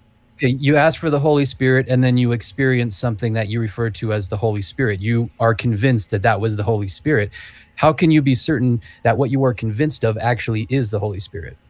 Yeah, again, that's all epistemic questions are going to come down to revelational epistemology. The being itself is self-revelatory, right? So just a reason. You're heading back to your confidence in this. So you are the intermediary here, which you experienced something, and you're saying that the thing you experienced is actual, but it's based on what you felt. It's based on your interpretation of something occurring. And how can you be certain? You're going back to the God, saying the God is certain because the God gave it to you, but your interpretation is that the God gave it to you. Your confidence in that. But I mean, even if he had like a schizophrenic like experience where he actually heard the voice of God telling him, "Yeah, everything I've revealed to you is true. You can know the laws of logic." Well, I mean, still, how would Yah know that anything this being reveals to him? And I think bringing it back to the confidence thing, Face, you feel confident in what you experienced is actually a God. You're trusting the confidence of this experience you had, yet you keep making the claim that it is the God. But that's all stemming from your confidence in an experience. Do you disagree with that? I fell out of the room and just came back, so I'm slightly lost. Do you know what I mean? My phone went flat. So. Okay, well, I'll just repeat what I just said. What you explained as your experience of this revelatory experience is that you asked for something, then you had an experience which you were confident was this God. But every time you explain it, you say you know it because it is the God that gave it to you. But what you're basing that on is your confidence that it is the God that gave it to you. You can't get to the actual God that gave it to you. It's your confidence. Do you disagree with that? Yeah, I disagree. I think really that's really your confidence that it was my confidence. I'm saying I'm certain. It necessarily is the case. It couldn't be otherwise. It's revealed from him in a way where I can be certain. But I understand from your perspective, I could never prove that. I understand that you could always say solipsism, I might not exist, he might not exist. You can always do that. But I'm saying that it is the case, but in terms of proof. It's not about proof. It's not about proof. What I'm talking about is how you're explaining it. I'm basing this off of your explanation of your experience. I'm not making claims about proof or anything like that. Your explanation of the revelatory experience is that it occurred to you and you experienced a confidence in it, right? And your explanation of that is I'm tracking the explanation that you gave of your experience. Do you not see that? Well, I think, but when you say, so what you're trying to do, tell me if I'm wrong, but if I was to say yes, it's confidence, and you'll say, oh, well, confidence doesn't equal proof or truth or anything like that, and you're done. Basically, that's what you're trying to do, right? That's what appears to be happening. Sure, yeah, to you. You're confident of that, right? This is now your revelation, that you're confident, that I was confident, but you realize you're self-refuting when you do that. I'm not doing that, you're doing that. I'm not refuting myself, you're refuting yourself, right? And you know that. No, I'm not refuting myself. I'm assessing your position, asking you about your experience, and he dropped out of the room again, didn't he? Oh, no, there you are. Here. Somebody else came. What you're saying is based on your confidence, right? Basically. The truth about his epistemology is that he added this extra belief that he justifies by appealing to said belief, aka circular reasoning. And he has the same assumptions of logic that we have, plus some extra ones. So he's working with extra unjustified baggage. And now what he's going to do, he's going to ask me, well, are you certain of that? Are you absolutely certain of that? Yeah, I was going to say, haven't we gone in circles long enough? I'd like to ask Tom a question, actually, about his moral position and objective morals, if anyone minds changing the subject. Let's please change the dodge from Face, but yeah, we can move on. This is getting a little.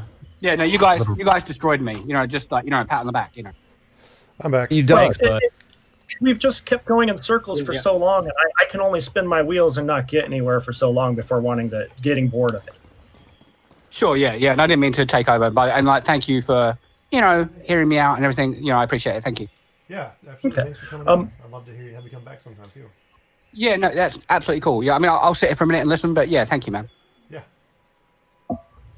Anyway, Tom, so what I kind of wanted to address to your position on objective morals is that traditionally the way societies historically tend to apply morals is we set a moral objective, and a moral goal for society, and this moral goal is a subjective moral goal.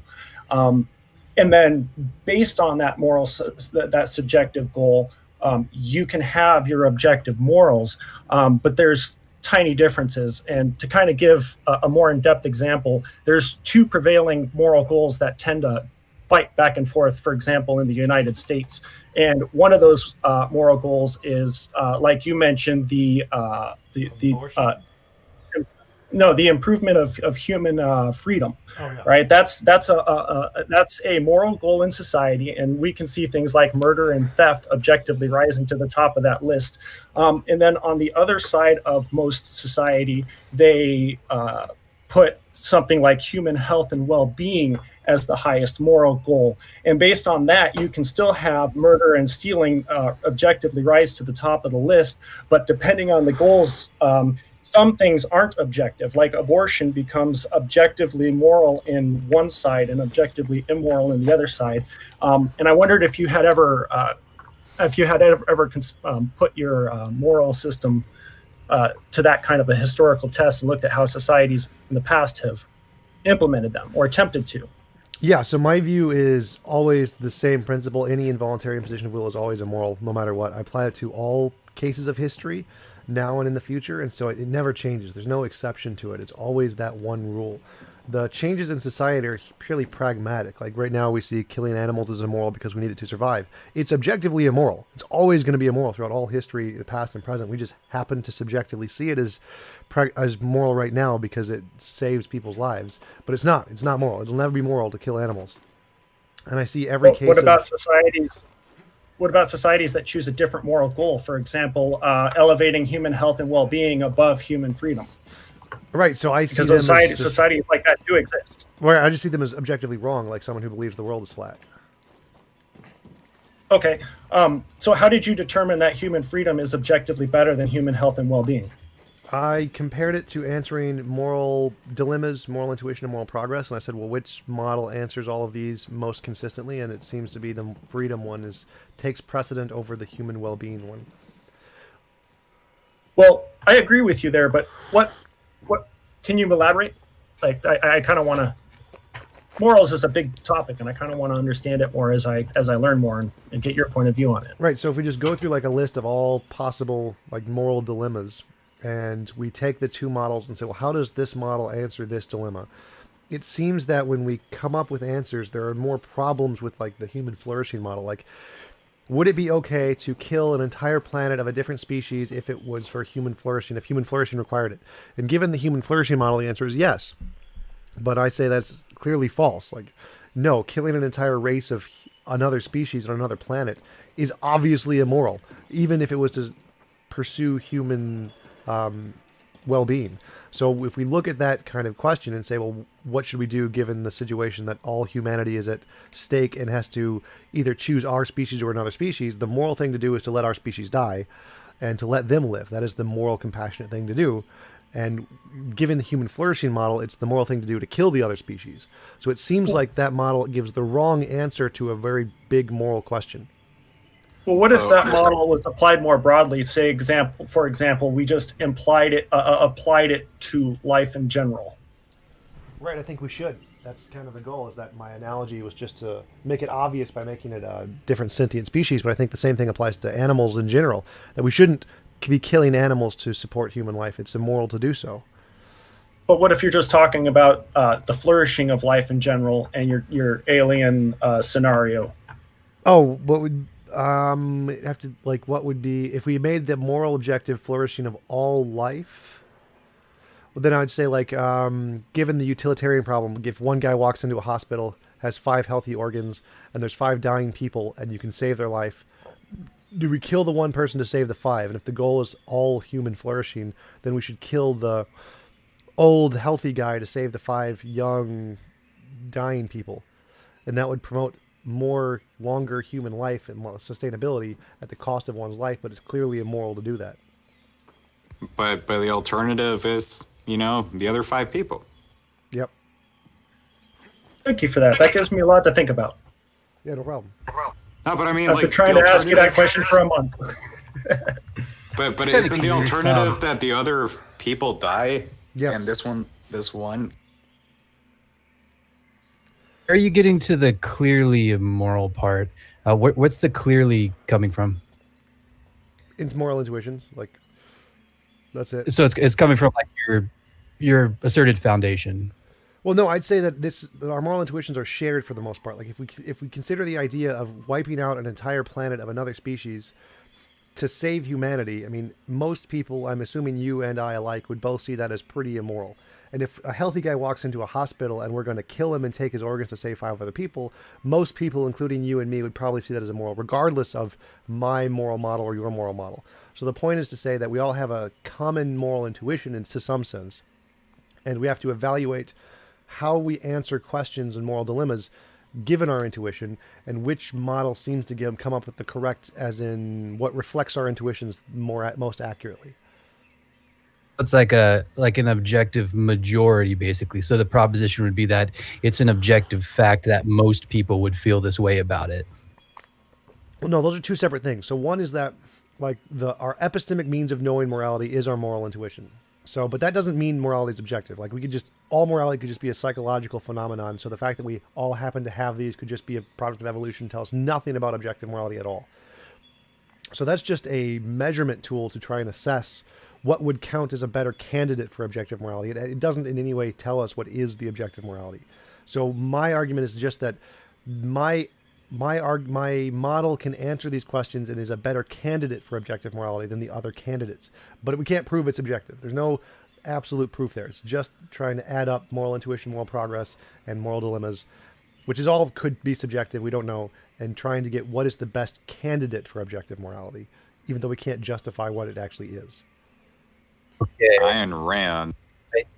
I think I see now. I think I get it more clearly than I did before. The idea is that your foundation of involuntary impositions on will is what you're saying is the best way to explain a law that would describe what most of our moral intuitions seem to add up to. Would that be a right way to, or fair way to characterize it? Sort of. I think I'd phrase it differently. I'd say that we all have this moral intuition that gives us specific kinds of answers.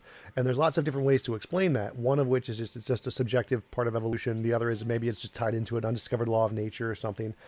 And so the possibility is that maybe it's subjective, maybe it's objective.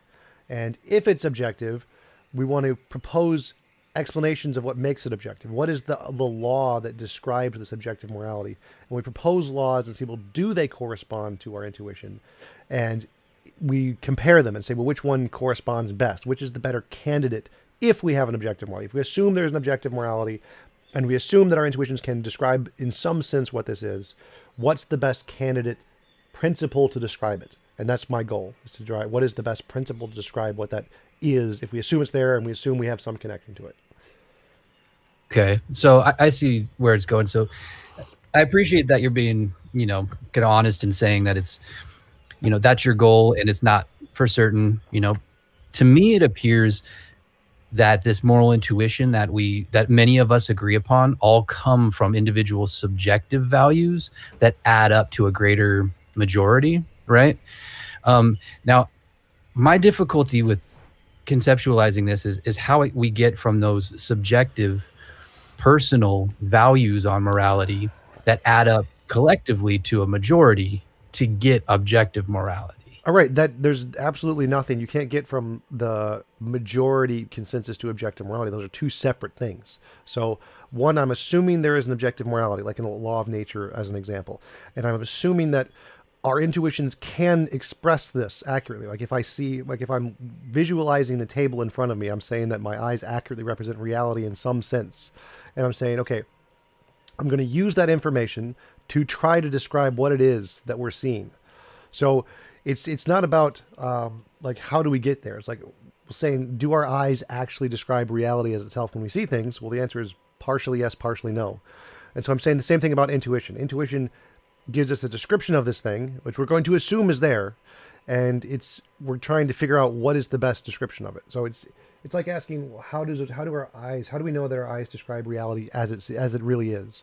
Well, we don't. We can't be certain about that. We can only describe it within the context of a framework, which gives us testable predictions, and then that gives us the most reasonable way to move forward. But we can't be certain it describes absolute reality, the objective reality. It's just kind of like an inference from induction. And the case for morality is kind of the same. It's just a lot weaker.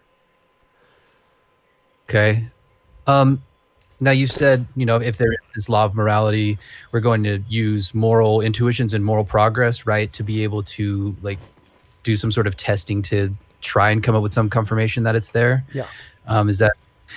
Can you think of and propose any sort of like tests that would actually like how that would look to get us to any sort of confidence or raise our confidence? Well, my prediction is that I can predict how moral intuitions are going to change over time, given technological advancement. So I can say that, given this advancement, here's how our moral intuitions are going to shift at this year, whatever, when we get these kind of advancements. We're going to see everyone's going to see eating meat as universally immoral because we no longer need to do that. It's just going to be an agreed upon thing. That's going to be how our moral intuitions shift over time. And then you can keep doing that and project that if involuntary imposition of will is the standard, every time we gain a technological advancement that allows us to no longer impose on someone's will involuntarily, then that thing will always be seen socially as immoral. Our moral intuitions will grow in the sense that they will see that as immoral. And that's kind of the predictions I'm making. I can't actually make a prediction about an asteroid's going to come at year whatever, or something like that, or the particle X is going to have this energy or whatever. It's all about how our intuitions are going to change over time and how we're going to be able to answer the moral dilemmas over time.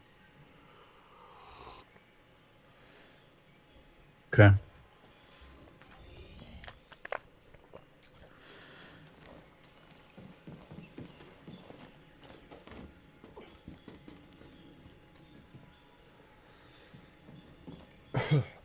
Anybody else have any thoughts or anything they want to discuss? No one else has anything. Tom, it's up to you. I know I've come at you with this a couple of times, and we don't have to go through it if you don't want to. Just a quick thing, but so about the having children is a moral thing. I came up with a little syllogism, and if you wouldn't mind going through it with me, and maybe if you could show where my premises are incorrect or how they might not lead to the conclusion. Sure. Might help me see where you're coming from. So premise 1, involuntary impositions on will are immoral, and causing beings to experience impositions on will also immoral. Would you agree with that? Sort of. Like, because causing there is really vague. Okay, so like if you like the rock falling on somebody is immoral, right? Because it causes an imposition on. So if somebody, like we would say somebody is immoral if they cause an imposition on somebody else's will that they didn't want, right? Like that's all I'm saying there. Involuntary impositions on will are immoral. If somebody causes an imposition on somebody else's will involuntarily, that's an immoral act, right? Yeah. Okay. It seems like that's what I got from your position. So premise 2 would be human beings that live in this world live in our world will necessarily experience involuntary impositions on their will. Would you agree with that? Yep. Okay. Premise 3, when someone intentionally has children, they cause people to experience involuntary impositions on their will because people who come to exist in this world necessarily experience involuntary impositions on their will. Nope, that is guilt by association. So the parent doesn't actually cause any involuntary impositions of will. That's not what they're doing. The nature does, and the parent knows nature's going to do that, but creates the kid anyway. But the parent doesn't cause any involuntary impositions of will by creating the child. So that there's no immoral action in creating the child. There are immoral actions after that during the child's lifetime that the parent knows is going to happen, but the creation of the child itself is not immoral. Okay. Yeah. Before when we talked, you said, if someone can do with their body what they want to do with their body, right? Yep. So as an example, I would say, I can do with my body what I want to do with my body in my space. So I go and I take my gun and I'm shooting it, and I'm shooting into crowds of people. I'm doing what I want with my body. Now I know that the nature of this reality is going to be such that it causes, it will cause harm to somebody. It'll be an imposition of will on somebody else when that bullet hits that person. I'm just doing what I want with my body, though. Remember, so you have to put it in the context of the best of all possible worlds. It's only any involuntary imposition of will is immoral given the best of all possible worlds. So in the best of all possible worlds where everything is consensual, you could take a gun and do whatever you want with it and it can't hurt anybody ever. So it's not immoral for you to do that at all. So the immorality is actually In the best, what? in the best of all possible do I- worlds, having children, you could, the children would be born into a world where they wouldn't experience involuntary impositions on their Right. on their will, but that's not the world we live in. Well, right. That's, So that's when kind you of the point. But is that- even the act of making the child, they didn't consent to it. No, none of us consented to existing. Not a problem. I mean, some of us might be great. you can only consent after you exist, so there's no involuntary imposition on creating someone because they didn't neglect that. So there's not a problem there. So the point is that it's not immoral in the best of all possible worlds to have kids at all, which should tell you that it's not immoral in this world either. It's only pragmatically not justified necessarily, but it's not immoral because it's not immoral in the best of all possible worlds. Okay. Yeah, I just tried to reformulate it. I'm still not. To me, it's like the gun analogy, like you're pushing somebody in front of a bus because you know what's going to happen when you put them in that situation. Like what's going to happen to the child when you put them in that situation. To me, it's effectively the same. But we don't have to. I don't want to run this thing into the ground. We've talked about this a few times. We may just not come to an agreement on this. Well, yeah, because But to be fair, you do have a point. Like the parents did something that led to a person being created, which led to a person experiencing involuntary. Thanks. I'm glad you see my point. I feel like if at the view that all or maybe most involuntary impositions of will are bad. Yeah, I mean, I wouldn't have kids because I would know that doing so would lead to that outcome that I'm striving against. I don't personally think it's ultimately immoral, just to share my opinion, because I think we need to make a cost-benefit analysis. And then also if we use like intuitions and we use experiences of people that we generally see, most of all people usually tend, because of our nature, we tend to make kind of the best out of things, and we have this sort of psychological adaptation which allows us to view life as better than it is worse, right? So most of the time I think people prefer to exist, especially with the way we're leading the world now. So I don't think it would necessarily be immoral overall when you do a balancing account, right? When you balance the good with the bad. So I'm not personally saying that I'm not an anti-natalist or something. I'm just trying to use the involuntary impositions on will position to show that it would logically lead ultimately if that's just the thing we're considering. Well, no, again, because Cloud, the I parent don't- doesn't ever impose an involuntary imposition of will, so the parent doesn't ever commit that immorality. That's why it's not immoral for the parent to do it. Nature does that, which is nature is immoral, but the parent doesn't do that. So it's like you're doing guilt by association. That's not a thing. I mean, I get Tom, what you're saying. I have a question. If a baby is in a tank full of sharks, right? A shark tank, and the sharks eat the baby, is that an involuntary imposition? Yes. And the follow-up question is if I throw the baby in the shark tank and, my actions led to that involuntary imposition of will, and I knew it was going to. I mean... You throwing the Am I baby not- into the shark tank would be an involuntary imposition of will. And the sharks eating the baby would be a second involuntary imposition of will. You're guilty of the first, you're not guilty of the second.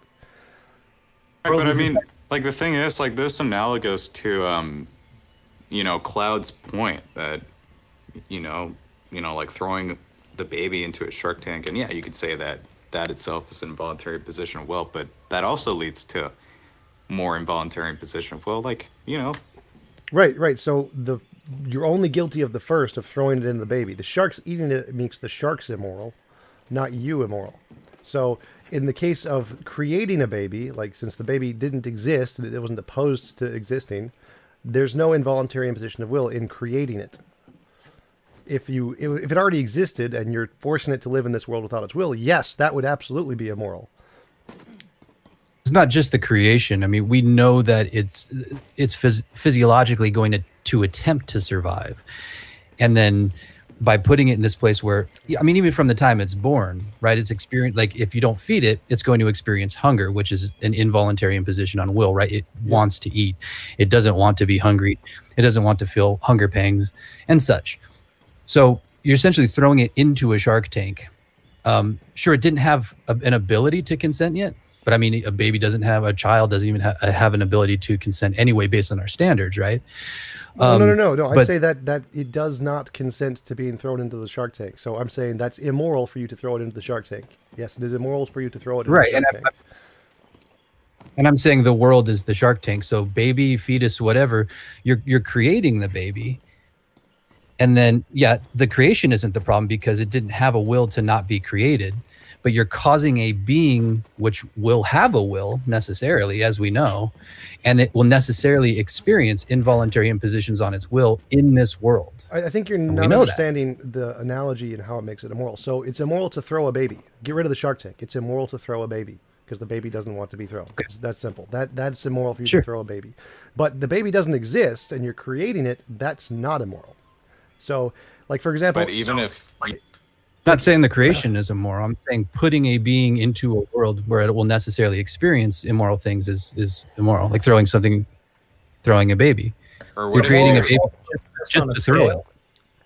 But I mean, I don't think... Like, does it really matter how you put the baby in the shark tank? Like, you know... No. You could say get rid of that- the shark tank. The shark tank isn't what's the immoral part. The immoral part is throwing the baby.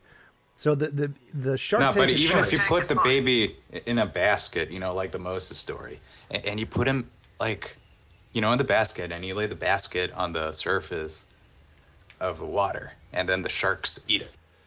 Get rid of the sharks. The sharks do not matter to the analogy. Doing anything to a baby without its consent is immoral. So it's not about the sharks. The sharks don't matter. The world doesn't matter. The river doesn't matter. It's doing something to a baby without its consent is immoral. But if the baby doesn't exist to give consent, then it can't be against consent to cause it to exist. So that's why the analogy doesn't work. Regardless of what happens afterwards doesn't make a difference. The creation event itself isn't immoral. Not the creation event, though. It's what happens necessarily because of the creation event. Did you do it? So Did no you matter do what it? Like if you didn't Yes, no do matter it, what- it's not immoral. Like if you don't control No matter- nature, if you designed nature to kill the baby and then created the baby and put it in nature, yes, that would be immoral. If you didn't design nature, you are not culpable for nature. You do not hold responsibility for it. That's why I used my analogy, because I didn't design physics so that a bullet would hurt somebody. So it's not my responsibility if I enjoy with my body to shoot guns toward where there may be crowds of people. It's not my responsibility because I didn't design the physics. I'm just doing what I want with my body. Right, and the answer is the exact same for that analogy too, is that if you have the right in the best of all possible worlds to do whatever you want. So it's not immoral. It's pragmatic for you not to do it. Yeah, and I'm just coming from pragmatism, like looking at this with what we're dealing with. This is the world we do have. And so that's the creation different of from morality. That's not morality. Morality has nothing to do with pragmatism. So I would say having a baby may not be pragmatic because you may be bringing it into a world where it can just suffer and die. Like if you don't have enough money to support the baby, I'd say it's not pragmatic for you to bring the baby into the world because you can't support it. So I'd say don't do that. I wouldn't say it's immoral, but it is not pragmatic. So don't do it if you can't afford it, if you can't provide a life for it. In that sense, I'm just saying that it's based on reality and what we're dealing with within the parameters of what we know and what we have the ability to do, like our limitations. So right, but we know that has nothing to do with morality. That's pragmatism and morality are two separate things. I agree with you that it's not pragmatic to have a child, especially if you don't have the finances to support it. But that has nothing to do with morality. So, Cloud, could I ask a brief question of you? Yeah, sure. Go ahead.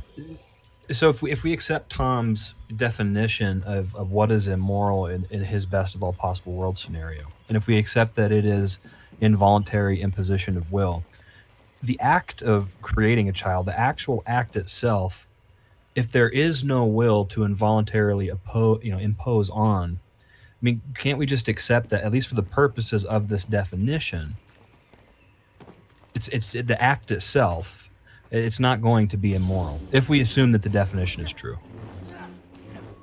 So from what I'm saying, so there is no will to impose upon the creation itself. Like if it just stopped at creation and then there was no will to be imposed upon, but will necessarily comes from the creation act.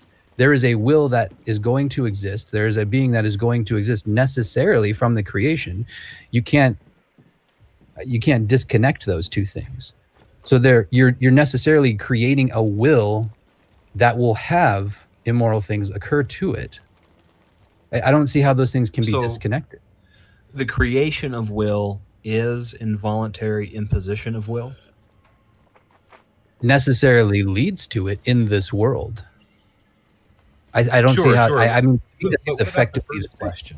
Is creation of will necessarily involuntary imposition of will? Well, actually, Without the follow-up. I already answered it. It couldn't be. I asked him that before. Like, if you could create a baby in the best of all possible worlds, that wouldn't be immoral. He agreed to that. So he acknowledges that just creating something isn't necessarily immoral. It's only creating it and knowing that it's going to be in this world. That's what he's arguing. Gotcha. Okay, thank you. I missed that. I don't remember you asking me that, but that would have been my answer, Tom. Oh, I did actually. You can actually go back. I think cycle back about 5 minutes, and you should have answered it. Okay. Yeah. No. Fair enough. I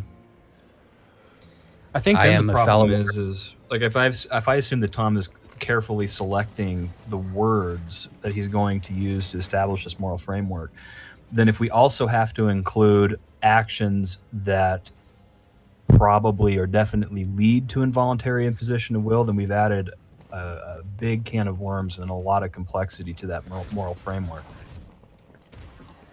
Well, that's like in the best of all possible worlds, that's not possible. So there's no probabilities assessments there. It's always 1 or 0.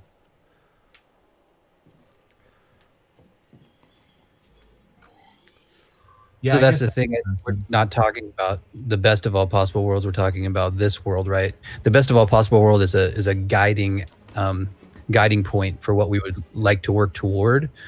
But then, what I'm talking about is what we're dealing with just what we have. Well, that's the thing, is that morality is only understood through the best of all possible worlds. If you want to know what moral is, you have to put it in the best of all possible worlds. Otherwise, it's just a pragmatic definition. It has nothing to do with morality. You know what? I guess I agree with that. Because, I guess if you want to talk about morality, you have to set up some standard in your mind, which either you're in line with or you deviate from. And, I guess we could call that, the best of all possible worlds. No, I understand that. Yeah, in the best of all possible worlds, when we had children, we'd create beings that were born into a world where they would never have involuntary impositions on their will. Unfortunately, we actually do live in a world where they necessarily will have that occur to them. So yeah, we have something to compare it against, but when we act in a certain way based on what our reality is and what we're dealing with. Well, let me put it to you this way. Let's say. So I mean, we have to be pragmatic. Well, let's say like a parent gives their kid the keys to the car, and the car explodes. Is the parent morally at fault for the child's death because they gave them the keys to the car without knowing that it was going to explode? It's just a normal car. No, of course. That's why I was careful to say initially that if somebody like is aware of this, like they intentionally put somebody in a position and they know this is going to happen. Like, because if somebody does something that they didn't know was going to happen to somebody, you wouldn't say that there's manslaughter and then there's murder, right? Well, right. That's the point, is that we don't know what suffering is going to be caused by the child, or whether or not they're going to be happy, or whether or not they're going to have a valuable life. That's just an assumption. We know suffering is usually going to happen, but that suffering isn't your fault because you didn't plan it. It's like you don't know, just like you don't know what's going to happen when the car explodes. It's the same thing. Sure. No, that's why I said, like, I'm not an antinatalist. I think there's a balancing we do where, the goods tend to outweigh the bads when it comes to human experience because of our psychology. But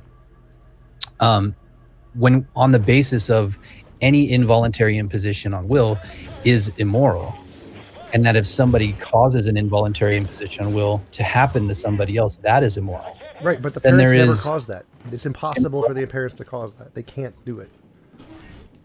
Like, honestly, I think the way out of this would be if, we accept, if Tom accepts that not all involuntary impositions of will are immoral.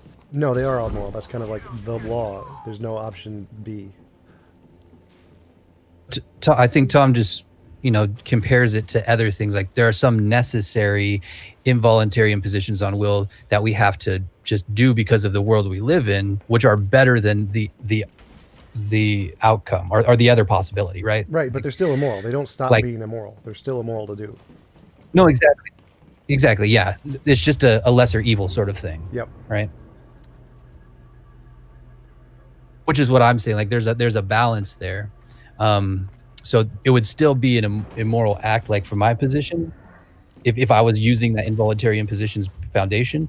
However, it would be likely less immoral than. Well, again, if you're using the involuntary impositions, it can't ever be immoral to create a being. It can't. Your analogy just fails under my model 100% of the time. So if you're using my model, then antinatalism is false. It's not immoral. So I mean, your interpretation may be different, but under the definition I've given of involuntary imposition of will, creating a being isn't ever an involuntary imposition of will. It can't be. So there is nothing there that's be considered immoral. Like the parents are not involuntarily imposing on the child, so the parent has not done anything wrong. It's as simple as that.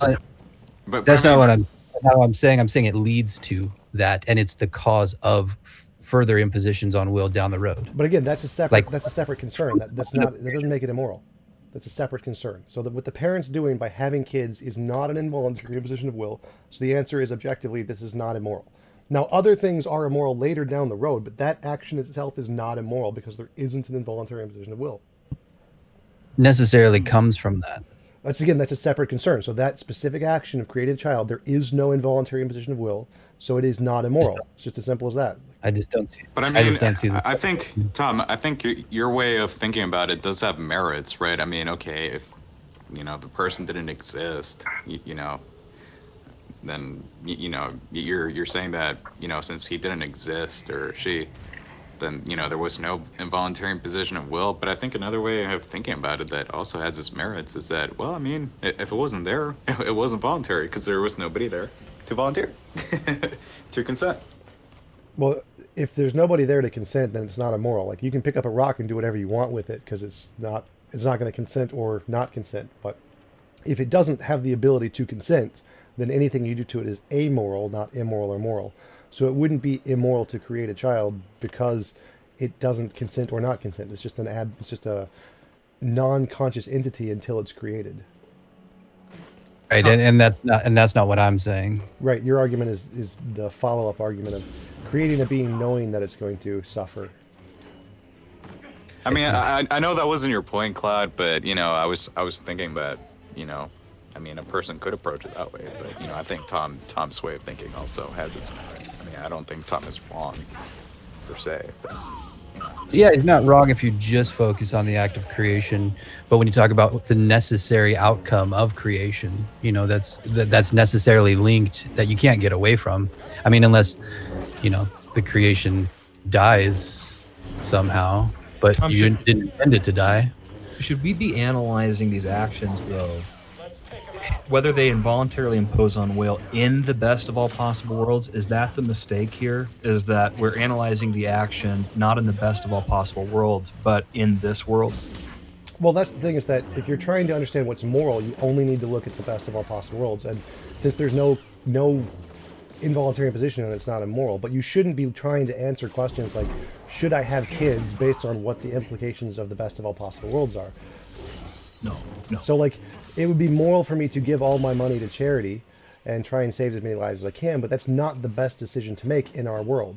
Or it would be moral for me to let someone like turn the other cheek, as the Bible put it, but that would not be the best decision in this world. So trying to decide what we should do in this world is not the same as trying to decide what is moral. Those are two separate concepts. So just trying to decide, is having kids moral, based off on an objective standard, is a different question than should we do it in this world. And so you have to assess those separately.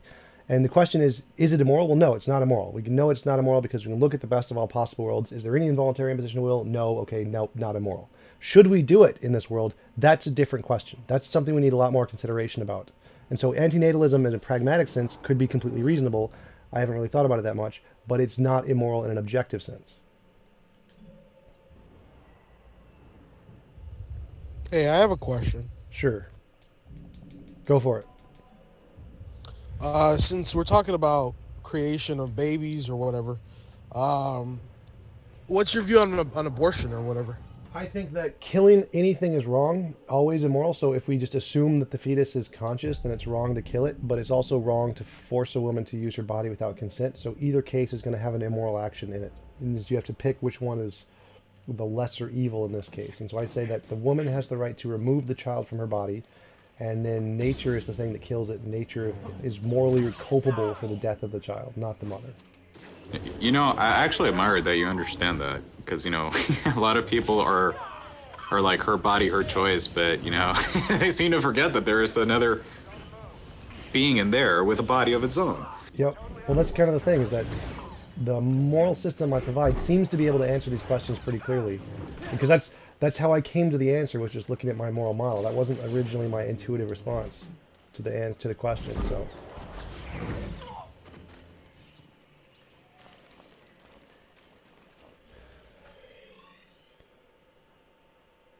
So you're saying nature itself is immoral for killing the baby, right? Absolutely. Nature is terribly immoral.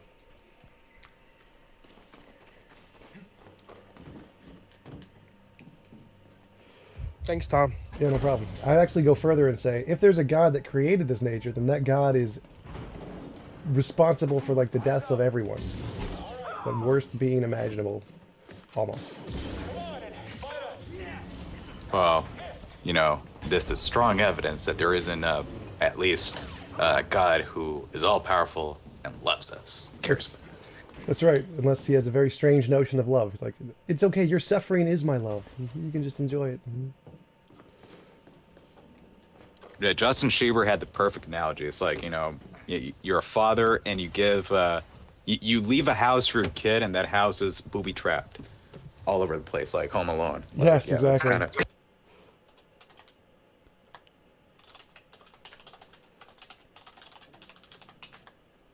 Oh, it's justice. That's what I always hear. Well, it's just love. You can't have love without justice. Oh, I What? love that one. What does that even mean? Yes, you can. I know, right? That's just, I don't know. I've just heard that from numerous different theists that, you know, oh, well, it's just. So, It's like, you know, just, everything that happens. No, I mean, you can't have like, if justice we're being without honest, spaghetti. There you go. You can't have justice without spaghetti. There you go. Perfect reasoning.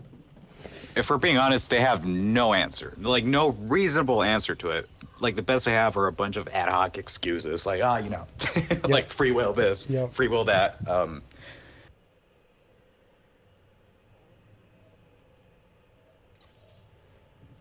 You know, they seem to forget that, you know, if their God is all powerful, I guess, you know, he could create people, a bunch of creatures that would freely choose not to commit evil or you know, not to inflict suffering on each other. But you know, it's like they don't really mean that God is all powerful. Yep. He could just give us the option to go to a world without suffering, and we can still do whatever we want there. We still have free will. Done.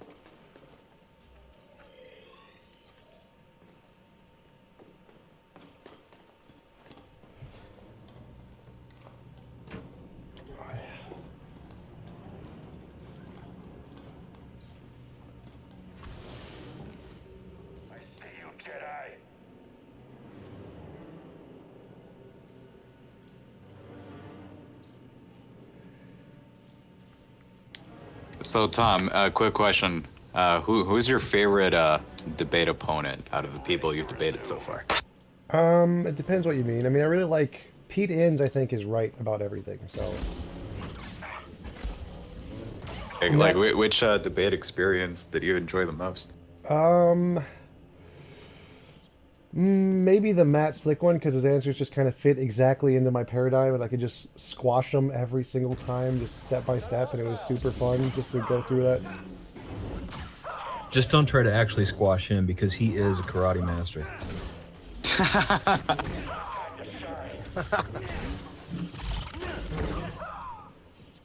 So what's your opinion on the Hugh Ross debate, Tom? My throat was really, really sore for that debate, so I really didn't get enough opportunity to really like try and challenge what he was saying. One of my analogies I totally forgot about was my coin analogy. So I mean, he walked into the classical traps, but I totally messed up in not being able to counter him as well because I just couldn't talk. My throat was so sore. I was in a lot of pain during that one. Yeah, I felt like you couldn't get your point across on that one. Well, yeah, but it was mostly because I just couldn't talk. It was like I was struggling so hard to like speak. Like you could probably hear it in my voice. My voice was like really cracking. Hugh Ross, is an actual expert on, a lot of the things he speaks about, which would be cosmology, physics, whatever. Yeah, I have a lot of those on. Like Jeff Zwerig, he's an astrophysicist. I had him on. Fuzz Rana is a biochemist. I had him on. Luke Barnes, he's a cosmologist. I had him on. So yeah, I have experts in the field regularly.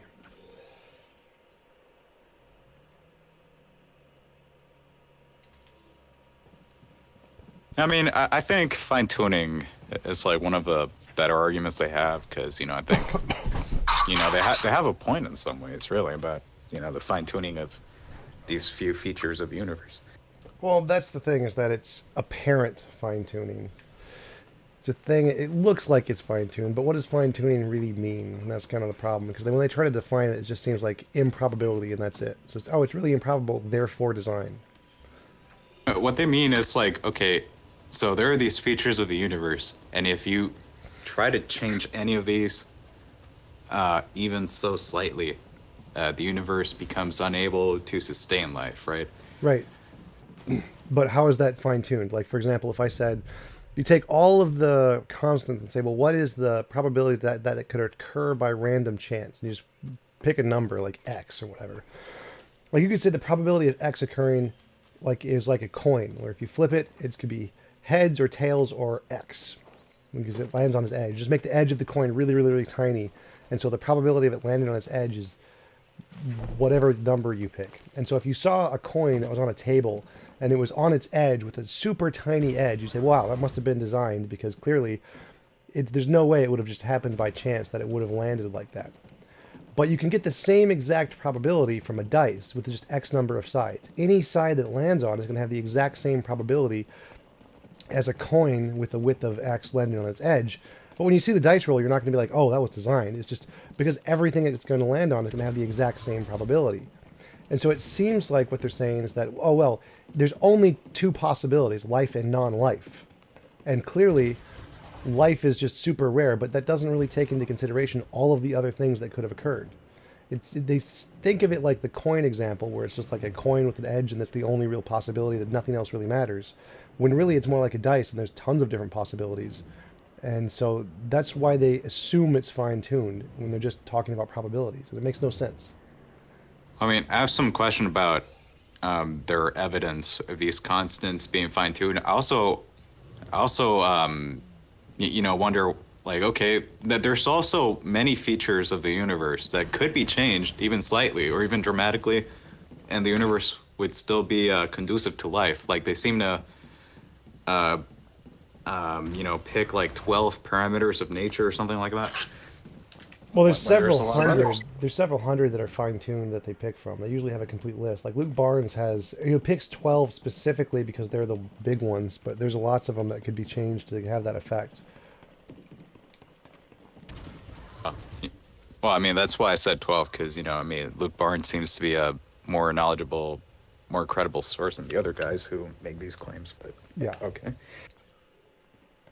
I in terms of the fine-tuning argument, which is something I've never understood, are any of these constants that they talk about actually constants that could be changed? I never understood what we were talking about in terms of changeable constants that were even subject to tuning. Oh, right. That's exactly the argument, is that they assume that these just could come out in any way. Any number could just be the way it is, and it just happens to be the right number, when really that may not be the case. It could be the case that all of the constants are interconnected, like the weakened electromagnetic force, and so if you change one, the others will proportionally change to meet it. And so they couldn't actually be different. They're always going to be proportionally the same.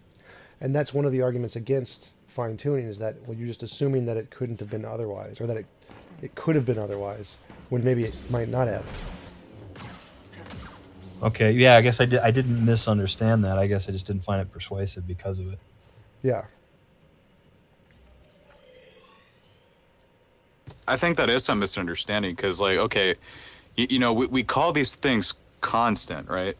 Because, in our universe, as far as we can tell from, inductive science, they've been the same all throughout its history, or at least for as long as these constants have been applicable. Right. But I mean, you could imagine a possible universe where these constants had different values, right? Right, and we've actually seen some of the things that we thought were constants have actually changed, like gravity. Gravity changed. We know that the weak and electromagnetic force have changed, and the strong force has changed. So the things that we think of as constants may or may not be, and could change with time. Right. Are you sure about that? Like these have like different values in the past, or? Yep, like the weak and electromagnetic force, the way we know they changed was that if you heat them up to enough degree, they combine and become the same force. And that's what it was like at the early part of the Big Bang. Gravity was repulsive at the early part of the Big Bang. That's called the Guth inflation theory. So all of these forces have changed to some degree over time. But I have never heard fair that. enough. Fair enough. That sounds incredibly interesting. Where could what was that called? The theory? Guth early universe inflation, the inflation theory of the universe. Okay, so I take back what I said. It's Alan Guth. Is there evidence? Yes. Is there evidence on that, or is it just literally, more of a theory that's made in the mind, or is there actual evidence that gravity can push things away? Yeah, it's a predictive model that tries to explain the evidence of the cosmic microwave background and some other things. So yeah, it's well supported. It's essentially accepted universally in physics for the most part. Yeah, but what I mean is, put it this way, is there any kind of actual evidence? Do you know what I'm saying? Yes, I understand it may be accepted. It makes but predictions about the cosmic microwave background that have been proven to be correct within a super high degree of accuracy. So yes, it has a lot of evidence.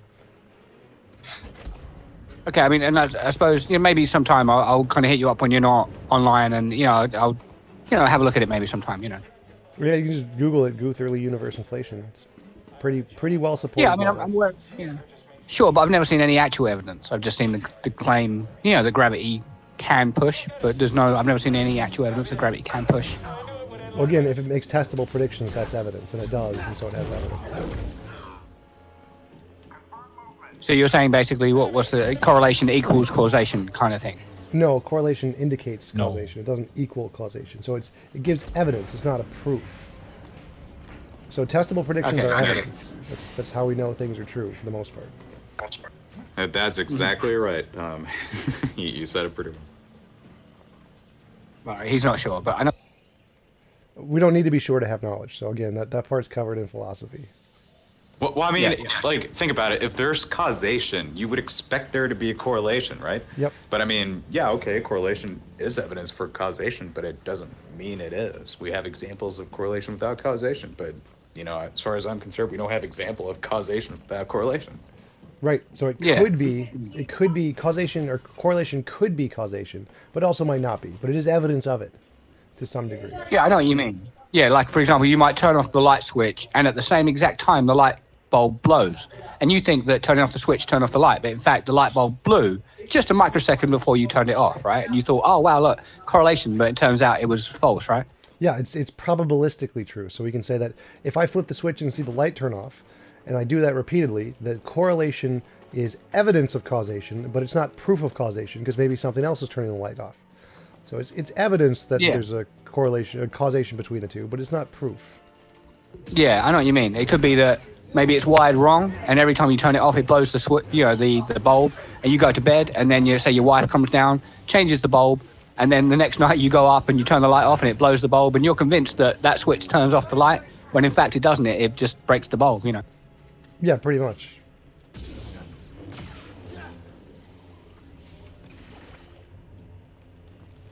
But I agree. I actually agree with you.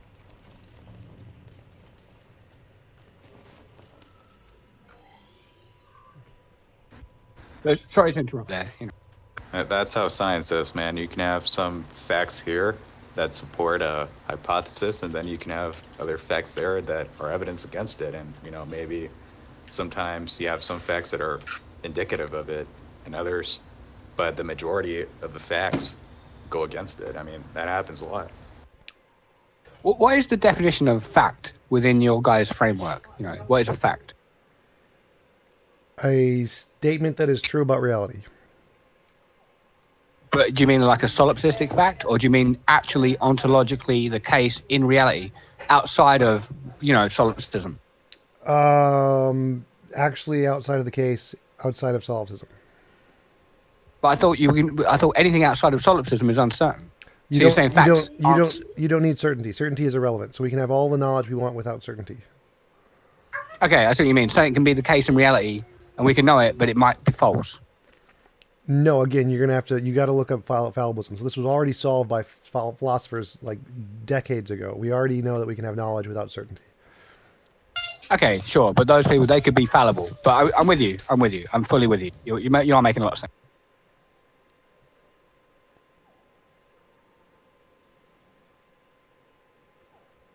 Yeah, sorry to interject again, though. Yeah, no problem. I messed up the. That's why we're here. flow. We're here for you to interject and talk as much as you want. That's kind of the point. So don't feel bad about it. Okay, yeah. It's just sometimes I sort of shut down the convo, with the certainty thing. But cool, thank you though. Thanks. Face, I still find your certainty thing still interesting because I was in a similar position as you when I first took epistemology in college, and I hit that same wall when my professor said, "Hey, absolute certainty, you might not get it. You may not be entitled to it. We might not be able to justify it. But there still can be knowledge." And I feel like the same wall that you're hitting, where I concluded no. The certainty has to be possible at least for us to know things. And I remember how I got over that. I'm just interested in why you hook on that certainty thing, why you like it so much and you need it. I mean, the way I got over it is when, I know if I believes that I was certain of, really certain of, that ended up being wrong, and so has everybody else. I mean, it's life. It happens. Yeah. I think that is psychological certainty, which has no bearing on it being the case. You could be 100% certain, and it could be 100% false. But epistemic certainty is something that necessarily is the case. But obviously proving something like that to someone is almost impossible because of things like solipsism. Even if Christ came down from heaven and pinched you, you could say, "Oh yeah, you could be in my mind. It doesn't mean anything," Slaves are people.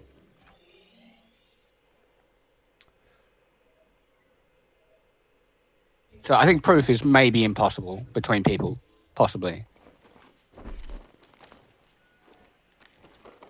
Well, I'd say it's just as impossible for a person as between people for the same reasons.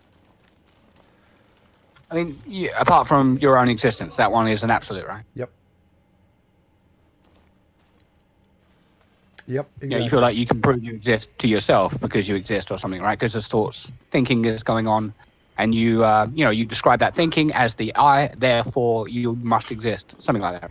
Yep, I can't not exist because I am having an experience, so it's impossible for me not to exist. Sure. See, if Tom tries to doubt Tom or, question Tom or deny Tom, I mean, it's going to be presupposing Tom to do it, so. Well, how does Tom identify Tom from other things? You see what I'm saying? How does, I don't. Because we're only assuming the laws of logic, right? So we're using the laws of logic to identify things, but they're only an assumption, which means that they don't necessarily have to hold. Am I right? Well, right, but I don't differentiate myself from other things. That's not a part of the argument. I may just be all things. That's totally fine, but I still exist. So I don't have to differentiate myself to know I exist. How do you know you're not the most high in that frame?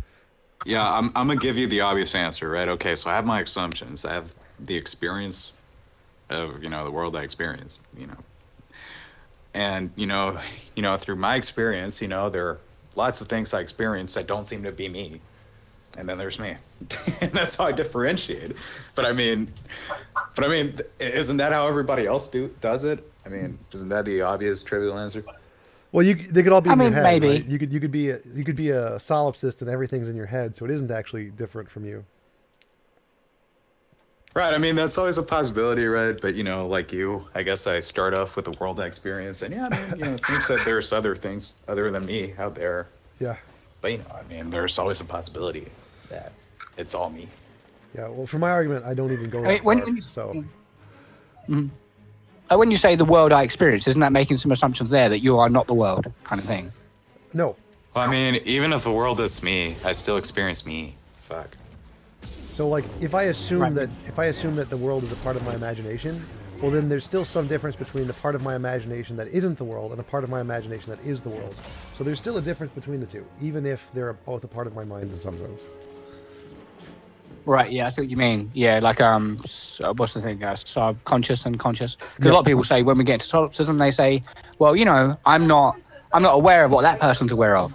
But again, then you're not necessarily aware, like as you would probably agree, like of everything that you know, right? There's things that come to your awareness and things that are suppressed, right, as right. well. You know. So I'm agreeing. If I like agree that, yeah. So if I said like I'm a solipsist and I'm the only thing that exists, and I'm imagining a unicorn, but I don't see a unicorn in front of me. Well, then there's got to be some difference between what I'm imagining and what I'm seeing. Now, maybe they're just two different levels of my imagination, but there's still some difference between them. And so I can still say the one that I see in front of me is the external world. We're going to call it that, even though it's a part of my mind. And the one that's in my internal head, we're going to call that the internal world, even though they're both different levels of internal. There's still some difference between them. Yeah, no, I'm with you. That's fair. That's pretty fair. You can walk in the woods, imagine that there's a unicorn there, right? Like, and you can imagine it clearly.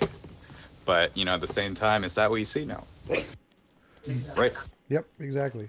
Well, what is seeing? What is seeing? Because if you imagine something and you close your eyes and you see it, what is seeing? I mean, you're saying seeing is necessarily physical, I guess, is what you're saying? Not that you can prove physical is a real thing. No. So I'm saying Okay, I'll be... If we just grant that we're a solipsistic mind, it's just my mind, and in my mind we have the thing that I see as the external world and the thing that I'm imagining in my head. There's still a difference between those two. Now I don't know what it is. Like doesn't need to be physical, but I know there's some difference between them. I can say I'm imagining a unicorn and I don't see one, so there's some difference between these two. Now maybe they're just both different layers of my mind. One's like a deeper level of my mind than the other one. But there's still a difference between the two. And we're just going to label those internal and external. It doesn't need to be physical. It doesn't need to be external. It's not a proof of the external world. The only thing it shows is that there's some difference between my imagination and my experience. But we don't know exactly what that is. I would agree. Yeah, I would agree with everything you just said. I think you're correct. But how would you know with certainty, if that's possible, if it's a thing, that there is a difference? I mean, how do you differentiate? Do you just make an assumption that, look, it seems different to me, therefore it's different? Or how do you get there?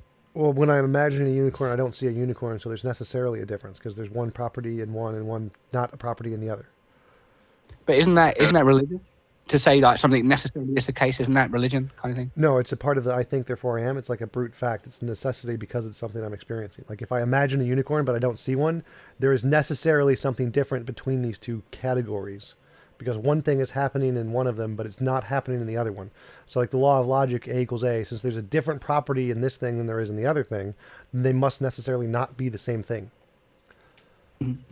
I mean, okay, but that is a personal testimony, is it not? You know, which is obviously it's not super convincing. It's like what religious people do. They say this is a fact, right? Like kind of like me. You know, I make a claim, I don't give any evidence, and then obviously, people can just dismiss it without evidence. But that's basically what you're doing, right? Just making a claim. Well, if I was trying to convince you, it wouldn't be evidence, and you shouldn't believe me because I said so. That would be bad evidence. But since it's part of my experience, I can prove with absolute certainty there's a difference between those two things. Okay, so Thomas making a claim, man, and my stance is that what he's claiming really resembles what I experienced. So I take Tom serious. But you don't know he exists. He could be in your mind, which means that you could be taking your own imagination seriously, which, I mean, again, that would be another testimony, right? Well, no, so that's the thing. I infer Tom exists. I mean, it's a weak inference, I admit it, man, but... Well, no, you don't even have to. You can just say, you can imagine I'm a computer program and I'm just saying these things and I don't exist. The fact that it's true or not is independent of whether or not I exist. So if what I'm saying is true, it can be true without me existing. Like I could be a figment of his imagination or a computer or a brain in a vat. It doesn't make anything I'm saying any more or less true. Sure. Yeah. Okay. Yeah, I'm with you.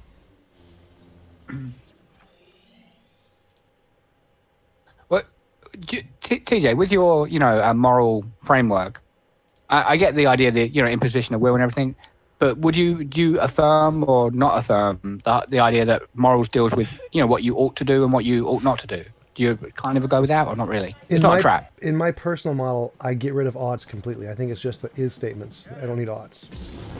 Contemporary philosophy thinks it's about oughts, but I don't. So it's my personal viewpoint that no, it does not have to do with oughts. So I mean, in other words, you're saying that me.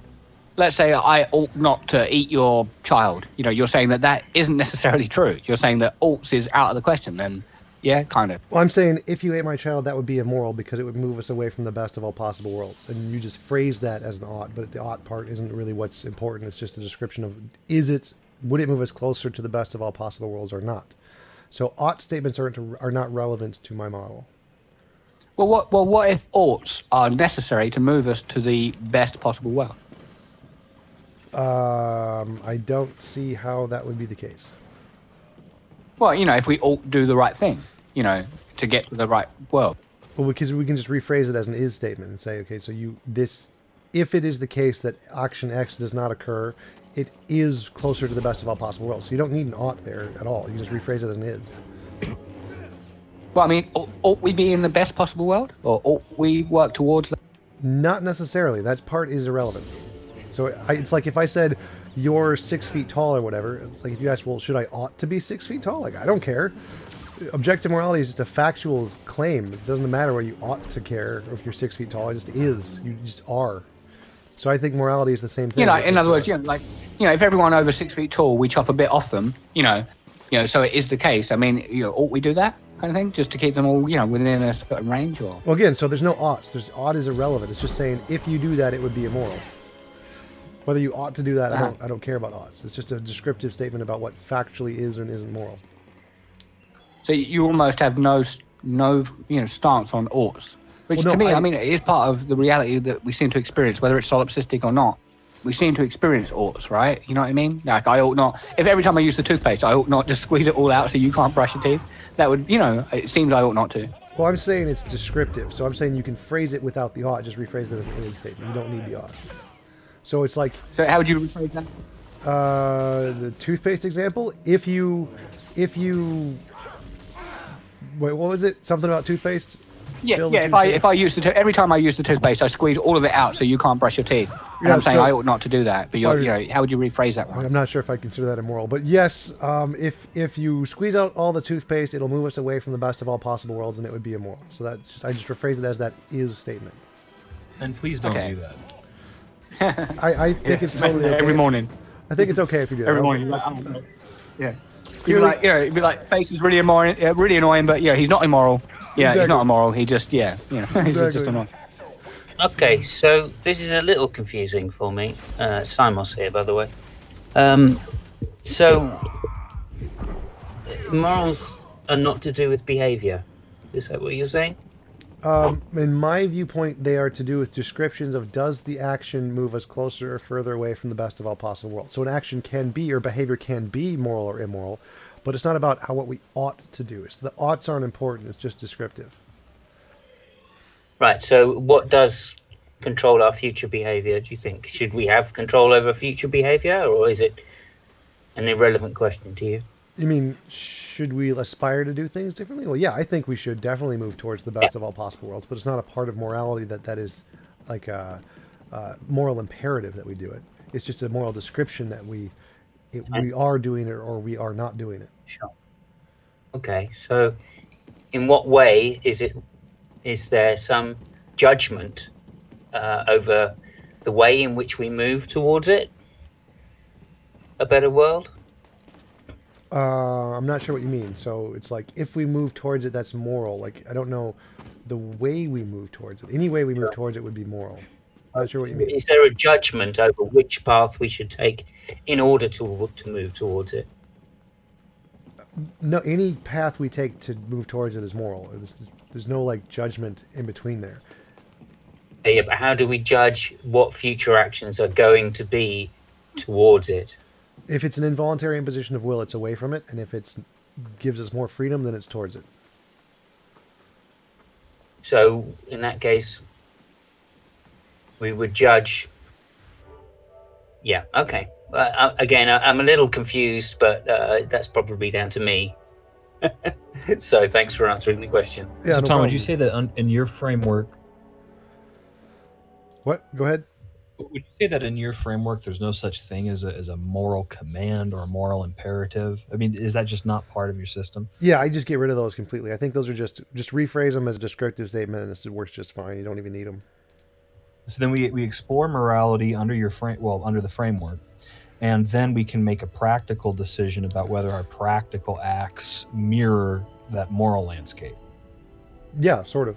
They don't even need to be practical. You can assess any action, whether it's practical or not, whether or not it would be moral or not. Yeah, no, that would that goes back to my earlier question about how people would talk about morality. When I think about the way that people in state houses speak about the law and how we should organize ourselves, it's almost all ought language. I mean, it really is buried in ought. I'm just wondering how we would discuss things, how we would create our plans for living without that language. Well, again, you can just rephrase any ought statement as a sentence of is statements. Like just say, we ought not kill. You can just say, well, if you kill, it's going to move us away from the best of all possible worlds. So it's immoral. I mean, you can rephrase any ought statement as an is statement. It doesn't change or lose anything to do that. Gotcha. And so then the statement, we ought to move towards this best of all possible worlds under this moral framework, that in itself is not a moral command. That's just a practical decision based on what I want. Well, there's no ought to move towards the possible world. It's not a thing. It's just saying if you do action, you will, or if you do action, you won't. So it's like saying if you turn on the heater, it'll get hotter, and if you turn it off, it'll get colder. There's not a statement about ought there at all. It's just stating if you do it, it's going to be moral, and if you don't do it, it will be immoral, or something like that. So it doesn't give us an ought that we should pursue it. That's kind of just a personal choice. You may not pursue it. You may pursue something else if you want. Yeah, I think that makes sense. I agree with you, Tom, but sorry, I'm going to ask yourself for a bit. What's the difference between a moral anti-realist like me and you at this point? I choose to believe in objective morality and you choose not to. That's essentially the difference.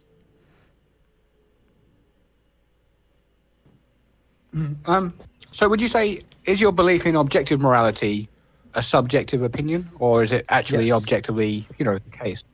Well, I mean, my belief is necessarily subjective. My belief can't be objective. I can't have a belief that defines reality. But it could be the case that there is an objective morality. That's an undiscovered problem. So I like to think there is one thing. I'm arguing for it, but I can't prove it one or the other. So it's definitely a subjective belief that I have. Okay, yeah, and and I wouldn't even attack you on that, because I like atheists to actually have at least believe in objective morals, because then they're more likely to kind of, be decent people. Well, I disagree with that, actually. I think that believing in subjective or objective morality doesn't actually have any impact on being a good person. Actually, usually it's believing in subjective morality makes you a better person in most cases. Yeah, I mean, I suppose it would depend upon the subject, right? Because I could believe in subjective morality and believe it's fine to, to eat people or something, it might. Well, like if we look at all societies around the world where people mostly believe that there is no objective morality, they're usually better societies they're less criminal, less immoral than societies who believe in objective morality. So subjective morality is actually better for behavior than objective morality. But what about North Korea now? But what about North Korea? They believe in objective something. They're like what's his name? Kim Jong-un? He's actually a god, so they're religious there. I was kidding, but I know. You're right. I mean, that is the overall pattern, even if there are some exceptions here and there. Maybe North Korea isn't an exception to that. Yeah, but it'd be like Stalin. You know what you're saying that. You know what you're saying. Sorry, you know what you're saying that the objective, the stats would indicate that people that objective morals, tend to be worse. I think according to what you're saying. Yeah. Is it possible that maybe Islam might mess up the numbers? Because maybe that they hold to what they think is an objective system, but it would be, immoral. So maybe could that be corrupting the numbers?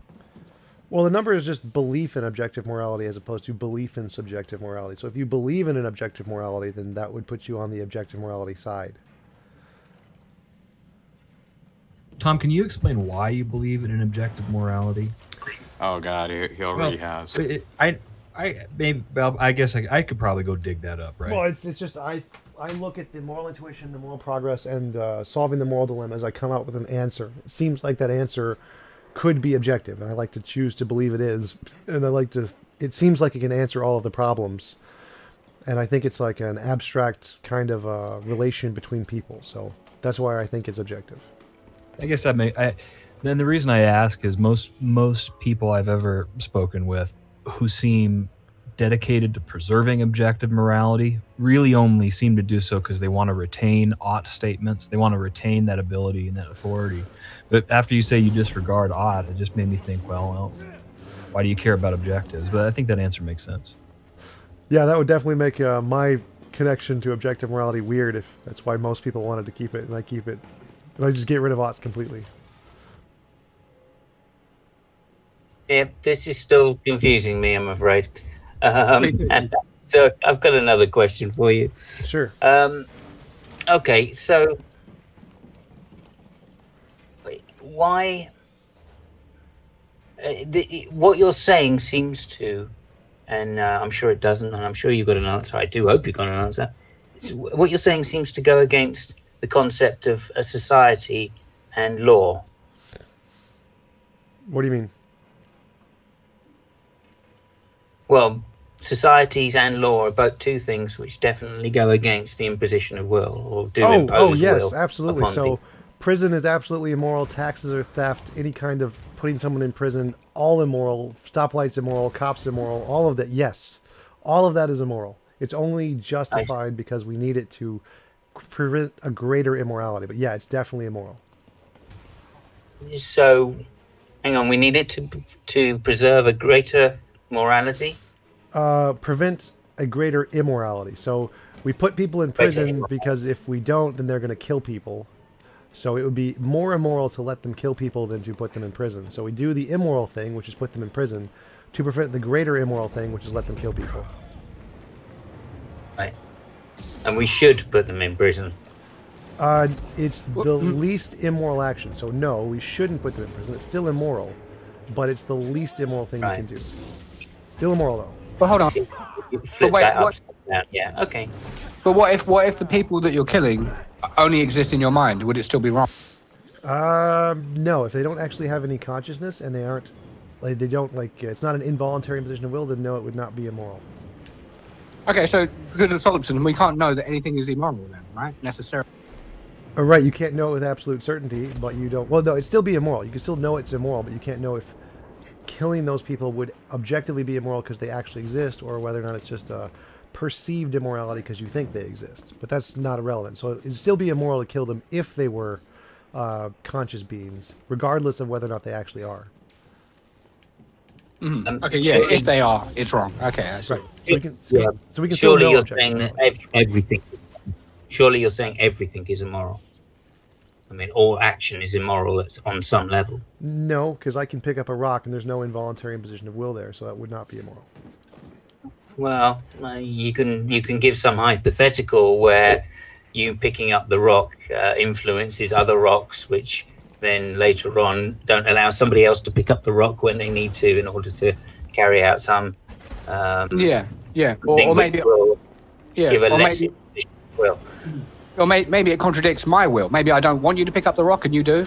So now we're stuck. Like kind of, whether you do it or don't do it, someone is, involuntarily, thingied. Well, no. So Breathing. So no, if you have one I was thinking of. Breathing. So you have rights over yourself and your universe essentially, but you don't have rights over a rock. So if you said, "I don't want you to pick up that rock," that has it's not an involuntary imposition for me to pick up the rock because it's not your will. I'm not imposing on your will. Even if I'm imposing on the rock, the fact that you wanted to move the rock is irrelevant. So your will only applies to you, not to just anything you want. No, but I don't know. Because what it means to me, like my will, what I mean is, what if within my will is that I don't want the rock moved? Let's say I took hours to get it positioned in the right place, and you want to move it, and I'm like, wait, no, that's involuntarily, you're imposing on me, If it was your rock and you owned it, and it would be immoral for me to do it, but if it wasn't, then no, it wouldn't. Hang on, that's private property. Exactly. That needs to be protected by law, surely. Well, it needs to be regulated by law, which is immoral, but it doesn't make a difference how you regulate it. It's still immoral, regardless of whether or not you regulate it. Okay, it's a bit tricky. I'm kind of reticent for, I guess, the same reasons that I'm not sure where we're getting, whether. I don't know. I think declaring such things like society as immoral seems to me to be a step which I wouldn't want to take, even if I would agree with getting rid of the oughts. Well, I mean, like Christianity does the same thing. Christianity says everyone is immoral. We're all in a broken world or whatever. And my system kind of does the same thing, where it's just saying that we aren't in the most ideal system, which is and that's what morality is the most ideal system. So our society isn't the most ideal, which I think most people would agree with. So I think you would, in a sense, agree that our society is immoral in the sense that it's not the most ideal it could be. Right. Yes, I suppose so. But then I think that's a standard too high for the same reason I wouldn't think of things like absolute truth as being particularly relevant to humans. Right, right, absolutely. Is that absolutely that's why there's the two different categories. One is objective morality, which is the absolute objective truth, kind of like the absolute truth, which is way beyond human consideration. And the other is what's the pragmatic thing. Those are two separate questions. So when we're answering questions about morality, we're talking about that objective thing, the absolute truth that's out there that's way beyond human conception. But if you want to talk about what pragmatically should apply to this world, then you have to add a different consideration to it. So if the question is about morality, then it's one of those absolute questions that doesn't really apply to human society. I see. Right. So you're using the same definition of subjective as the theist would. Yes, that is exactly the point. Right. Okay. Again, that's just come through to me now, and I listen to, I'm a friend of, I know Alex Malpass and Ozzy and those people, and I listened to interest with that conversation that you had with him, and I it took me a while to kind of get through the whole process of trying to understand where you were coming from, and although I really liked the idea of this imposition of will, it did strike me as being somewhat redundant in the fact of being pragmatic, right? And now you've just explained that for me. So yeah, I really appreciate that, Tom. Yeah, thank you. Oh, no problem. Thanks for coming on and telling me, because it's really hard for me to try to explain it because it's such a novel idea and goes against the grain so well. So I really appreciate you coming on and talking with me about it, because it helps me to clarify my own ideas. Yeah, I don't think it's a novel idea at all. I mean, if this have had it for thousands of years, right? Well, I mean, the getting rid of the oughts, that's pretty novel. I don't know of anybody else who gets rid of the oughts in morality. Yeah, I mean, we ought not to believe in ought. Go ahead. Richard Carrier. No, I was saying we ought not to believe in oughts, really. Yeah, exactly. I don't know about that, but Yeah, I'm kidding. I'm just contradicting myself. I'm being crazy. It was a joke. Yeah, I got it. I just think there's something that you're. Ralph invited me. What are you guys talking about? Morality. Morality? Yep. What about morality? Yeah, partially. I think TJ was just saying, like about, was it involuntary imposition of will? Is kind of how he looks at it. But depending upon what world you're in, it gets a bit deep. But yeah, kind of morality. Morality is the individual application of belief. Is that what you just said?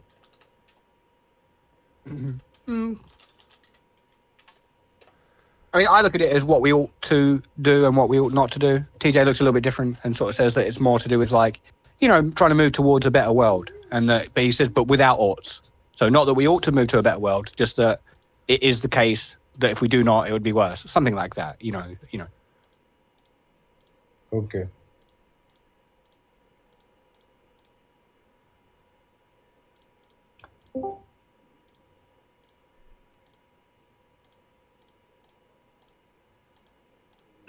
So, real quick, TJ, say if, I know I always come up with these kind of scenarios and that, it's the same thing, just different angles. But if someone wants, if their will is to have the music really loud, and someone else, they're trying to sleep, they don't want it really loud.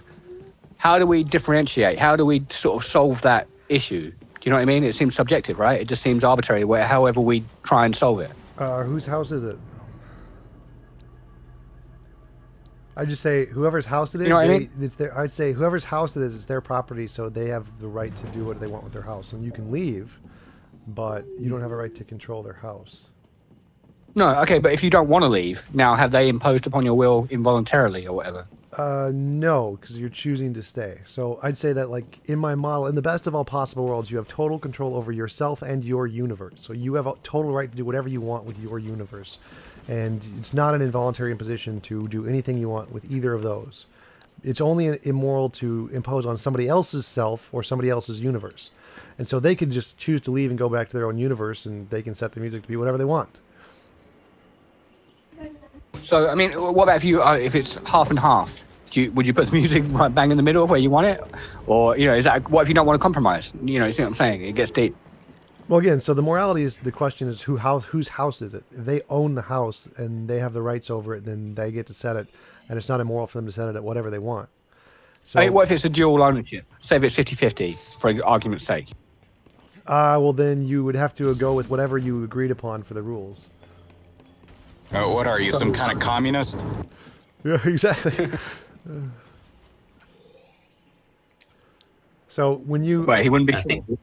Whatever you guys We're all agreed some upon kind of in communist. the rules, if you guys set up a rule system where you were 50-50 and you agreed on that rule system and you set up some rules to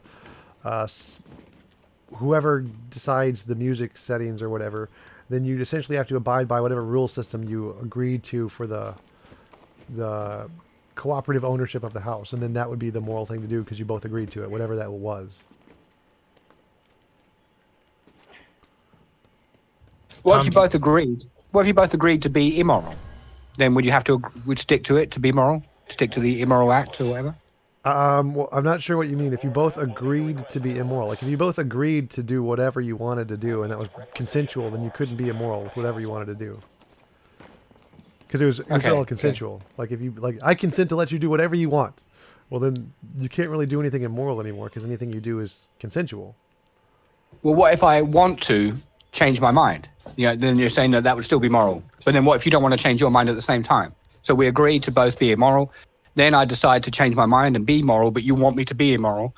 Am I imposing upon your will? Not if you agree to those rules. So if we agreed to rules of just free for all, do whatever you want, change your mind, whatever, and we both chose to live in that universe that we created together, then nothing you do is immoral. You can just do whatever you want. It's free for all. And it's totally fine. Wow, that sounds like the best possible world. Even though it could lead to bloodshed and everything, it sounds great.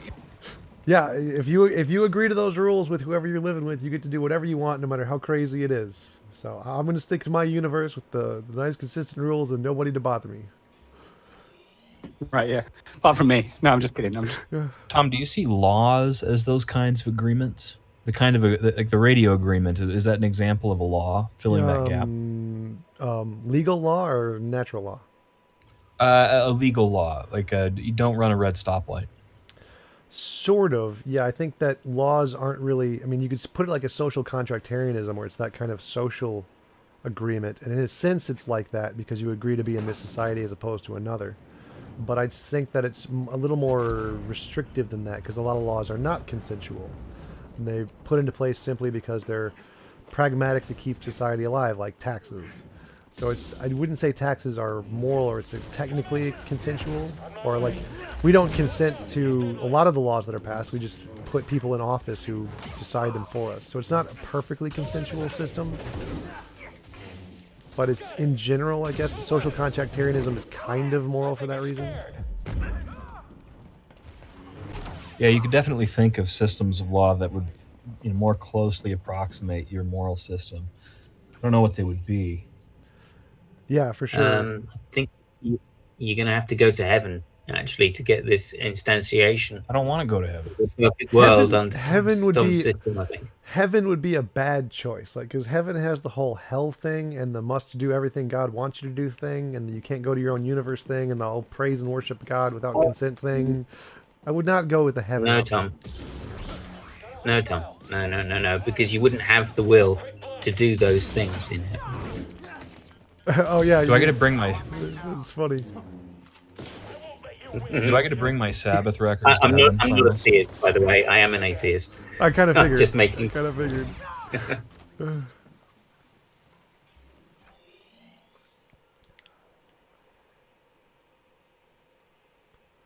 But no Black Sabbath records in heaven. God does not allow it. I don't know, man. I try to think about what's moral and immoral. I think God might let Sabbath in. Yeah, I mean, yeah, you think if someone wants to rest, surely, I mean, you can't stop someone resting, right? You know, in a perfect world or a good world. That seems weird.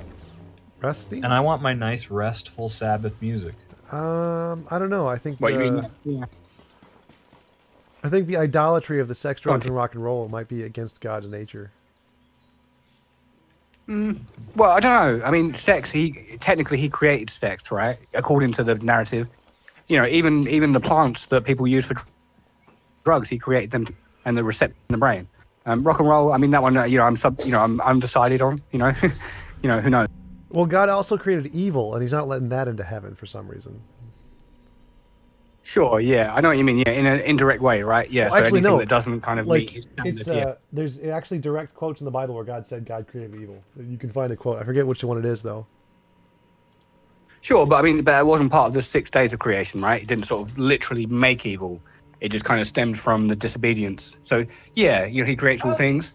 So indirectly, yeah, he creates everything, you know, like that stems from the things he made. Yeah. But yeah, I know what you mean, yeah. Yeah, it's Isaiah 45:7. So I form the light and create darkness. I make peace and create evil. Yeah, no, I'm with you. Yeah, sure, but how does he do that? You know, because it's not a physical thing, right? It's more, it seems to come in as from disobedience, right? Within the narrative, like, you know, the serpent comes along with his free will and he says, you know, did he say don't do this, don't do that? And then, you know, they say, oh, well, he said that, but, you know, we can do otherwise. You know what I mean? You know, Actually, it seems to come from kind of free will. Not that you believe in free will. No, I don't think so. It I seems think to come from that. because evil predates Adam and Eve, with Lucifer being arrogant and wanting to be greater than God or whatever, and then God cast him out of heaven. So evil actually predates Adam and Eve and humanity. Yeah, I mean, there's, again, different interpretations. I think, you know, some people look at it like that Satan was a fallen angel who was maybe like the guardian angel of Earth, who exercises free will to kind of, you know, try and make mankind disobey the Most High. But I am with you. Yeah, there's a lot of interpretations there. I don't know.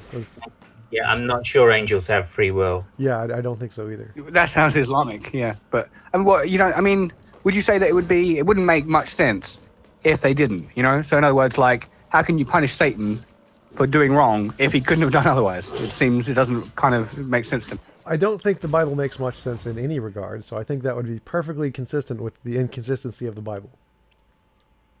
I mean, yeah, but that's just kind of, you know, that's obviously your framework, but, you know, just trying to narrow down onto this one thing. You know, if Satan is the cause of all evil, and basically he couldn't have done otherwise, then it just seems like how can you throw him into heaven or into hell first if he couldn't have done otherwise? It's like, you know, it doesn't make sense. Face, can God do anything he wants, though? I mean, he can do anything he wants. No, not according to the Bible. According to the Bible, he cannot lie. You know, he cannot make a square circle. You know, he's stuck to the laws of logic and righteousness and justice. Well, do you know what Calvinism is? Yeah, I do. Yeah, I don't affirm it, but I'm aware of. Yeah, it just basically is like a hard deterministic, or you know, at least deterministic Christian Right. faith. So they think everything's determined by God. God created it, and that's the way it is. But they still think immorality is there. So even though we're determined, Yeah, it's still yeah. I mean, immoral. I debate with Calvinists sort of for 9 hours at a time sometimes, and you know, we go round and round and round, and it never really gets anywhere. Right. But yeah, I know what you. So yeah, it would kind of depend on your viewpoint on Christianity and how that works. So, but I'm not a Christian, so I don't really have any dog in that fight to know if Satan counts as having free will or not. I have no idea. Would you say, in your opinion, TJ? I know you don't believe in free will, but you know, if we just go with the paradigm for a moment, let's say there is free will. People are able to make choices within their nature. You know, they're able to literally choose tea or coffee. You know, they could have chosen tea, but they chose coffee, and they could kill. They could choose not to kill. Then it makes sense they're held accountable for the things they do that they could have done otherwise, right? If they acknowledge they could have done better, yeah, it makes sense that when they're punished for doing wrong, you know, right, at least, right, right, within reason. Right, in the deterministic worldview, yeah, you should definitely can put that in as a consideration. Mm-hmm. Okay, yeah, I mean, obviously I look at it as a free will worldview, but yeah, I know what you mean. So yeah, it would kind of depend on your viewpoint on Christianity and how that works. So, but I'm not a Christian, so I don't really have any dog in that fight to know if Satan counts as having free will or not. I have no idea. Would you say, in your opinion, TJ? I know you don't believe in free will, but you know, I mean, like TJ. I mean, surely, like, say if you ask your children, you might not have children, but if you ask your children, don't trash this house, or don't drop this vase or whatever, don't run through the hallway, and they ignore you and they go ahead and they do it. You're going to be within reason kind of pissed, right? You're going to say, look, I told you, don't do this, don't do that. And you've gone and done it. And like, you disobeyed me and you're ignorant and, no chocolate for you, right? Yeah. But when you say they couldn't have done otherwise, it seems kind of, I don't know, it seems to kind of destroy the whole thing. Again, it's not really. Like, if you want, you can search for compatibilism. Dan Dennett's Compatibilism. He goes into this in detail on how you define free will and culpability and how it doesn't really make a difference if you have libertarian free will or not. So, but if you want a more detailed example, you can go contact or Google search Dan Dennett's view on compatibilism. Okay, yeah, fair enough. Sure. I mean, I'm kind of aware of that. I mean, there's different ways of looking at that too. Some people say that compatibilism boils down to hard determinism still, and other people look at it a different way. It's kind of like a can of worms. It's probably a big topic to raise. Well, yeah, that's exactly the point. Is that compatibilism is determinism. It's not different from determinism, but you still have accountability and agency, even though it's a deterministic model. That was kind of the point I was making. Okay, yeah. So what is it? Is it that basically that you have a nature which you're hard determined to fulfill, but that your free will falls in line, or your will falls in line with that nature, therefore you're culpable for the bit that you fell in line with, or something like that? I probably worded it wrong. Yeah, so essentially it's that your ability to make a neurological decision based off the capabilities of your brains, that is enough freedom to call free will, even though it may be determined fundamentally. Right. Yeah. I mean, it's hard to get my head around. I mean, the way I look at it, you tell me if this is compatibilism or not. Some people accuse me of it. Other people say no. Is that from the most highest position, he knows all things that will happen. He knows whether I'm going to choose tea or coffee or not. So from his perspective, everything is hard determined. He's seen the end from the beginning.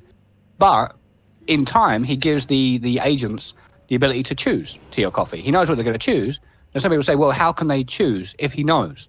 But that's the fact. He knows what they're going to choose. So, they're choosing within their nature. He knows what they're going to choose. So it's like determinism and free will kind of rolling together. Like Forrest Gump says, that when he says that maybe it's like fate and choice, working at the same time. You know what I mean? Yeah, exactly. You could probably definitely pass that off as a kind of Christian compatibilism for sure. Compatibilism, Dan Dennett is an atheist, so his version is purely neurological, but I'm sure you could probably make it into a Christian kind of a version in that sense, yeah. Okay, yeah, fair enough. I'm not so sure. I don't think you can, because if free will means being able to have done something different, then that's not free will.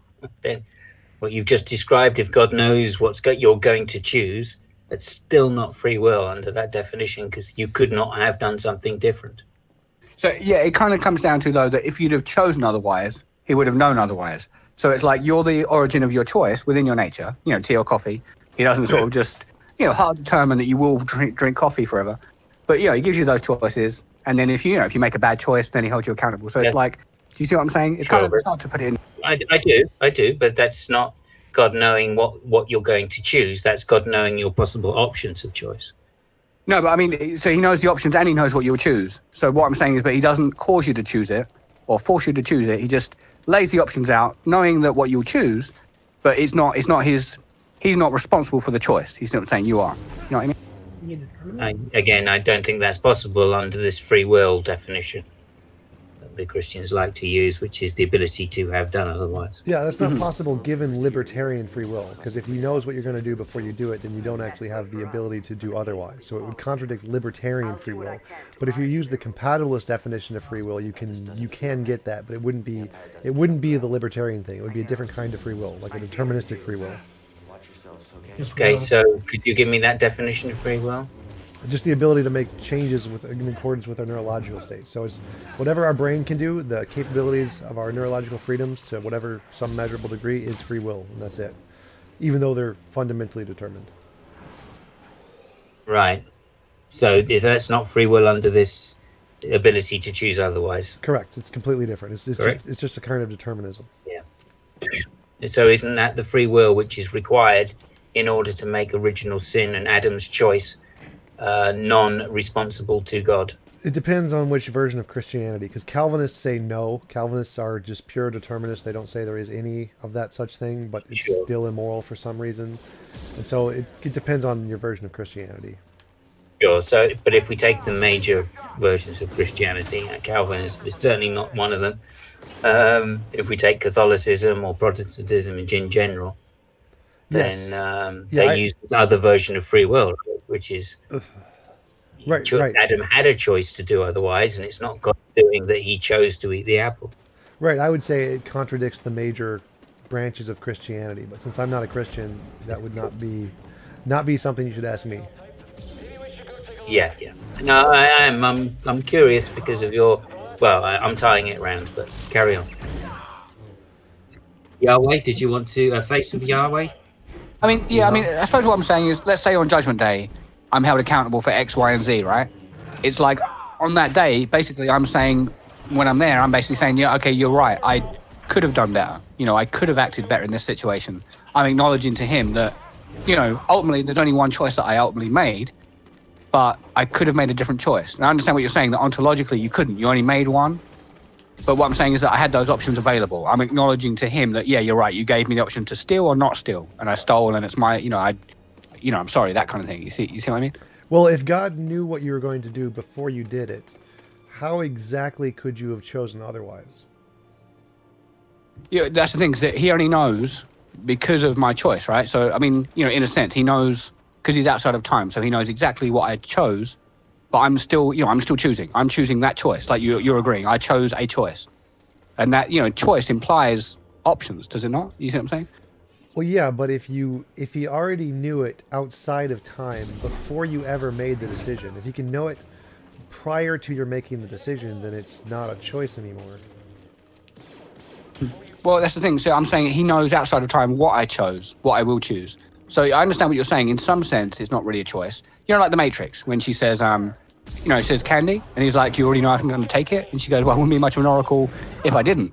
And he goes, well, then how can I make a choice? And she's like, well, you've already made the choice, but now you're here to understand it. But yeah, it's kind of, it is a pickle. I think that's what she says. It is a pickle. Yeah. So philosophically speaking, those are incompatible viewpoints. You can't have free will and have a God know you're going to do something.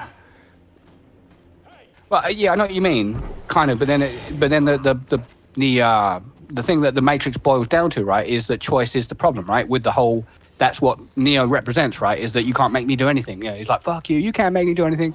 That choice is that's the epistemic glitch in the Matrix, right? Is that you can't control Neo, that he ultimately will do as he will, right? Kind of thing. Well, yeah, that's the hypothesis in the movie, but the movie doesn't really actually correspond to any philosophical viewpoint that can actually justify that, because it's not really logically possible.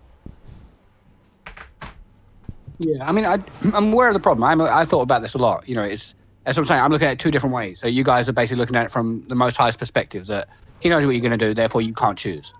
And I'm looking at it from the human perspective, that before I've made the choice, I'm given options and I'm the one choosing. Nothing is forcing me to choose.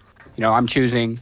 So in other words, what I'm saying is knowing what's going to happen doesn't equal causation. If you know I'm going to die, doesn't mean you caused me to die, if you see what I'm saying. Right. I agree. And I think we're both saying that only is justifiable in terms of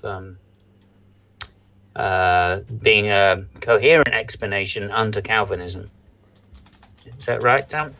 Yeah, I'd say that you can't hold that view and still hold to libertarian free will. Those are contradictory viewpoints.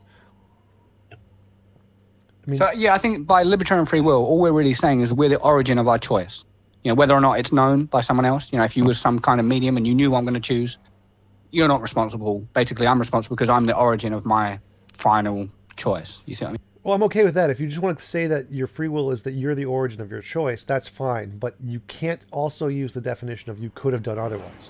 Because if someone knows what you're going to do outside of time, before time, that you're going to do it, then it's not logically possible for you to have done otherwise, even if you are the origin of the reason you did it. Yeah, okay, I'm with you. Yeah, I might have to rephrase it. Okay, I'm with you. Because, but we all kind of operate within this framework that we truly feel like we're choosing our words, right? We truly feel like we're able to, you guys would call it the illusion of free will, I guess, or the illusion of choice. Yeah, so we definitely feel that. Yeah, it seems absurd to say, hey, to sort of, say if I was to choose, to say, you know what, I can't choose. You know what I mean? It just feels, again, it goes into a kind of, there's a lot of problems, I think, like epistemic problems with humanity, with, epistemology and stuff, it gets deep, it gets real. We come up against barriers where we go, wow, that doesn't make sense on either way, where we go left or right. We seem to kind of fall into absurd scenarios, right? Well, I don't see there's not really any contradiction with saying that it seems like we could choose, but we really can't. Like that's not really a problem. But we choose to say that, right? We choose to say that. You see what I'm saying? Yeah, but we choose to say a lot of things due to our evolutionary nature. Like if I touch an object, I say, this object, this phone I'm holding is actually a solid object, but actually it's 99% empty space. Like it seems to me that the phone is a solid object, but really it's not. It's really 99% empty space. Yeah, I'm with you. I'm aware of that as well, yeah. I think it's to do with, as far as I know, it's the electrical something, right? Some kind of the electrons and the distance charge. Between, the distance between the electron and the protons and neutrons is mostly empty space, and so it seems like it's solid because we touch other electrons in the object, even though 99% of it is just the distance between the electron and the protons. So yeah, it's mostly empty space. Yeah, I'm with you.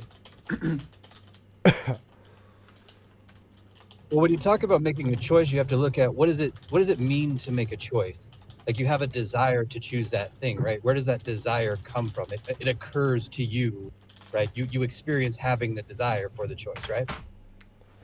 Yeah, it comes, I guess, from the your nature.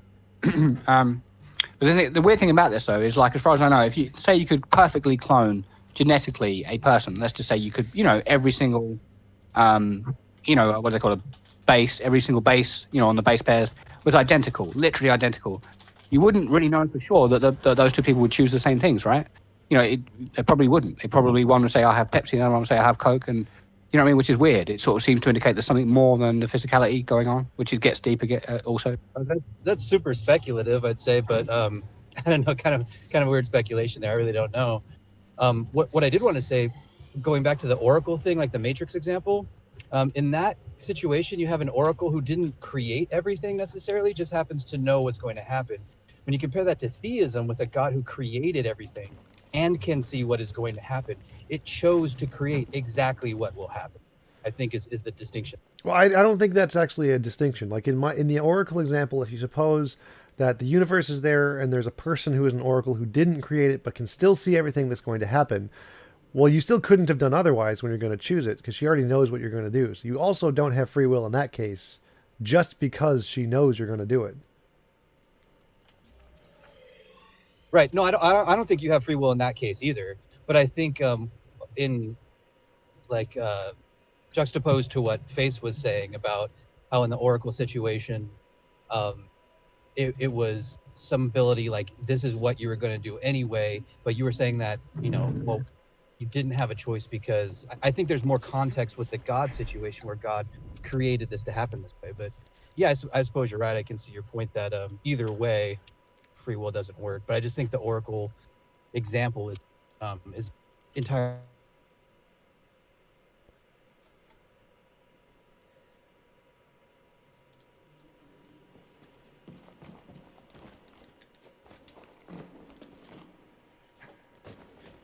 Yeah, it's quite a common objection as well, because we see biblically, we see things like that the Most High is, he's disappointed with creation, right? Which kind of makes sense because obviously creation is not great, it's not going well, and then they're always like, well, how does an all-knowing being that created all things and knew this was going to happen, how is he then disappointed? But I think it seems biblically we have like a being that has emotions on some level, that disappointment, sadness, these kind of things, Yeah, but it's kind of hard to be disappointed when you know everything that's going to happen. Well, so say if you cause things, well, no, okay, so cause is the wrong word. So if you're the ultimate cause, but then things through what we would call free will, if people exercise this free will against you, in disobedience and things become, miserable, I think it's fair within that timeline, let's say within time, for him to be upset at that specific time. You know what I mean? But it kind of gets complex. It's, I suppose it's really deep, You can't do So that. Face, would that be like if I knew if I poured hot water on my foot, that I would be very disappointed because it would hurt. And I did it, and I poured the hot water on my foot, and I hurt myself, and I'm disappointed. You're saying that I don't understand the force of this particular point. Yeah, no, I'm conceding to a degree that it's very hard to even to explain, you know. But it just seems that is the biblical, you know, that is the creator that we're talking about, the biblical narrative, being, you know, the biblical narrative. Go ahead. Well, Yeah, I the mean, only you- time I've heard it, yeah. I the mean, only time I've heard it explained is by a Calvinist, and then they did it by the jumping through the loops of saying God has different types of will. All right. right, yeah, One of them permissive, allow, prescriptive, yeah, permissive, and yeah. secretive, yeah. So you know, and I think that's just jumping through hoops, because that clearly means that he is both omniscient and not omniscient at the same time. So what is that? Just that? leads to more. What does that mean? He has Contradictions. different wills. What does that mean? Yeah, so what they're saying is like, so you have like a prescriptive will, how he wants things, and then you have a permissive will. So kind of like, you know, like you want your child to do well at school, but you're going to permit them within, you know, a reason to not do perfectly, right? You know, you want them to do perfectly, but you're going to permit them to fail in certain areas, right? You're not going to absolutely force them to do well. Do you see what I'm saying? Not exactly. Like, how would you go about doing that and forcing them to do well in all situations? Well, that's the thing. I mean, you'd have to, if it was even possible, you'd have to fully contradict their own will, right? You'd have to somehow find a way to, I don't know, cause them so much pain, misery, and suffering, which again goes against their will. So it kind of contradicts itself. Yeah. Well, right. So if it contradicts itself, how is that even a thing? Like, how is that a possible consideration for a god? I mean, well, so from this Calvinistic perspective, which, you know, I'm kind of agnostic on, it just seems that, you know, there's the will, how he it, and then how he's allowed it to you know, free moral agents to be. So he's allowed it to be not so good. He wants it better, and that's where the disappointment.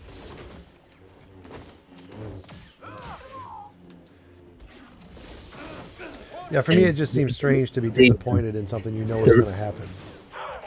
So the reason is usually given as a sufficiently, you know, what's the word? There is a sufficient reason which we don't know about because we're not God. Right. So they get out of it by appealing to a mystery. Well, for me, I can't be disappointed in something I already know is going to happen. Like if I like put a card down face down and I know it's a king, I can't like lift up and be, oh, it's a king. I'm so disappointed. Like, because disappointed implies that you expected something differently. If you already knew what was going to happen, how could you be disappointed? It doesn't make any sense. Well, I disagree. I know, real quick. Simon, can I answer that? Sorry. Like, what I'm saying is that I disagree with that. So what I'm saying is, like, let's say you know that your wife is going to die, for example. You know, it's going to at some point. Now, just because you know doesn't mean you're not going to be disappointed when it finally happens, right? You know. Right, but that's not something that I have control over. So if I have control over it, like if I made it so my wife is going to die, and then I'm disappointed when it happens, like that makes no sense. So it's only disappointment if it's like something I don't have control over or something I don't know is going to happen. But God doesn't have that. Everything, he kind of has control over it all. So how can he be disappointed when I do something? When he created me knowing it was going to happen, it's very strange. It's like me placing the card face down and saying, oh no, it's a king. I'm so disappointed that I already knew that. I mean, yeah, but when you say control of everything, I mean, sorry, Simon, one more time. Sorry. But when you say control of everything, that assumes a certain kind of God, right? You know, that, in other words, that, you know, if I sin, he forces me to sin, and then he's angry and disappointed with me sinning, which, you know, I don't think even Calvinists probably don't always look at it like that, you know what I mean?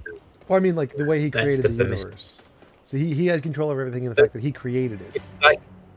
It's like this, okay? It's like they're saying there is a morally sufficient reason as to why he will permit people to do evil or things which are immoral, okay? And we don't know what that reason is, but there is a greater moral reason for which it will be achieved later. So although he's disappointed because, you know, he knows that the child is going to sin, he's going to allow that through his permissive will, because in the end it will suffice to his purpose, which, you know, is a greater moral good than allowing the sin. But right, but how is that? That's what he wants, though. He wouldn't be disappointed in that because it achieves the greater good, right? Oh no, he's disappointed in the action, right? Because free will means you could have chosen otherwise. Remember, they're having their cake and eating it here, right? Yeah. Okay, so I'm not saying that this makes sense, right? I'm just saying this is how they tend to explain it. There was a thing with Skylar Fiction and Matt Slick recently, where some of this was brought up. If you go back to, Scarlet Fiction, presumably. Yep. Yeah, well, they went through this a little bit with the Matt Slick thing, so that might be worth just going through. I think it is about the 1 hour mark, roughly. I feel like I've experienced this emotion which Face claims God experiences, this disappointment even though I'm in control of everything. If I eat too much pizza in a 2-week period, I know what that's going to do. Nevertheless, I do it, and nevertheless at the end I'm disappointed. But I don't associate that with like positive, moral, godlike behavior. It just seems like I'm failing. I disagree. I think pizza is good. More pizza, the better. But the pizza pain at the end, that pizza pain. It depends what Yeah, no. it depends what you put on it, Tom. Anyway, look, I've got to get out of here. Thank you so much for the chat, guys. I really appreciate it, and I'll see you again sometime. Yeah, absolutely. Thanks for stopping by. Come back anytime. Cheers. See you later. Yeah, I agree with Titan though. I know that feeling when if someone buys a load of pizza and you eat like ridiculous amount, and then not only do you feel like physically bad, but like a week later you look silly. You look in the mirror and you go, oh wow, did I really kind of put on a stone or something? And you knew it was going to happen. And you do it more than once, and you repeat the same behavior, again and again. Is that what God did though? It just seems pretty lame if that's what God's up to. Yeah, definitely. It's just failing to keep to his diet. Yeah, I'm not sure. I mean, the biblical understanding that he's perfect and that he's disappointed with all of the imperfect beings that he allowed to exist, kind of thing.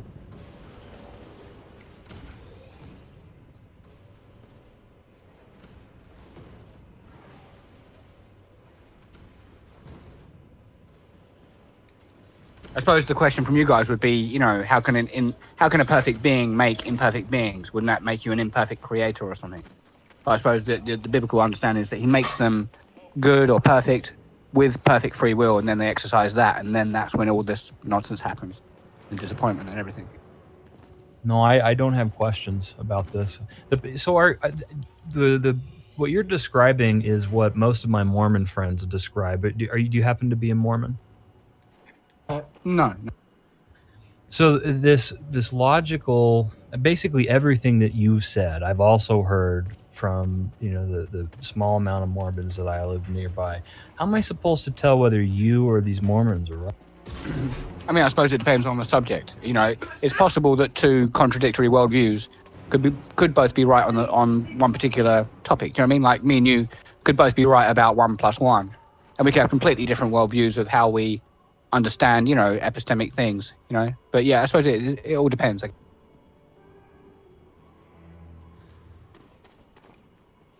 I mean, in some ways, like I suppose you cannot know. I mean, I suppose you could know by revelation. Maybe you already do know, but yeah, it gets deep. It gets real deep, all of this. So I'm interested in that last thing you just said about saying you cannot know. Would that also mean? Do you think that what you've just offered, the basis for your belief, would be enough to, act in the world? Would you create, for example, certain laws based on what you believe, if this is your justification? I'm not sure. Maybe give me just a general example to see where it goes. Well, if you were a legislator, would you vote to ban or permit certain kinds of abortion in this specific instance? I mean, certain kinds. Possibly, I probably would try and minimize unnecessary abortion, right? So, maybe if there's a really solid case for, there's a high chance that the mother and the child will die if we proceed with abortion or something like that. But if it was, what I'm trying to say is, if it's unnecessary, then I wouldn't promote, or, I probably would try and legislate against what I would see as just harming a living, being, or or at least a potential being, depending on, how you look at it. You know what I mean? Yeah. Would your justification be your belief, the thing that you've described?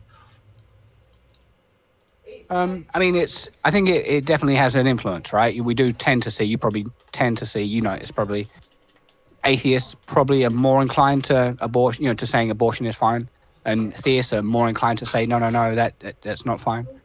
Would you agree? You see that? No, I agree. So if you were a legislator then, and you were exercising authority over others, you just recently said that you kind of can't know. When I asked if you could really distinguish between people who believe different things, he said it kind of gets too deep and you can't know. Do you think that it's fair to control or attempt to control other people based on a belief system that you really can't know about?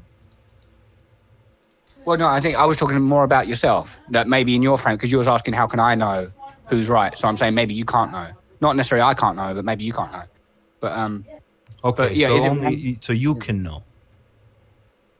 I mean, I'll put it this way: if an all-knowing, but yeah, if the Most High says that murder is wrong, then murder is wrong, right? You know, if that's the ontological nature of, if our epistemology flows from the ontological what is, and that the Most High has said that, then it's just how it is.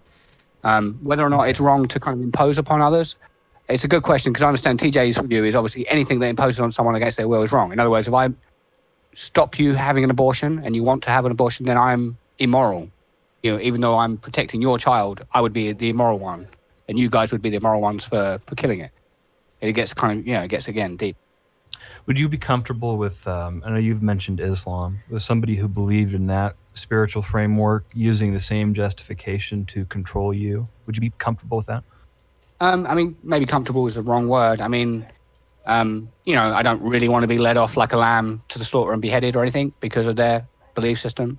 I suppose I'll just take what reality gives me, but yeah, it doesn't seem fair. But there's a big difference between that and me saying, hey, your child is living, don't kill it, I think, but I know what you mean. Okay, no thanks. I think that's a fair answer. Okay, thank you. I thought he was going to go round and round for ages, but thank you, man. Because these are awkward, there are awkward, convos and that sometimes.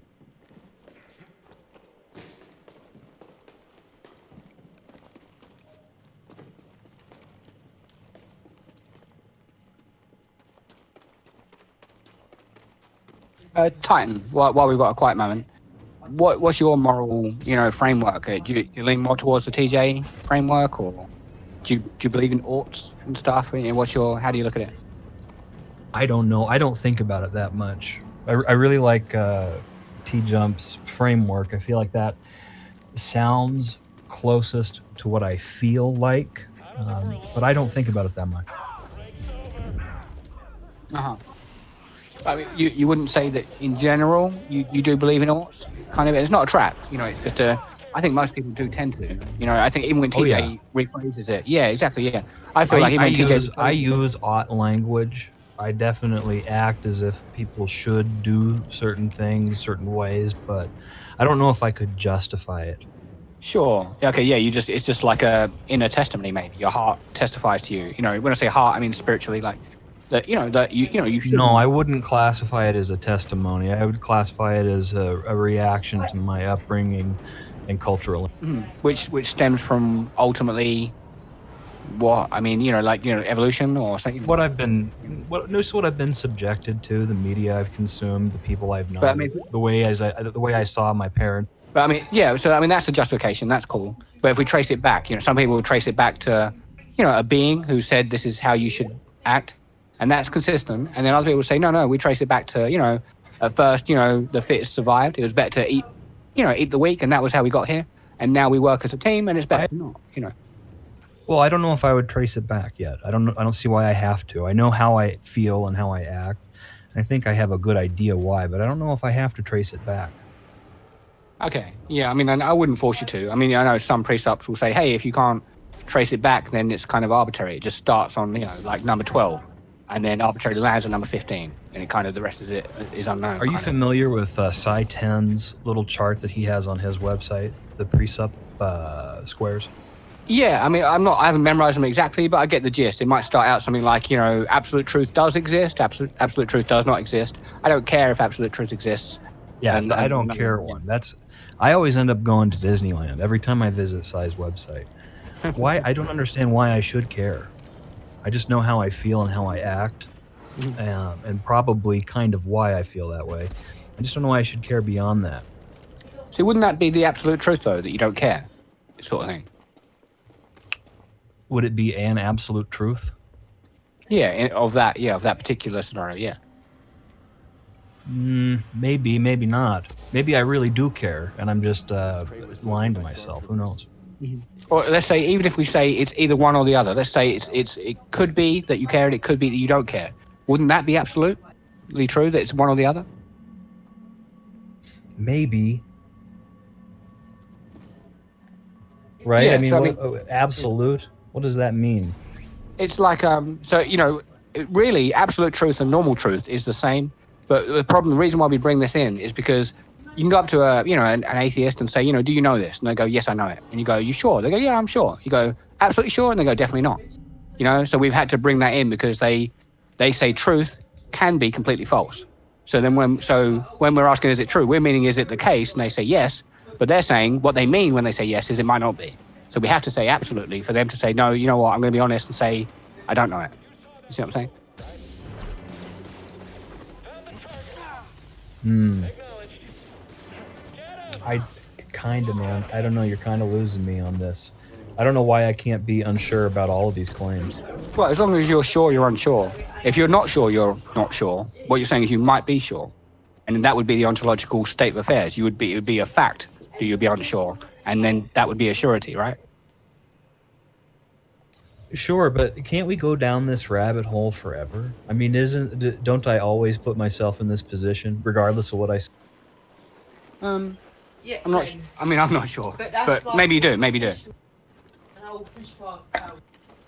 The way I answer that is just by saying that you can be sure about your beliefs without being sure about anything about reality. So there's two different claims there. One is that you're a surety in your beliefs, and the other is an assurity about the claims about the fundamental nature of reality. Those aren't the same thing. Would you say it is a reality that you have beliefs, though? Like if truth is what's real, and it's true that you have beliefs, then it is a reality that you have beliefs, right? Right. I wouldn't say you can't say absolutely nothing is certain. That doesn't make any sense.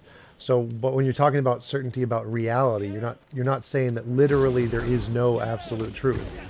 You're just saying that we can't know anything about it, about what reality is, and that you can be certain about without it being a claim about reality itself.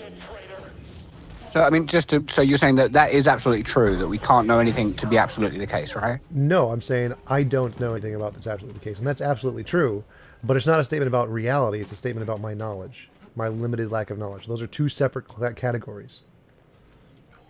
But it is absolutely true that you have knowledge, or lack of, or whatever. Right, but that's not a claim about the fundamental nature of reality, that's a claim about my knowledge.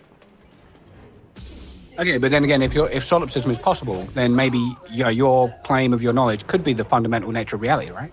It could be a fundamental claim about reality. It could be, but it still would be the case that I'm absolutely certain that I don't have that knowledge. So it'd still be true. Well, yeah, you're not aware of it, but you could have suppressed that knowledge. You see what I'm saying? Because of solipsism, But that's if all, I have knowledge and you don't, But that's all the claim is saying is I'm not aware of it, and that's sufficient. Because when we say I don't know, that knowledge and awareness are the same thing in that context. So that's within your framework. So, what we're saying is you could know something. Let's say you learn, a complex mathematical equation, and you're not aware of it anymore. It's something you know, but you've forgotten. You've lost that knowledge. But you could, 10 seconds later, you might recall it without being taught it. So it's like a subconscious versus conscious, awareness versus not awareness. No, in that case, you don't know it until you actually remember it. At the time when you don't remember it, you don't know it. So I'm saying, like a justified true belief. So it's something that, it's true. So what you're saying, it comes down to the belief part, right? You had the justification, it's true, but you don't currently believe it because you're not aware of that state of affairs, I guess, right? Right, so it wouldn't be knowledge because you don't know it at that point in time. So to know it, you have to actually be aware of it. Sure, yeah. Obviously, I think my understanding of the biblical definition, and some precepts don't get this, that it seems the biblical definition of knowledge is not justified true belief. I believe, according to what I understand, is it's a justified truth. In the Bible is knowledge. So you can have a justified truth, the truth has gone out, you have it, you have the justification for it, and then you suppress your belief. So now you don't believe, but you know, according to the Bible. You see what I'm saying? I have no idea how the Bible defines truth or knowledge, because that's outside of my purview. Okay, yeah. Because Christ sometimes will say to people, you know who I am, you know where I came from and where I'm going. So he says, you know. Then he says, believe in me, believe. As if they can know him and not have a real belief. They've suppressed, like it says in Romans, that though they knew God, they neither glorified him as God and they neither gave him, respect or whatever, and that So it's like they've lost the belief in him, but the knowledge is already, they've already received the knowledge. They're fully justified in that knowledge, but they don't believe, you know? Right. So I'm not, Like you said, I yeah, wouldn't really use the Bible's definition of knowledge. So I don't know how that would conform to the philosophical definition. Yeah. Yeah, I'm with you.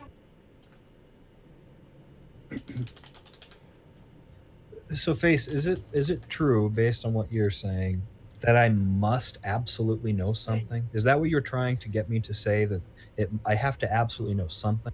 I mean, I think it follows, right? Even if you claim that you know nothing, you know, then, I mean, that would be a knowledge claim, right? It would basically be, you'd be saying it is the case, that you know nothing, and that would be, you know, knowledge, wouldn't it? Would it not? I don't think so. But if I take what you say is true, that every single person must absolutely know something, then what? What's the next step? Well, I don't really kind of lead people down a route to get to a particular goal. You know, I could maybe encourage you to kind of come to Christ, but I wouldn't sort of say, oh, look. I mean, the next step in the argument is that what? So in order for there to be absolute No, knowledge, it's not an argument. there has to be a God. There is no, there's no argument. That's, I mean, I don't make arguments. I just kind of, mostly, I just kind of try and reason with people, you know? So when people say, I can't know anything, it's more, I don't really have an argument. Not necessarily. It's not really where I'm coming from. So I might encourage you to come to Christ, but I wouldn't say, hey, because you don't know anything and you're contradicting, therefore come to, I wouldn't bother, What would it look like if I didn't know anything? Is it possible for me to not know anything absolutely? I'm not sure. I don't really believe so. I'm not sure. I suppose it depends. I suppose you could be, maybe if you had a car crash or something, maybe you just completely blank. It's possible, I guess.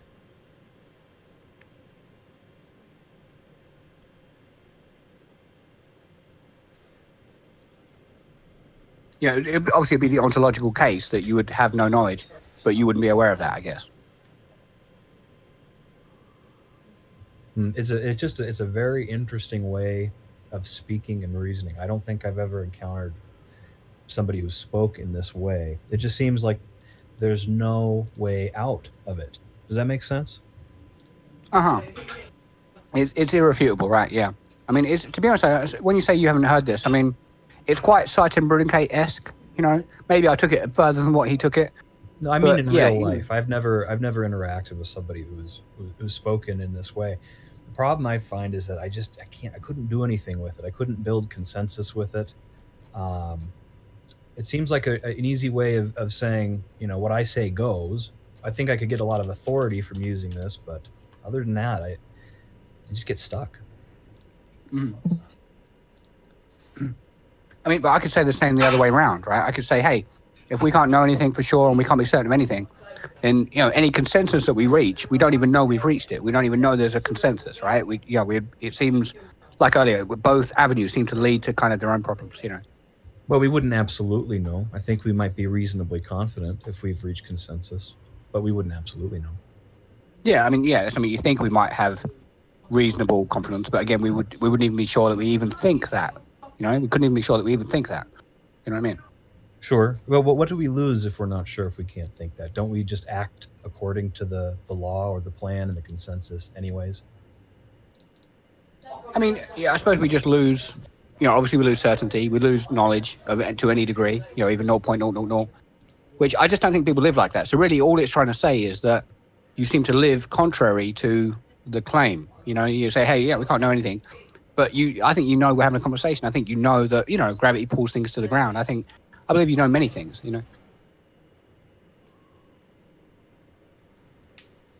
No, I think that you understand my point.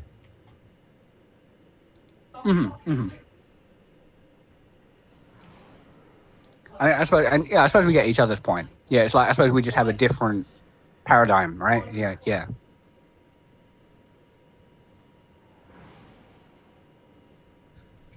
So TJump, if you're still streaming there, what's the weather like? Did you get hit by the gigantic snowstorm? Yeah. Absolute killers up there. Yep. Absolute or partial? I'm just kidding. Darn it! Hey. Yeah, it snowed a whole bunch yesterday and today. causes many problems. I do not like the snow. Snow is terrible. It is like the worst thing ever. Absolutely, with 100% certainty. They're pretty good at keeping the streets clean, you know, based on, I don't know, the years of experience they have up there. But I don't know, it's an uphill battle. Yep. Until global warming solves it and just makes everything hot, that'll be nice. They I think they dump a lot of that excess snow over near the campus. They make these huge snow mountains. And if global warming were to solve that problem, it would be an absolute shame, because there are a lot of people who will not be breaking their arms and legs sliding off of those snow mountains. Yeah, exactly.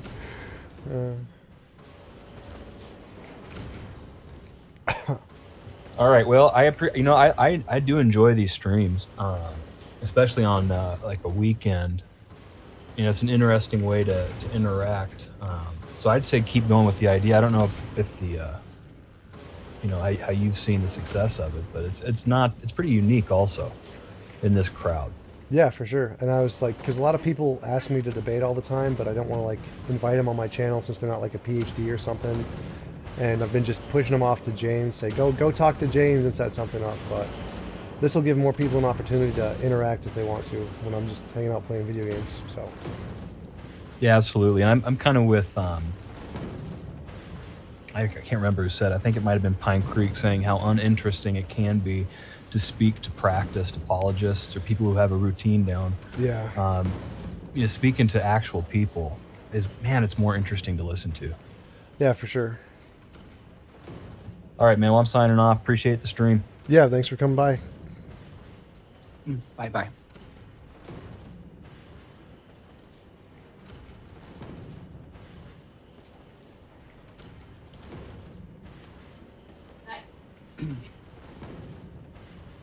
Tartarus, you didn't want to say anything now? I think, you know, like you're quite an interesting guy when it comes to all these things, epistemology and stuff. I think he's the guy who just signed off. Oh no, this one. Yeah, there's another one. Oh, another one? Yeah, I think. Yeah, I'm still here. Oh, cool. Yeah, I don't know if you two. I don't know if TJ's met. I don't know if you two have met TJ and Tartarus, but you know, you'd probably have a at least interesting convo. I think you're both atheists, more or less. You know, or professed atheists. I'm familiar with his YouTube channel. That's what sort of I got the notification and saw that Face was talking with TJump, and Face and I we've talked before, so that's how I ended up on here. Cool.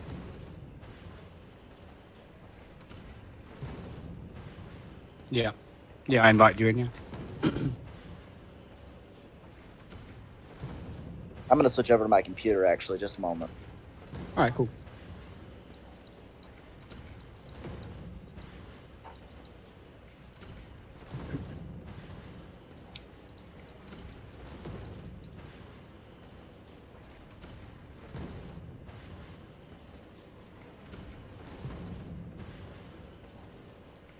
What did you think of what did you think, TJ, of what I was saying earlier on?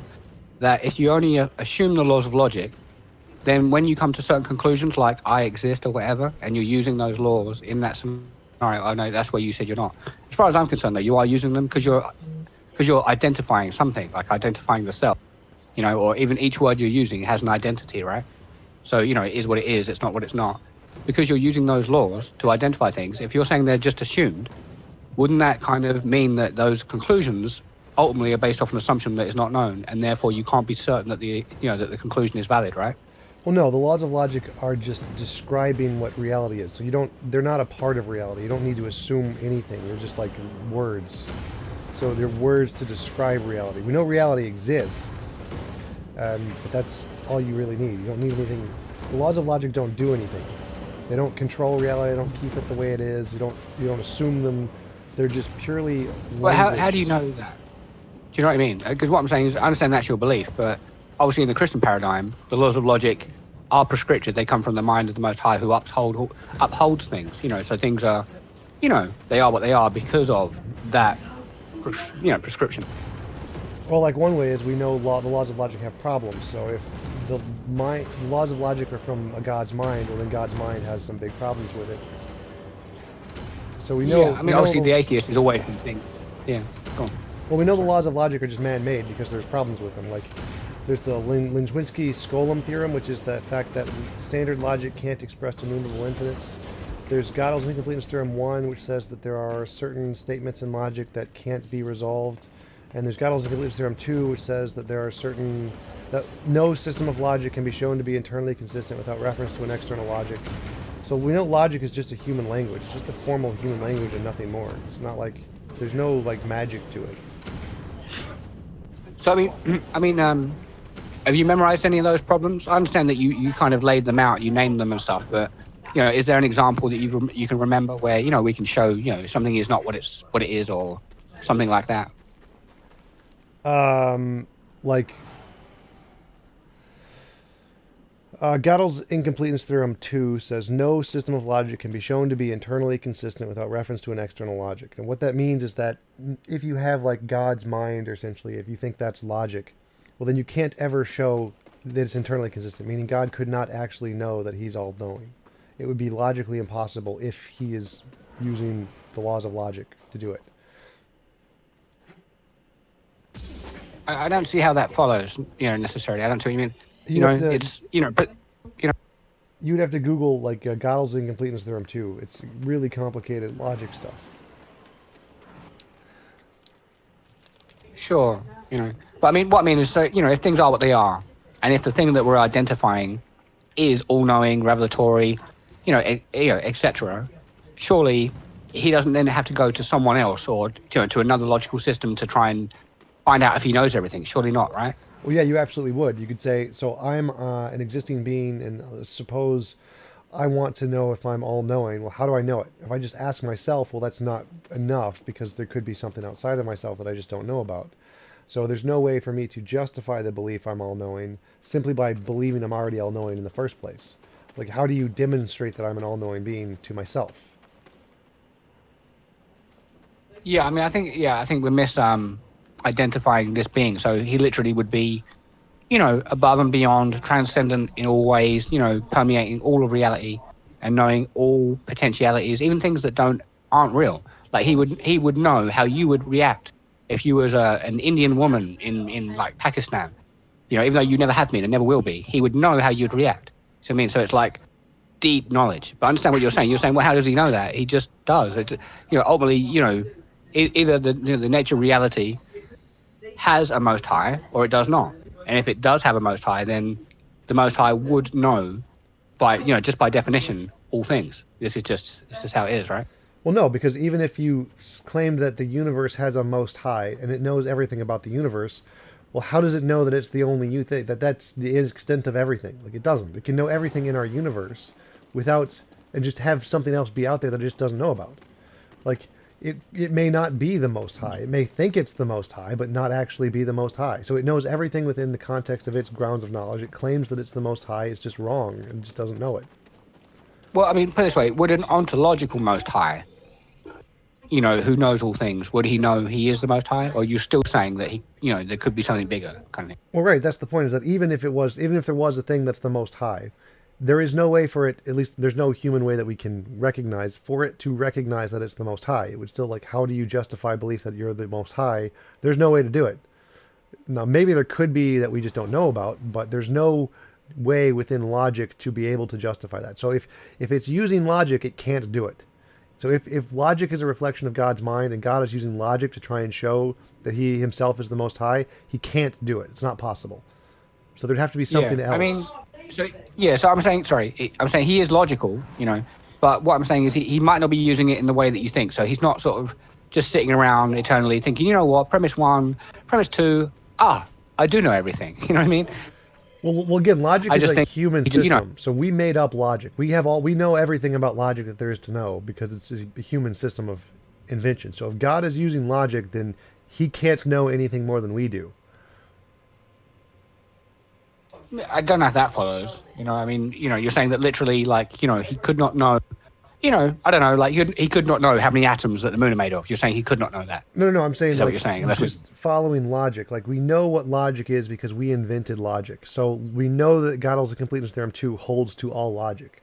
So if God is using the logic that you're talking about, then there's this problem and he can't get out of it because it's a problem with logic itself, because logic is man-made. So he would have to either have some different thing, a new addition that's outside of logic or outside of human logic, to be able to know that he's the all-powerful. He can't know that with logic. Using logic, he can't know that. There was one little thing that you said that obviously doesn't follow in the because we're sort of doing an internal critique here. Yeah. And when you said, you know, because logic is man-made, obviously in this critique we're doing, logic is not man-made. You know, in this critique, logic is just emanating from his very being. Right. So what I'm saying is that the logic that we're talking about, you're claiming that logic is supernatural. It's a part of this being's mind. And we know all of the laws of logic outside of this thought experiment. The thing that you're talking about when you're saying logic is a part of God's mind is a human construction. We made it up. But we know that there's problems with it. We know it can't solve certain things. We know that it doesn't work for certain things. But if you want to claim that it's a part of a divine mind, and the divine mind can use it to know things, well, one thing it can't use it to know is that it's divine. Because we know that's one of the problems that our logic can't solve. It's just a fundamental problem with the logic itself, that it can't solve that problem. So God could not use logic to be able to solve that problem, just because it's a fundamental problem with logic itself. It can't do that. Yeah, I mean, obviously, again, if we're doing internal critique, though, you must have heard this said, right? That did it ever occur to you that nothing ever occurred to him? You know, basically that, you know, in this scenario, he's not coming to conclusions as such. He already knew them. You know. Well, again, that's not a part of the argument. So the argument is that we know what logic is. We know logic has problems. So if it is true that logic is an extension of a God's mind, then God's mind has the same problems. So there has to be a different thing. We can't say that logic is a fundamental part of reality because the logic we know about isn't. We know it's flawed. So there has to be something else there. And it can't be logic. Logic can't be the most fundamental thing that's a part of the God's mind because we know it has problems. There has to be something else there to be the most fundamental thing. That's the problem. I suppose, okay, I mean, you keep saying that, and I suppose when I asked the specifics, you're saying it's too big a topic to really get into, right? You're saying it's a, big, the example was that there's no way using logic to justify, like I said, there's no way using any logic to be able to show that the logic is self-consistent. That's Gödel's incompleteness theorem. The proof for it is absolutely ridiculously math heavy. Like, there's no way for me to explain that. Like, I can't memorize that, but it proves definitively that logic can't do it. It's not possible for logic to accomplish that. So if you're right that God, or that logic is a representation of God's mind, then God can't do it. Or logic isn't a representation of God's mind, and logic is just a made-up human language. Those are kind of the two options. Sure. I mean, obviously, from my perspective, I'm unconvinced. You know, you're saying, look, he cannot, but we can't really kind of lay out why. We're just saying, you know, trust me. It seems like, obviously, I can't. Oh no, it's a logical. And it seems even new to some degree. It's a logical proof where they take all of the axioms of logic and write it out like step by step in a mathematical formula to show it's logically impossible for logic to do this. So you can look it up. It's Gödel's incompleteness theorem 2. It's out there. You can totally read it. There's no way am I going to try and spend the time to learn all of that math. No, it's ridiculous. But it's proven. It's like it's absolutely using the laws of logic. Logic can't do this kind of like absolute proof. Yeah. Okay. Do you reckon someone's on YouTube trying to show this? Oh yeah, lots of guys. Gödel's incompleteness theorem is super popular. They explain it on YouTube all the time, and did not go through that because it's so complicated. Freaking don't like Gödel, Escher, Bach. Freaking logical proofs. Annoying. Okay. And to be honest, I don't even understand those higher mathematics anyway. Not really. Yeah, it's not worth it. It doesn't do anything. But it's good to like if you. So that means ultimately, like, yeah, I would have to take it on faith, which obviously I can't. But you know what I mean. To accept, you know, which would be bizarre for me to say, oh yeah, you know what, the Most High can't know he knows everything, and he can't know that he's the Most High, and he can't know that laws of logic hold, you know, because he doesn't have a mathematical answer to this equation that a man made using the broken laws of logic. it does sound absurd, right? A little bit. Right. So you would, I mean, since that's a really important part of your theology, it might be worth it for you to actually try and learn that stuff, because we know for a fact that that's wrong. It's been proven that that can't be the case. So we know logic has problems. We know logic is a human made up language that doesn't apply to like the fundamental nature of reality because of certain problems that it has. And because logic is such an important part of your worldview, it might be worth it for you to want to actually research it to try and discover that, but it would totally just be up to you. So Yeah. I mean, it's definitely worth me having a look for sure, seeing if I can grasp it, for sure.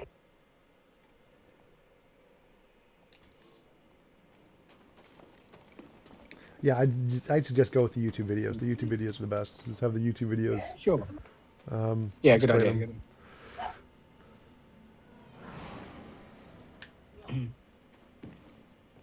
But at the same time, even though you've said this, you would say that, things are what they are, right? And things are not what they're not. You still use these laws, right? Right. So there's still descriptive laws. They're like, logic is a formal language. You can just go to the Stanford Encyclopedia of Philosophy, Classical Logic, line 1, logic is a formal language. So we can still use it to describe things, but it doesn't govern the universe. The universe governs Tom, logic. Sorry, Tom. Do you think logic has any basis in nature? It describes nature. Logic itself isn't a part of nature. It describes nature. You're really loud. Could you turn your volume down a little bit? Yeah, sure. Is that better? Yeah, that's a little better. No? Yep, that sounds good. Yeah, I was just wondering, so you think it's purely like a construct of conscious entities then? Yes, logic is a formal language. Conscious beings? Yep. Logic just describes the way reality is. It's not like a thing in reality. Why do you think computable machines work based on these kind of theories, if that's the case, if it doesn't? Because it describes reality accurately. So it is in some way in reality then? Well, reality is a thing, and then Or it's just logic describes reality, so that's a thing.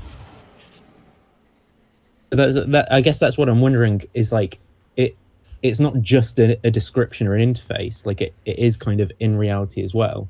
They kind of like, what's the word, calibrate against each other, in that the language that we use formally in logic is referring to something that's in reality. They're kind of interconnected in that way, though we could use a different set of symbols to describe it. Is that right? Or No, it just refers to reality. So there's a reality, and reality is the way reality is, and we just describe that in different ways. Okay. I was just wondering what your kind of view was on those things. So yeah, I just agree with the standard philosophical view. Logic and math are formal languages made up by humans to describe reality, and that's it. There's actually, I got a quote. I have a quote somewhere from a Christian philosopher I actually talked with. While you're looking that up, TJ, wouldn't you say, I think it's a similar question to what Nathan asked, is like, whether or not we describe it and formally, go into the formalities and stuff like that, surely, like a tree is a tree. That's fundamental, right? Right. So, regardless, let's say like if all human minds cease to exist and there was no, all animal minds, no one ever formalized these thoughts. A tree is a tree, right? I mean, that does follow, right? Is. You know what I'm saying? Is that fair or not? Yeah, a tree is a tree, but that's just a fact of reality. It's not because of the laws of logic. That's just the way it is. So the laws of logic don't do anything but just describe the fact that that's the way it is. So here is the Christian PhD, J. Brian Huffling. The law of non-contradiction is that something in existence can't be... the law of non-contradiction is that something in existence that can't be and not be simultaneously in the same way. In other words, a tree can't be a tree and not a tree at the same time in the same manner. These laws are thus grounded in being and abstracted via our knowing process.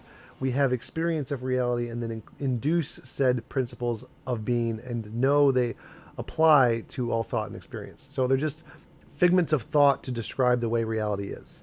The logic and the math isn't something independent of our thought. It's just our thought to describe the way reality is. But then the logic does exist, right? It's just that it's irrelevant kind of what language and concepts we use to describe it. Well, no, reality exists, and logic just describes reality. Yeah. So logic doesn't exist. Yes. It's just reality. Do you not think that's kind of... like physics. So physics is a math that describes our physical world.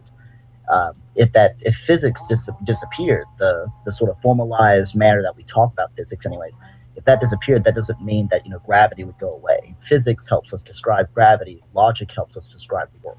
Exactly.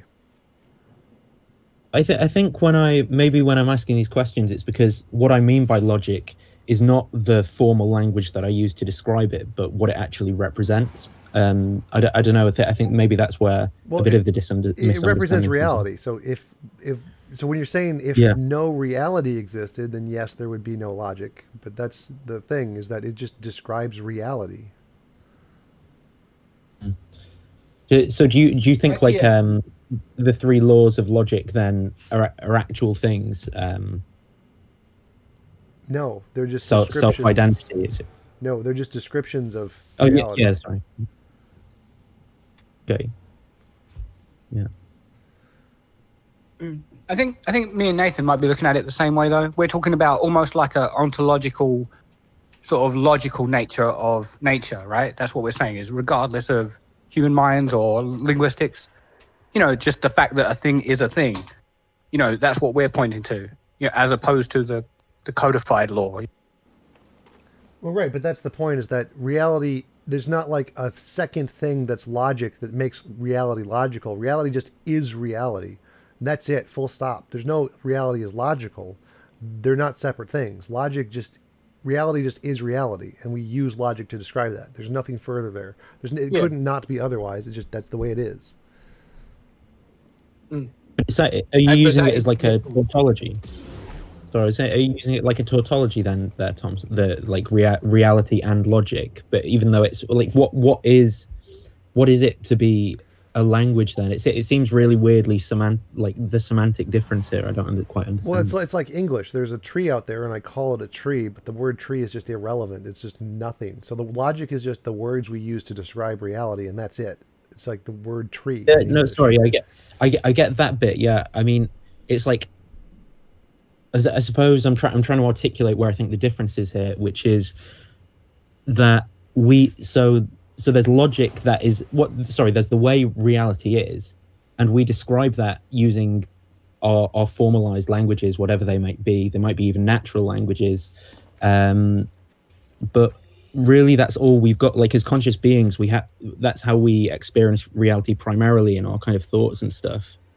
So like I don't know how we even would get to that point of reality without first thinking in like some weird abstract sense in terms of like words and language. Or do you get what I'm trying to say, or am I just being incoherent because I want to go to sleep? I have no idea. So reality exists, and there can't be a not reality. Even if there was absolutely nothing, that would still be reality, and it would still exist as nothing.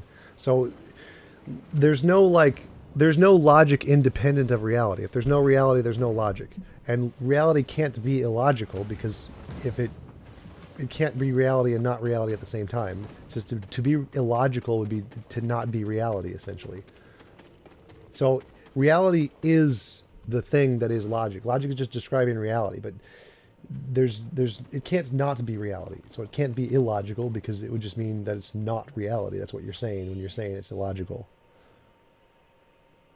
It's interesting. I think for me, what I find weird about that, though, is, and maybe you can describe, is like, I can take my set theory, then I can go away with it, I can produce a new type of computable machine, and then actually instantiate that out of matter, and it will work. Can you kind of like describe how the concepts then that I have in my mind translate into the physical world? The same way they do for science. Like, we have a concept of gravity in my head, and I use it to make predictions about how things are going to fall, and then I can use those to create a model that can translate into the world. It's the same way you do with a computer system. It's just, we describe the concepts of reality, and if we describe them accurately, we can make future testable predictions and build things that'll affect things in reality. Like, if I understand gravity, I can build a trebuchet, and it'll work.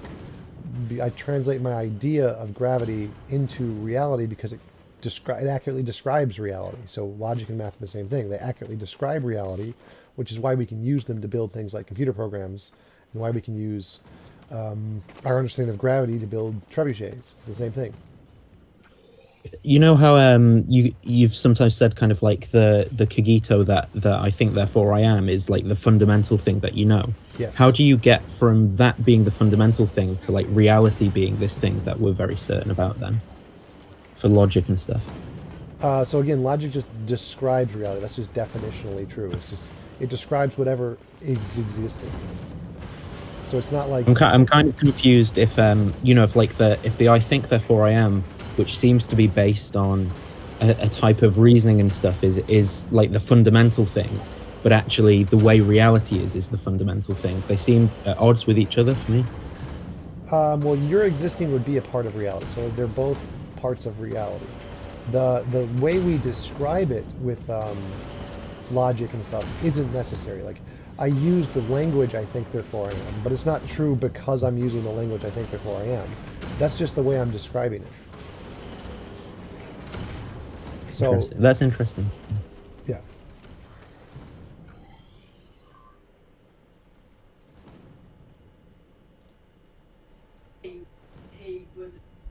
So I mean, this might seem what's the word, like a unnecessary question, but just got to make sure that what you're saying, TJ. So,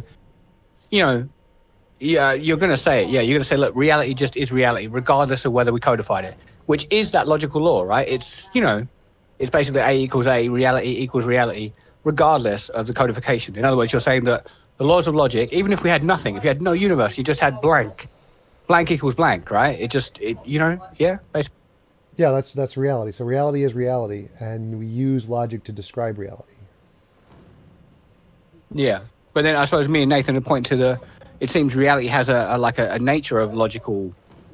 You know what I'm saying? It just seems like, things. that's the redundant part. That's just saying the same thing twice. Like, reality can't not have a logical aspect to it. It'd be a contradiction to say that reality is illogical, and you're saying reality isn't reality. So you can't have reality that has a logical component to it. Reality just is reality. It's redundant to say that reality has a logical component to it. It makes no sense.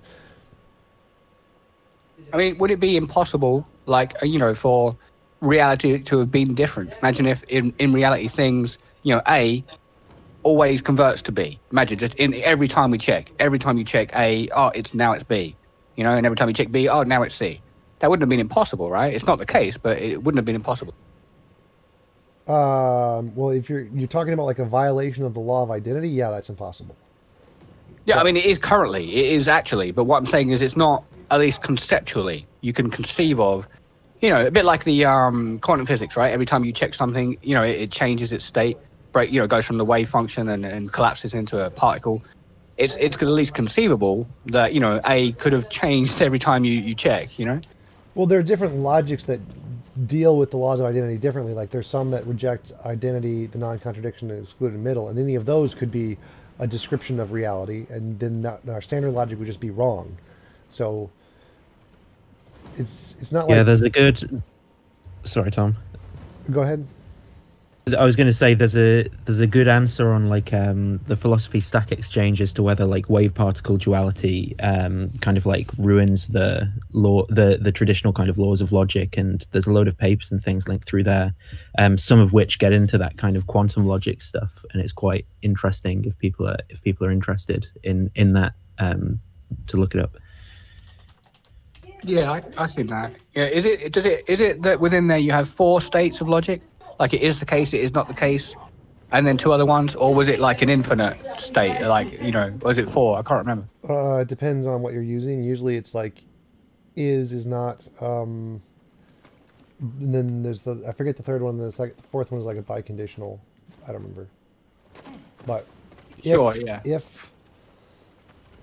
if then, or something like that. If then biconditional, I don't remember. I'm too tired. Sure, yeah, I'm with you. But the funny thing is, I find no matter how wild we, think of something, you can still cram that into it is what it is, right? We could come up with a long list and say, okay, the long list is what it is, kind of thing. Right. So the one that rejects the law of identity is ones that are partially something and partially something else. Okay. Right. Yeah. But then again, something that's partially 2 things, let's say 50% 2 things, would still be what it is, right? You know what I mean? If I'm half tiger, half lion, I'm like I'm a Liger or a Tion, right? Well, right. So but kind of, it's like logic's being- funny stuff. It's like being half square and half circle. Right, yeah, okay, that one's, different. You'd have to make up a new word, wouldn't you? Like a squircle or something. Well, yeah, so that would be like, that's the point of intuitionistic logic, I think. I'm pretty sure it's that one, intuitionistic logic.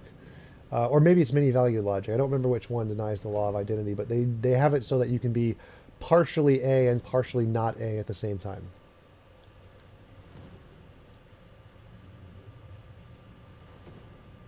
I mean, some Christians would freak out at me saying this, but do you think you could apply that to Christ? You could sort of like say, because they would say he's fully man and fully God, but like, and I don't really argue with that, but in some sense, it seems, at least in some sense, there is you could say it's like a partiality, right? It's like it's two separate scenarios that are both the case. I don't know if that even makes, if you see what I'm... Yeah, you could argue that. I wouldn't have any problem with that. Like, I don't really know enough about Christianity to make a coherent argument against it, since it's not my worldview. You'd have to ask somebody who's more invested in the worldview. Okay, yeah. Would you say, at least in your framework, though, that it seems counterintuitive when Christians say he's fully God and fully man? Do you ever feel like saying, hold on, how can you be fully both? You know what I mean? Sort of. That's not really an argument I've ever taken issue with. Like, I don't really mind if you want to claim that. Sure, yeah. I mean, I've heard Christians answer it, and they say, well, he's fully man in the flesh, and he's fully God in the spirit, and it kind of, as long as you're willing to entertain the spirit, it kind of solves it. Pretty sure that one would be a heresy. Maybe. I suppose it depends on, who you're talking to, because, what Christians are like. Of the 32,000 denominations, according to them, each one, they're all... Oh, go on. Yeah.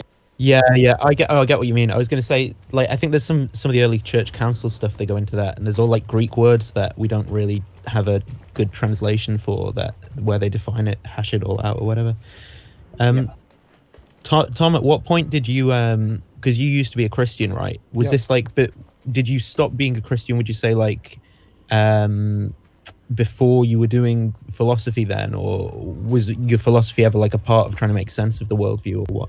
No, I lost my Christianity because none of my prayers were ever answered. So it had nothing to do with philosophy. I never even got into philosophy until years later. I was just wondering. Go on. I was just going to say that's really interesting. Yeah, I think so something similar maybe for a lot of people. It's like when you can be suffering and stuff, and that's what you turn to, and there's nothing resultant from it. It can be very, very difficult and disheartening. That was all I was going to say. Yep. That's why most people leave the faith, I think. So that's what I was going to ask, though, is that I suppose it depends on how you look at prayer. Like, is the Most High technically there just to pander to our needs? So we can say, my leg's sore, my PlayStation broke down again, and then if he doesn't answer, oh well, there you go, that proves he's not there, or. Do you know what I mean? I suppose these prayers, I guess, would have to be in line with his will, and understand that kind of maybe makes you feel like, well, what's the point of praying for his will if he's all-knowing and everything? It gets into a deep thing, but apparently we're still supposed to pray for his will be done, according to Christ, right? Thy will be done on earth as it is in heaven, But I just have fundamental issues with what God's will is. So, given the stories in the Bible and the way suffering works, it was so immoral the way the God is fundamentally that's what and kind of led me away. And the fact that none of my prayers were ever answered when I desperately needed help, when I was expecting a personal being to be there, I was like, nope. So, I mean, without getting too personal, I mean, what kind of things? I mean, would they be, would it be like pain and suffering? Would it be money? Would it be, or is it too personal a question? I had major depression my entire life. I never had a single human being who meant anything to me, or a conversation that really mattered to me, or anybody who made me feel good about myself. So I was like alone my entire life. And that's what I was praying to change, just for friends and family and close relationships, which I never got. Would you say that you've received that since you came away from the Most High, that now you have, it seems like you have friends, you know what I mean, like now, like in the present? Sort of. I'm definitely better off than I was, probably, but still haven't gotten anything near like a solution to my depression. Still working on that. Maybe everyone is on the scale, you know what I mean? that of depression possibly. Even like you could be like mega rich and all the women in the world, and maybe you hit 50 and you realize it's all kind of meaningless and vanity, maybe. I don't think so. I think that if you want to continue living, if you enjoy being alive, then you probably don't qualify as major depression. Sure. Yeah, I suppose so. Yeah, I was going to say, what's similar for me if I was to describe like when I've felt that way, and then I've thought, because it seems to be what the Gospels prescribe, for example, to go off somewhere like on your own and just to pray and to really like plead with God to try and make things different, and it's just silence, it's just the nature's still there, nothing changes in your life over like vast periods of times and things. I think that type of experience can be the difficult one. Like you keep going back and doing what seems to be prescribed, but nothing happens or changes, and that's very difficult to deal with. And now I'd say that there's a part of me that still, maybe despite depression and things, wants to say there's got to be some hope, and so I hold on to like a form of fideism. But it's very difficult to say there's a morally omnibenevolent God who's like dealing with this situation in that way, at least with my knowledge. Yeah, I can understand that. I think within that prayer, though, when he's like, I say that thy will be done, it's like basically it's asking for the kingdom of heaven to come on earth, right? It's saying, thy kingdom come, thy will be done. So it's like seemingly it seems for some, for whatever reason, his will is that we suffer in this world, and that, like it says, blessed are the poor in spirit, blessed are those who, hunger and thirst for righteousness. So it seems, we have a whole different metric to what he does, it would seem. From our perspective, he's not just, but from his metric, he's all just. It's kind of complex. All right, and I just see that as so unbelievably immoral that I could never worship that kind of a God. Yeah, but I'm with you. But it's kind of subjective, I guess, right? It's just from a human perspective, we want it all now. We want to feel no pain now. We want our family and friends to live forever now. And because they don't, we're like, if you do exist, then I can't worship you, right? Because you took my brother, you took my friend, you took, everything I had, and then eventually you take my life too, and you want me to love you, I guess is what you mean. Sort of, but yeah, it's just, that view of the world is just obviously immoral to me. Like, there's no way to justify it. There's nothing that could ever justify that. It doesn't matter whose worldview you're looking at it from. That's just objectively immoral. The Christian God is objectively immoral. I think what's difficult is squaring... Oh, sorry. I was going to say, I think what's difficult is squaring away that, like, apologetic answer with the God that is there in scriptures, like the Christian God with attributes of divine aseity. And when you've got verses in Luke when it's like, what father when you pray for this will give his child a scorpion or whatever, and then you go into sermons one week where it's saying, we get this is the inspired, infallible word, and it's saying here, what father will give his child a scorpion, so we can be certain, when we pray for that. And it's like, well, that's just completely contrary to my experience. Like my experience is that if there is a God, I'm being allowed to suffer in this life in a way that I can't understand. Is it like, do you get that? Maybe.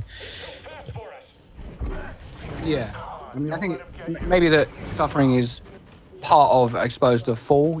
So the understanding that it's supposed to bring us to an understanding of the relationship with the Most High is broken. So in other words, the source of life, we're no longer in the presence of the source of life. We've fallen away from it, and we're in pain, misery, and suffering. And that verse you're talking about is something along the lines of if your child asks for a fish, would you give him a snake? And if you who are evil are able to give good things to your children, how much more would the Heavenly Father give you if you ask him? But then again, it's not necessarily in the flesh. It may be in the spirit.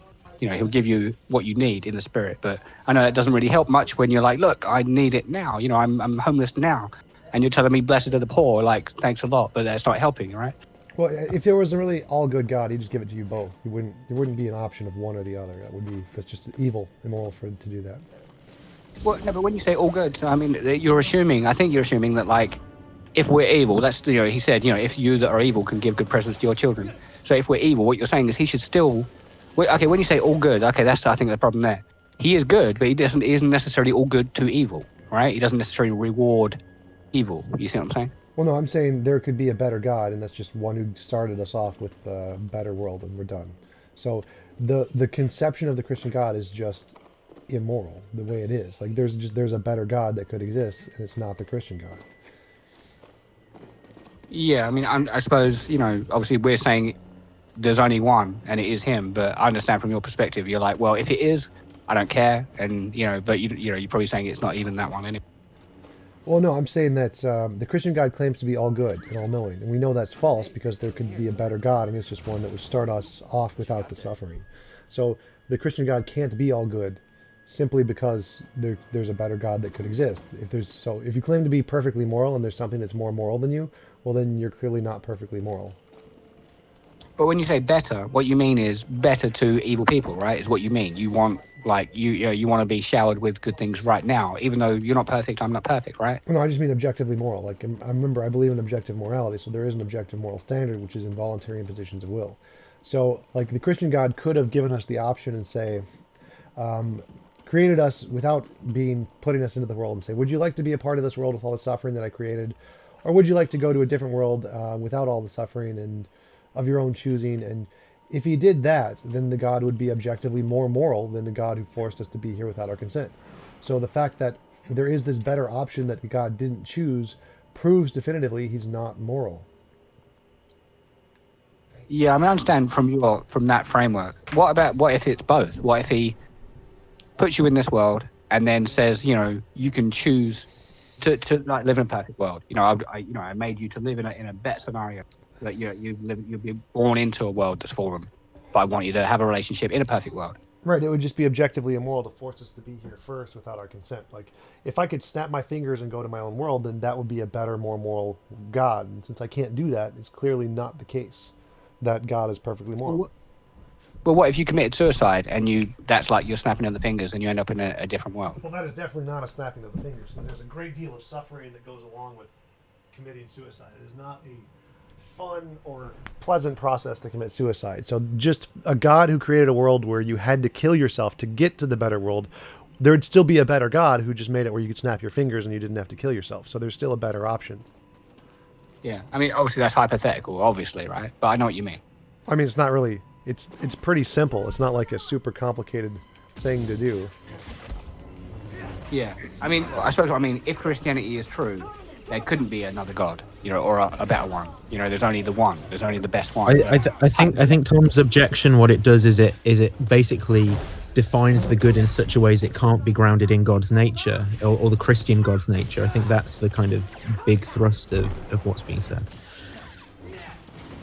Sure. Even though, but then it may well be that goodness is grounded in his nature, Well, no, but yeah, I understand it. We can imagine a different one. Well, given my definition, it's logically impossible for the Christian God to ever exist. Like, if my definition of objective morality means, nope, Christian God cannot exist, it's a square circle.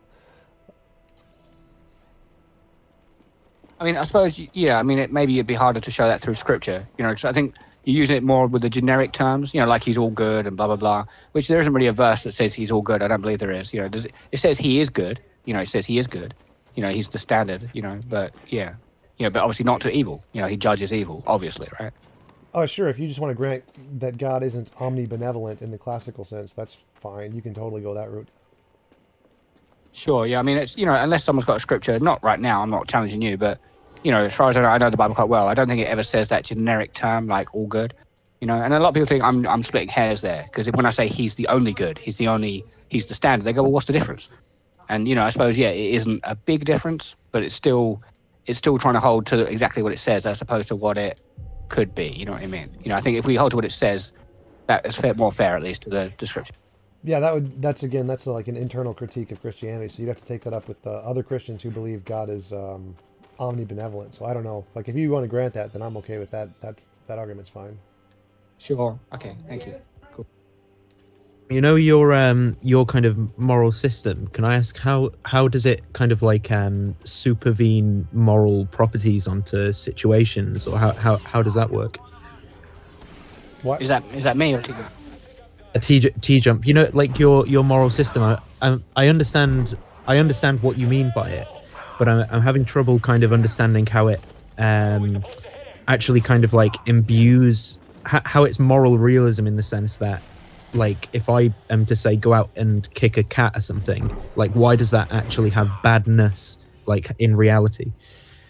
So the description is that if it moves us towards the best of all possible worlds, it's moral, and if it moves us away, it's immoral, and that's just what morality is fundamentally. So kicking a cat would move us away from the best of all possible worlds, which would imbue it with moral badness simply because it moves us away from the best of all possible worlds.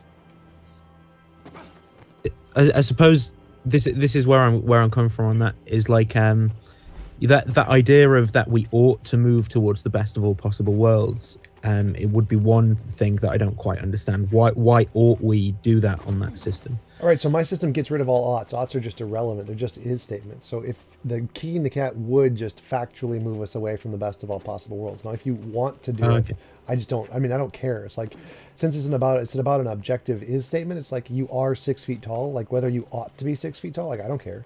I don't care what height you want to be. I don't care what your opinion on the matter is. The whole point of objective morality is just to say, well, this is the way it is, whether you like it or not. So the oughts are kind of. I have a question. Sure. I have a question. So, what if the only way to get to the best possible world is by destroying some evil people against their will to get there? That would be immoral, and you shouldn't do it. No, but it means that we wouldn't be able to get to the best possible world. You see what I'm saying? So yeah, that's totally fine. You see what I'm saying? So the goal again isn't to get there. Getting there is irrelevant. It's just a statement of doing this action is immoral or doing this action is immoral or is moral or immoral. So getting there like just means any involuntary imposition is wrong, essentially, because that's not the best of all possible worlds. So if you're saying like, well, it would require an involuntary imposition to get there, well, then that couldn't be the best of all possible worlds by definition. So like, if killing one person would get everyone else to the best of all possible worlds, well, that still wouldn't be the best of all possible worlds because you had to kill that one person to get there. So sure. I mean, like for example, the Christian paradigm, right? That Christ has to die in order to free all of those souls that are bound in sin, so they can live in a perfect paradise with Him. And that justice has been paid, that they earn, death, the wage of sin is death. He paid that price, and he said, look, you can't pay it because you can't raise yourself from the dead. You can't pay that, but out of love, I paid it for you. That would get us to the best perfect possible world. But like you say, that someone has to suffer and die for everyone else, which to you is imperfect. Right, so that would not be the best of all possible worlds, because the best of all possible worlds would be to get that without the first death in the first place. Yeah, so I mean, I think, obviously the Christian paradigm is he comes into a world that's, one of the worst possible worlds, right, where we are, and he dies there. So it's not, it doesn't contradict. He comes to the fallen world, dies and suffers with those creatures, and then, moves, to a new kingdom and sets up a different kingdom, the best possible world, right? Right, so that would still be immoral. That's not the best of all possible worlds because there was the first suffering in the first place. For it to be the best of all possible worlds, there has to be no suffering ever at all, no matter what. That's not, at least it's not consensual. So killing one person or having one like a vicarious redemption is still not the best of all possible worlds. It still moves us away from the best of all possible worlds because there was that one instance of suffering that was non-consensual. Mm-hmm. Or consensual, depending on how you look at it. Like, well, if it's consensual, if it's Mm-hmm. consensual, then there's not immoral. Yeah, You can I mean, do whatever you want. like in the paradigm, like Christ cries in the Garden of Gethsemane, right? He's he's worried, he's scared, obviously, about the pain because he knows what's going to happen. But he says, thy will be done, not mine. In other words, his human nature is in submission, like to the divine nature, right? That he doesn't want to suffer in the flesh, but he knows that there's a greater good, and that he's willing, in quotes, to do that. Right. So I mean, if anything is consensual, then it's not immoral. So it would only be immoral if you had to like kill one person without their consent to do whatever, and then it would not be moving us towards the best of all possible worlds. It'd be moving us away because you had to kill that one person without consent. If you have to kill one person with consent to get to the best of all possible worlds, well, that's totally fine because they consented in the first place, and so there would be no contradiction if you have to kill one person with their consent to get to the best of all possible worlds. Mm-hmm. How would you feel if, like, let's say, you get to a point in your life, say 50, 70, who knows, and you're suffering so much that in some respect that you feel like almost consensual to dying, right? You feel like, you know, you're like, look, I'm an atheist, but if there's a being out there that can take my life from me, go ahead and do it because I'm sick of the suffering. That would be consensual, right? Maybe everyone goes through that. Well, yeah, through that, who knows? If you wanted to die for any reason, then it would be moral to help you die. So assisted suicide is moral.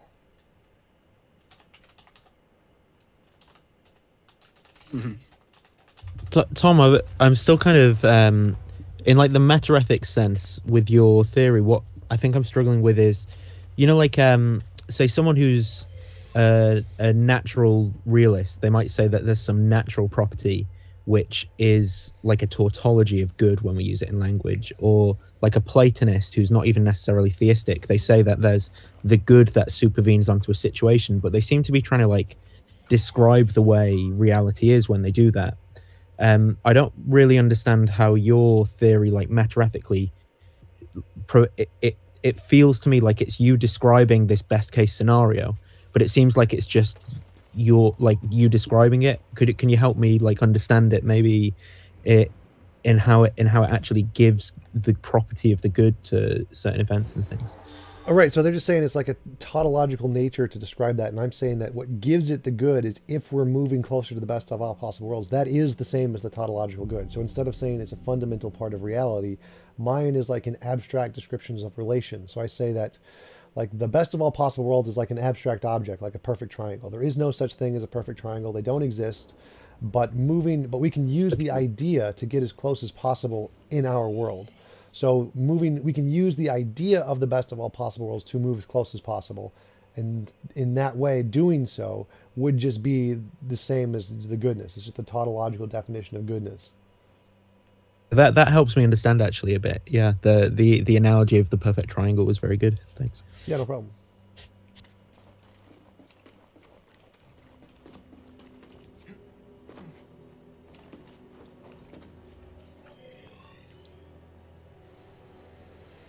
All right, guys, I'm going to get off. Been streaming for who knows how many hours, like 12 hours probably.